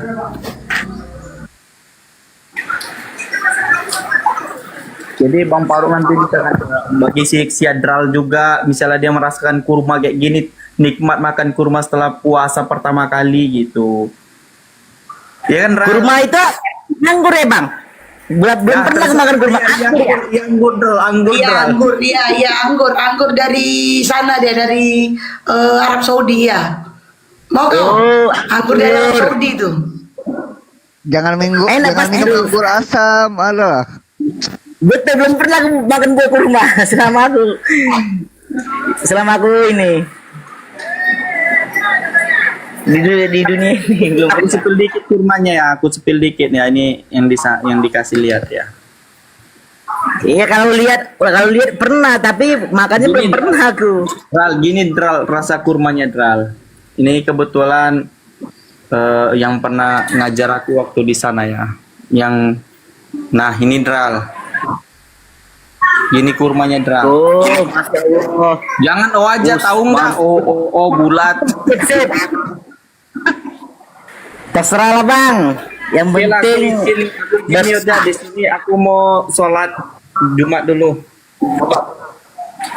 Oke Bang, siap.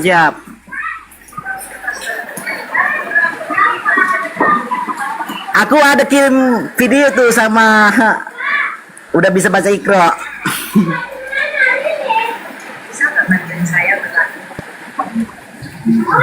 Sal. Tapi masih Iqra 1. 1 sampai 2. Dipanggil Pak Winata. Siapa? Sal Pasar Ibu. Kayak tadi dia persiapan mau Jumatan katanya Pak. Hadral. Iya Pak. Assalamualaikum. Udah sembuhnya kau sunatnya? Nah? Udah sembuh sunat. Masih ada rasa denyut-denyut Pak. Seminggu lagi lah katanya Pak. Biasanya itu asik kan? dirasa-rasa. Ah, Asik kan rasanya. sorry. Asik. Sakit-sakit enak kan? Iya Pak, enak.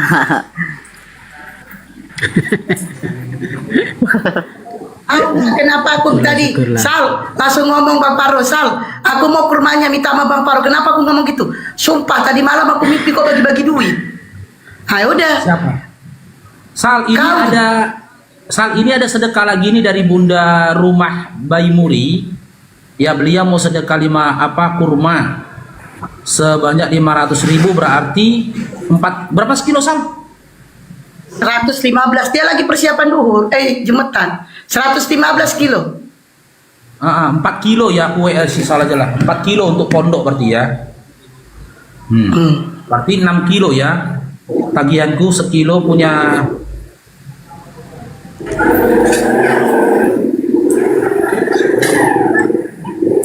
Kurma apa tadi Tok? Kurma sisal katanya? Kurma sari. Iya, Sukari. Kan betul kan Bang Paro bagi-bagi kan? Betul, mimpiku betul jadi nyata kan? Aku mimpi tadi malam kok bagi-bagi duit. Makanya tadi berani aku ngomong, Sal, aku mau kurma. Bang Paro yang bilang sama Bang Paro kan? Betul aku kan kau bagi-bagi kan? Berarti kenyataan mimpi ini kau mau bagi-bagi kau.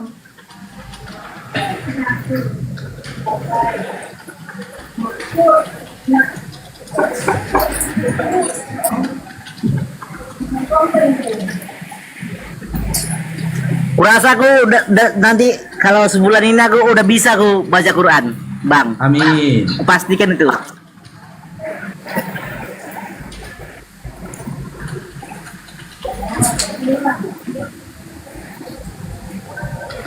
Bang Paro lagi main HP loh. Bang Paro baca WA kata The King.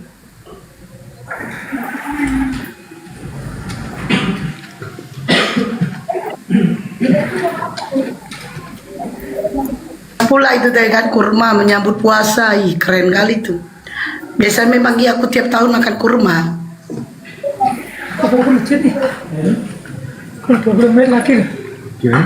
Bunda datang lah main ke Medan, Sumatera. Senyum-senyum di jalan. Absen. Biar jumpa kita. Video callan lah sama. Draw. Apa tuh sayang?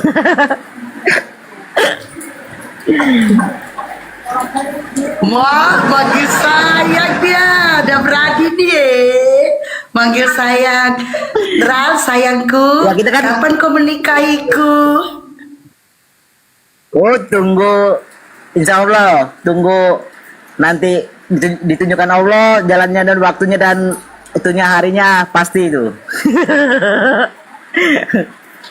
Tunggu ya sayang.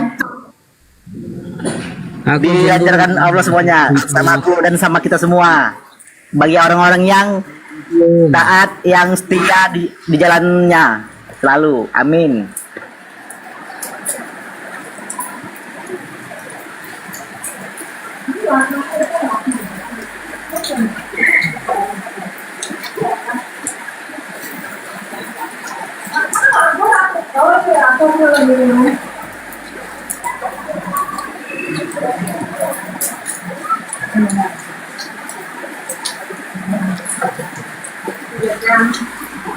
Si Ipan tengok tuh di bawah. Oh, seneng kali dia kalau si Drol itu jadi suamiku. Ya betul. Tengok tuh paling seneng dia tuh. Dia di luar typing itu. Siapa? Itu si Ipan itu. Nanti paling bahagia ya. Suka ya kan sama Bang sama Bunda.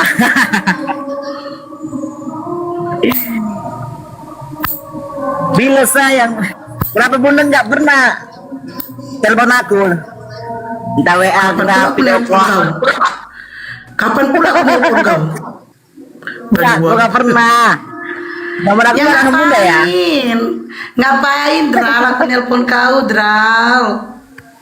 Kan PDKT, kan nggak salah Bunda. PDKT.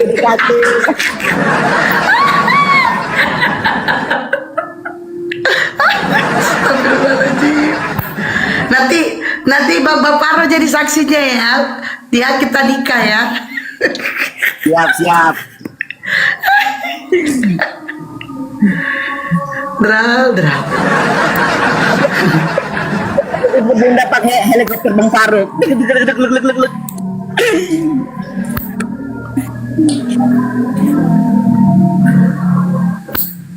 Udah banyak syahadat, gak ada lagi otet, cemana ini? Bunda, kalau dalam penglihatan aku Bunda ya, ini bukan aku bicara kaleng-kaleng. Semua umat nanti itu jalan kita itu jalannya Allah. Oke, my lab, selamat. Oh ini Pak Winata ya?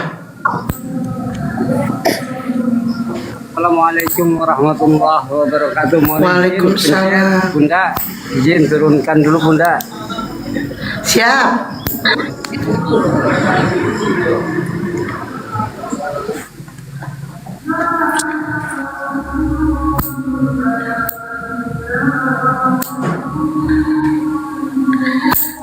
Tunggu dulu kalian. kirim bastrek, parfum. Kenapa ke Bang Juma kalian gak ada mau ngirim? Balua kalian ya. Kalian kalau mau kirim bastrek, kirim parfum ke Bang Juma, boleh DM atau WA aku, nanti aku kasih alamatnya.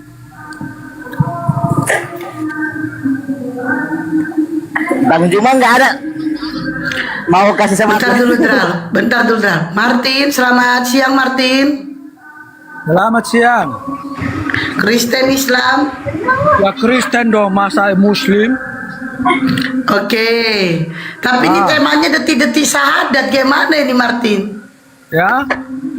Ini temanya detik-detik syahadat. Lo memang mau syahadat lo?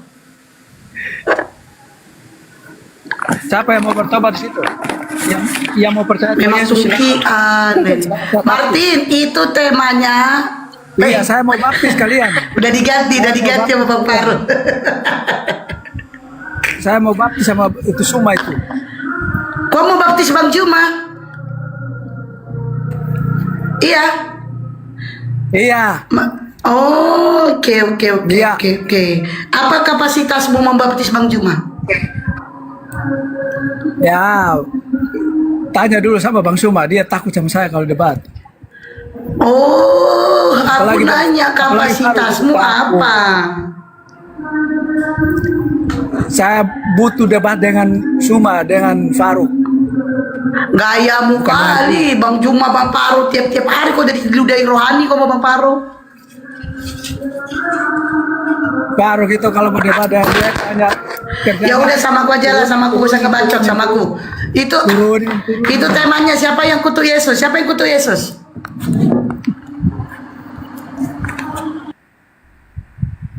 Martin, itu temanya siapa yang kutuk Yesus?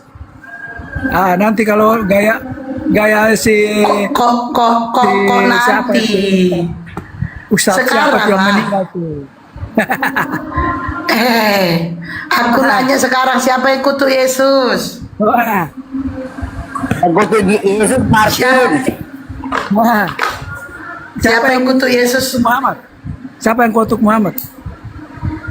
Iya, baluap katanya nih Bang Juma. Kamu takut debat sama aku. Pertanyaan kau yang bisa kau jawab. Kau setiap hari kau udah rohani ya kau baluap. Siapa yang kutuk Yesus? Kalau yang wanita otaknya hanya separuh jadi percuma. Daripada kau nggak punya otak, anak orang kau tuankan, adalah turun kau baluap. Ditanya apa jawabnya apa, udah turun. Soalnya ini kayaknya ganti rungkat. Gacor, selamat siang. Menarik kayak gitu orang kayak gitu Bunda. Ya yang menghujat itu. Islam ya, waalaikumsalam. Kalian mau disampaikan Bang? Agama itu. Ya Bang Gacor, ada yang mau disampaikan? Ya, sehat selalu semua yang di Komal Muslim. Siapa tadi yang mengucap? Udah diturunkan Bang. Kalau penghujat begitu mau dikem penggal kepalanya itu ada otak campur dengan otak babi sedikit itu di dalam isi kepalanya itu. Aduh. Oke Ada lah. lagi Pak yang mau disampaikan? Nggak ada lagi. Oke, assalamualaikum. Waalaikumsalam. Jangan lupa kalian potong kuku. Gas kaun orangnya udah nggak ada.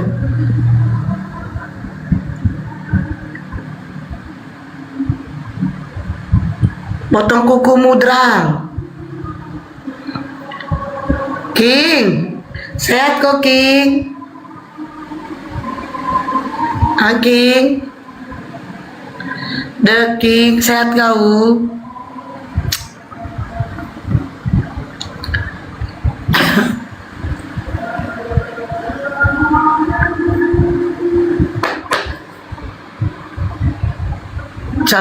Sania saudara imanku lagi persiapan Jumatan ya.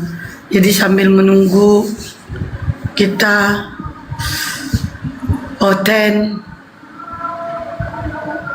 Ya kalian yang laki-laki di bawah yang mau Jumatan silakan ya persiapannya. Di Medan sebenarnya masih lama itu. Ada 20 menit lagi. Lanjut Sal, basreng saudaraku enak. Ya Mbak Suwarti, basrengnya enak. Bunda Suwarti mau pesan lagi.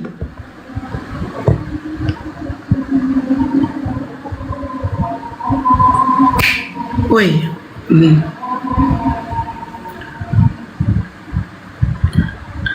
Desal bisa basrengnya lanjut. Bisa Bunda. Bunda Suwarti bisa basrengnya lanjut bisa. Kami di Sulawesi sudah selesai. Oh iya. Bisa Bunda mau pesan lagi Bunda? Bunda Suwarti mau pesan berapa kilo? Berapa banyak? Untuk siapa? Kirim kemana?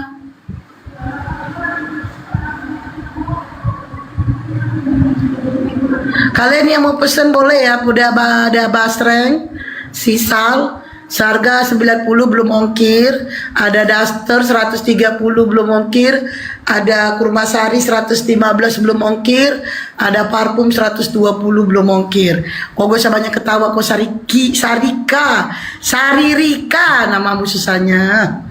Kok pesen lah basreng Saririka. Udah aku panggil Sarika aja lah. Susah kali Sariri, 2 kali ririnya. Sariri. Adalah Sariri ya, Sariri. Kau Aquarius, aku Pisces. Si The King juga mana ini? Laris ya jualan saudara imanku ya. Tinggal aku yang belum jualan. Kira-kira aku jualan apa cocok ya weh? Lah aku cocoknya di rumah aja makan. Merajo. Siapa kau merajo? Sari roti aja, sari roti, masa roti. Kau merajo, King? Udah tua bangka kau merajo. Astagfirullahaladzim, King. Udah tua bangka pun merajo. Ih, kau udah tua bangka. Ngapain kau merajo-merajo? Sadar diri kau. Ih, Tuhan, udah tua bangka. Oh, kenapa merajo? Kau mau basreng? Itu Bang Paru lagi dikirimi 3 kilo. Paling kok nanti dikasih sekilo. Aku udah dapat kurma 1 kilo. Kenapa lah kau Andi? Nih kau sini dik kau Kristen apa Islam dik? Suara dia aja. Terus kau mau siapa yang bersuara Andi? Siapa? Kau lah naik sini, kau bersuara sini. Naik Andi. Dah gantian kita. Lucu kok Kak. Merajuk laku. Enggak kau kasih aku 30%. Astagfirullahaladzim. Apa yang 30% The King? Yang jualan Bang Paro, yang jualan Sisal. Justru aku di sini bantu promosikan. Hah? Yang jualan siapa? Yang punya dagang siapa? Kok aku pula kau minta persen membalut kau? Gunting kuku di hari Jumat biar apa Bunda? Sunnah. Harga bersahabat, rasanya bersahabat juga. Yoi. Bukan. Harga harga kaki 5, rasa bintang 5 gitu. KST jadi jual birahi mirip, diam kau Sariri. Bercanda lo, nggak? Aku udah anggap kau serius, nggak mau tahu aku. Aku udah anggap kau serius. Sekarang gantian, aku yang merajuk. Ten Naila Ten.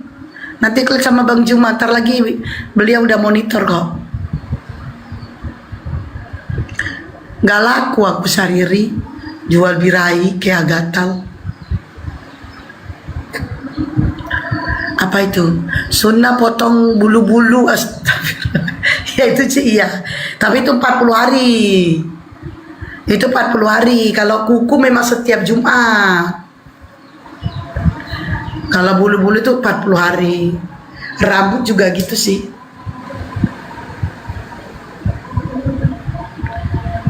Alhamdulillah kelar Jumatan. Alhamdulillah. Tinggal sedekahnya aja belum lagi ya Bang Devandra. Jumatannya udah kelar.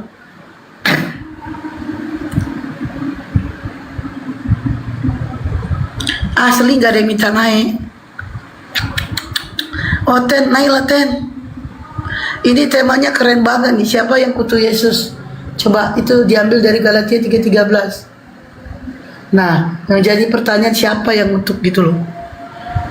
Dia melarat, pertanyaanmu aneh-aneh. Kalau kamu manis, ini rasanya lebih manis. Ini rasanya lebih manis. Apa ini tuh? Ini itu apa?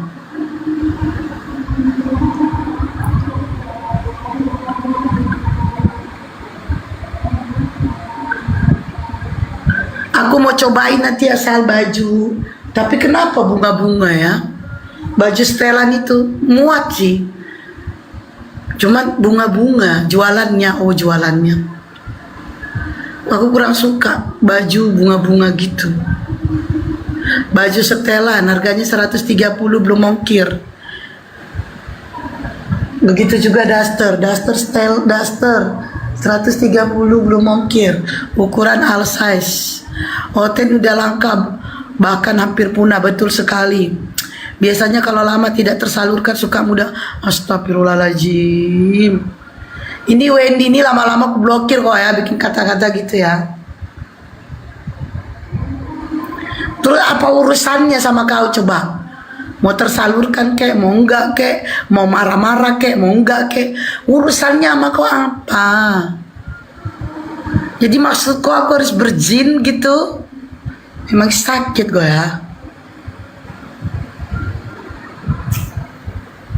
Ya tuh si Wendy tuh tiap hari typing kayak gitu. Dia ngajarin aku ajaran sesat itu. Jadi maksud dia aku pici gitu. Aku harus berjino gitu maksud kau. Udah sakarepmu lah Wendy, sakarepmu. Ya wes lah nak kene nak kono sakarepmu lah. Oh naik lagau. Oke naik dia. Putra selamat siang. Iya, Putra Ibu Nora. Seko ala Putra. Jangan kau ganti-ganti namaku.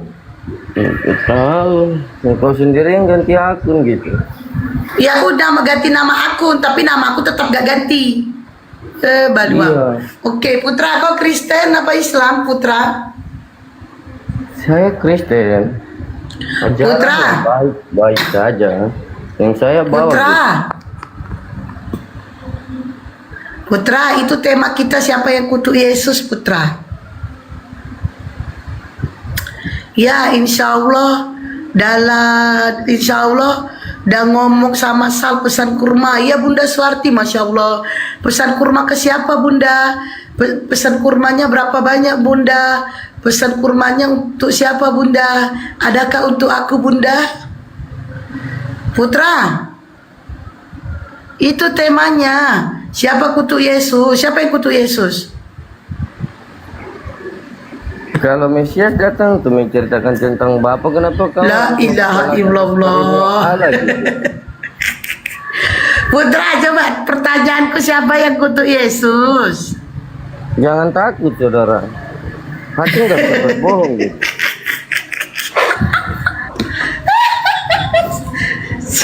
Siapa yang takut? Ya, benar, Aku ya. nanya loh, siapa yang kutuk Yesus? Kau nggak pernah mengerti tentang Ya ajaran. astagfirullahaladzim. Itu dalam Alkitabmu gitu. Tentang hal yang baik-baik saya gitu. Saja gitu. Ya, emang aku ngomong apa kok? Aku kan nanya namanya loh, manusia mempunyai siapa salah. yang kutuk Yesus? Bagaimana kau mau mempersalahkan itu benar gitu? Aku tidak mempermasalahkan benar. Aku nanya, siapa yang kutuk Yesus? Siapa? Ya, yang membenci dia lah. Oh, yang membenci dia. Siapa yang membenci Yesus ini? Siapa? Jadi kalau Tuhan Yesus itu adalah Bapa itu sendiri, kenapa kau tidak mengakui?